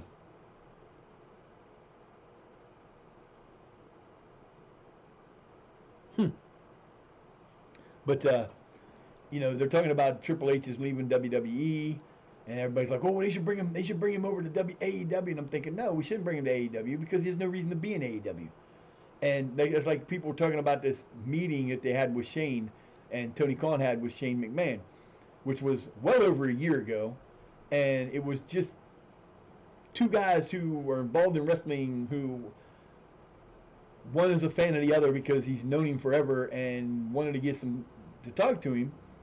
Had nothing to do with him coming to AEW, but everybody in the IWC said, "Oh, he's coming to wrestling. He's coming to AEW. He's going to do." No, he didn't, and he wasn't, and he's not, because Shane doesn't belong in AEW. Triple H doesn't belong in AEW. The only thing Triple H could do in AEW, somebody said on Reddit, they was like, they should bring him in so he can help Tony Khan with the booking and stuff. And I'm thinking, have you watched WWE anytime in the last since Triple H took over? Yeah, he's made it a little bit better, but when you go from half the show being wrestling to a third of the show being wrestling, and you're still on air for 3 hours a night, we don't need that kind of booking. Tony Khan's only problem he has for booking wrestling in AEW is the women's division. He has a very poor record with running that. If you are a fan of women's wrestling and you have not watched AEW for the last year and a half, you need to go back to spring of last year when Tony's I can't think of her last name now. When yeah, I can't think of her name. The women's champion right now. She came out and came back from an injury, and she became this 1950s movie. And the woman who was her competitor was Mariah May, who now went to NXT or to AEW to WWE, which because she was always dreamed to get her WrestleMania moment, and I hate to tell her she ain't that good, but Toni Storm is who it was. Toni Storm, who used to be in WWE, came over to AEW. She got hurt. She lost the title. They brought her back, and she became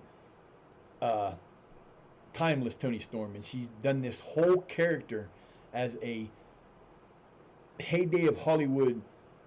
She comes out in the black and white. She does this whole thing.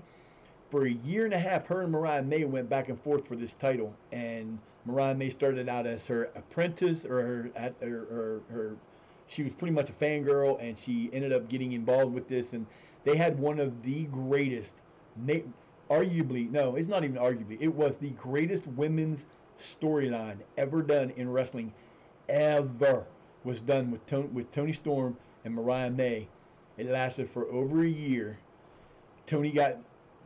After she lost to Mariah May in All Out, or All In, 2 years ago, she lost the title to her. She disappeared. She just ran out into London when they were at All In London, which was the greatest sold wrestling event ever done. Was it All In London? It was huge. They sold like 80-some thousand tickets. And anyway, she disappeared for a while. She wasn't hurt.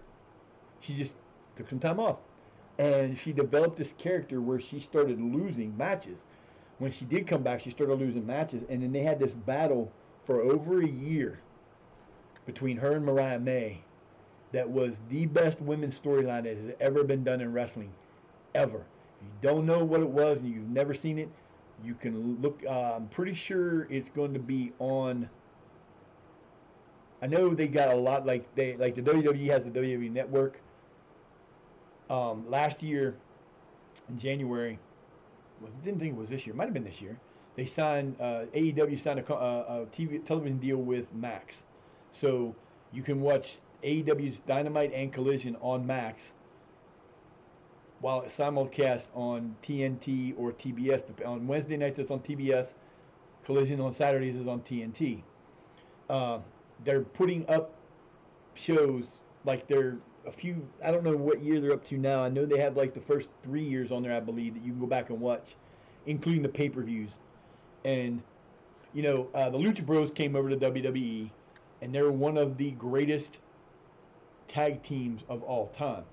And I always growing up, when you saw the Hardy Boys, and if you saw like ladder matches, you know what a ladder match is. When you say the Hardy Boys or Edge and Christian or the Dudleys, you can think of probably one of the greatest ever ladder matches. It was those three went against each other, and you got Edge speared uh,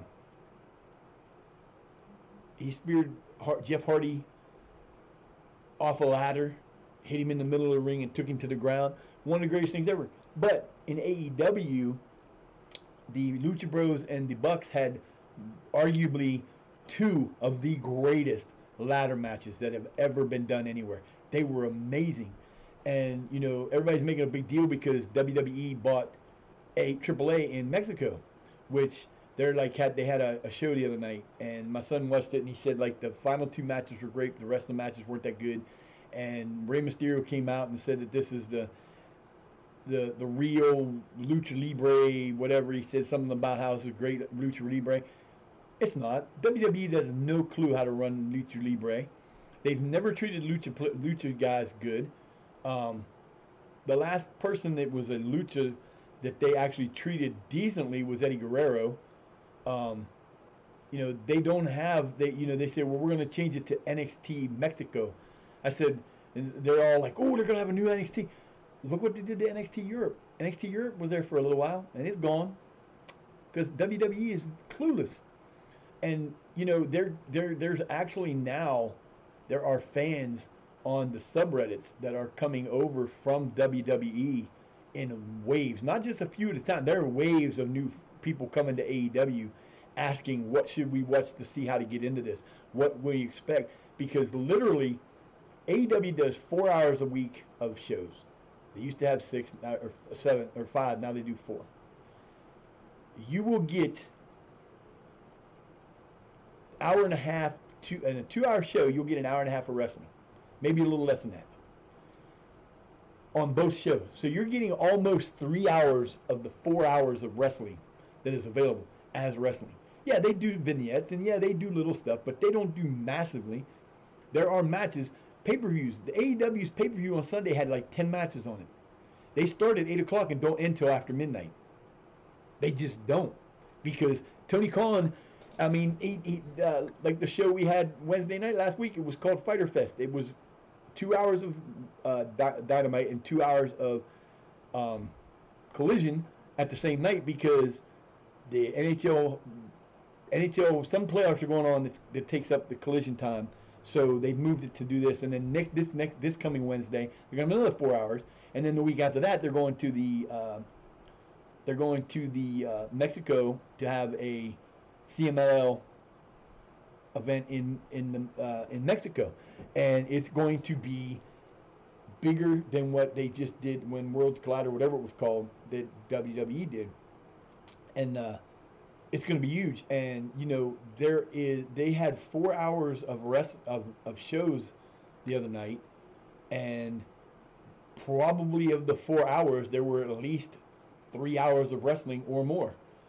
WWE did that, you'd have an hour and a half if you were lucky, because all they do are backstage stuff or vignettes or commercials or ads, and they don't wrestle very much anymore. And the WWE fans are tired of it. And unfortunately, that is what is going to be the way it's going to be. They're never going to change it back because they don't want to. They don't have to. They think they got it made. The problem with that is, on Netflix in the last month, up until Tuesday last week, 2 weeks ago, would be 2 weeks ago this Tuesday, our host on the podcast, who is the owner of the two subreddits and basically the owner of the Discord, posted a thing that was put out by Netflix that in a month WWE lost 1 million views on Netflix. It went from like 4.5 or 5.5 million to 4.5 million in a month, and that is not good. Everybody always bitches because AEW doesn't get the ratings. Da, da, da, da, da, da. And you know, it's like I said, if they weren't doing well, and it wasn't worth doing, then they wouldn't have got the deal they got with Max, because they got a huge deal with Max. And if you look at the wrestlers on the roster, you have Kenny Omega, Will Ospreay, you have Kazuguchi, you have Okada, you have Takeshita, you have let's see, you got Swerve Strickland, you've got the Hurt Syndicate, You've got MJF. You've got uh, Shibata. You've got Samoa Joe. You've got let's see. Uh, you've got you've got I just said his name earlier. My brain's in one of those modes because my blood's not flowing like it should today, and I have this issue sometimes. You got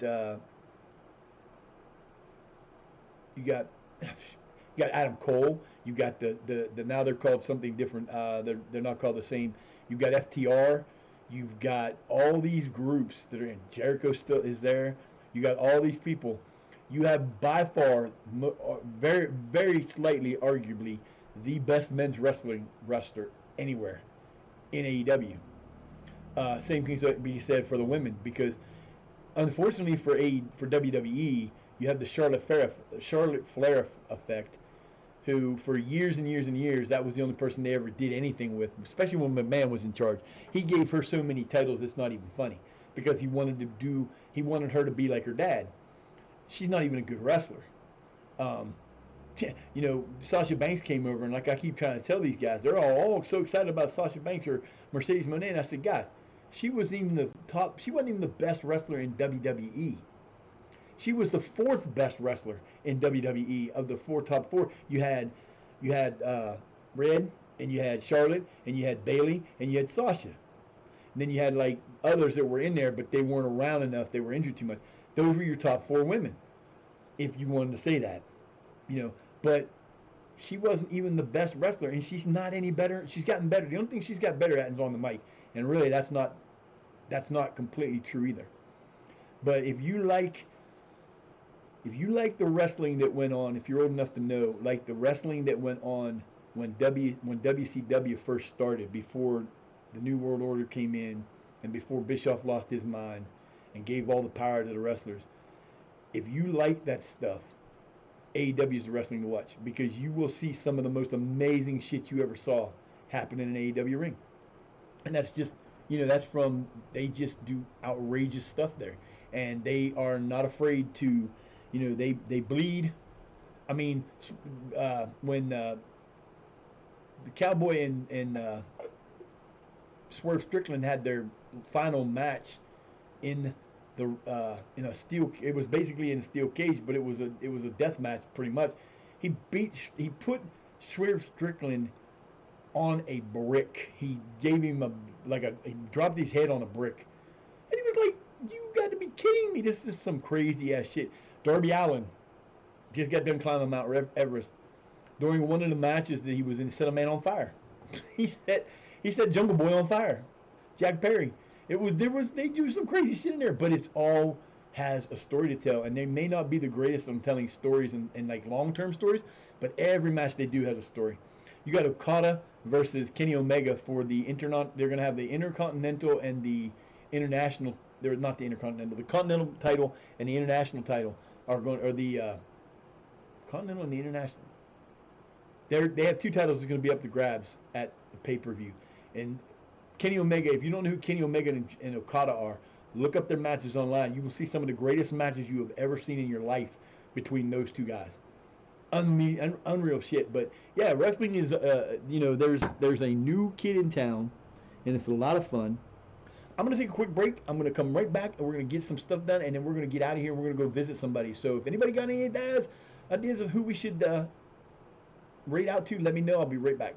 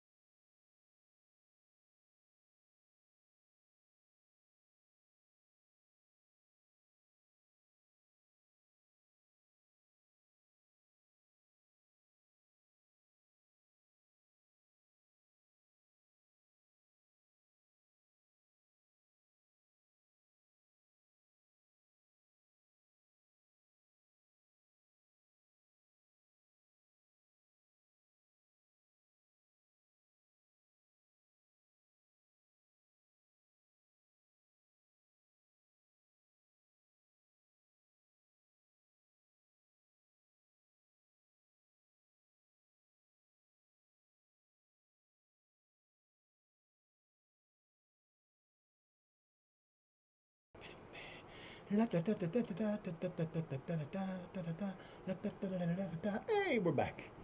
All right, let's see. So we're gonna find out if there's anybody on.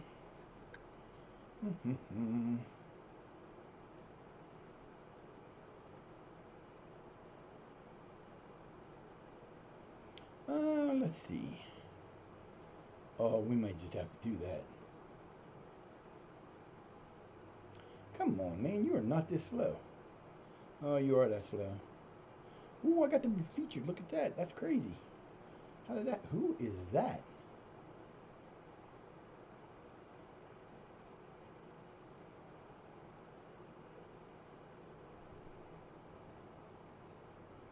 Huh.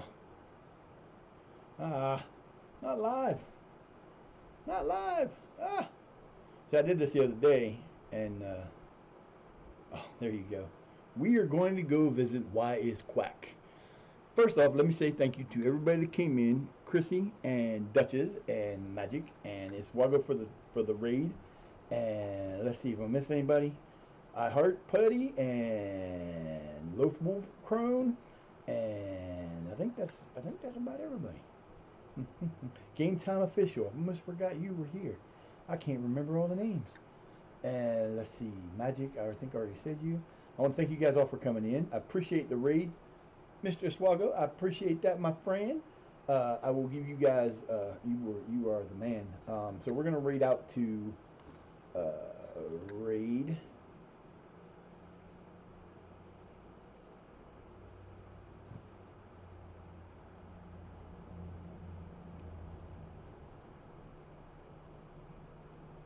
You know what? I'm gonna do the pair. You gotta move for a minute, kiddo. Sit here. Give me a chance. Nope, nope, nope, nope. You can't come over here. I want to thank you guys for being here. I'm not gonna advance it because I'm not gonna really need to. We got about. I was not too bad going through here today. It didn't run the way I wanted it to, like of course, but you know we got to where we needed to.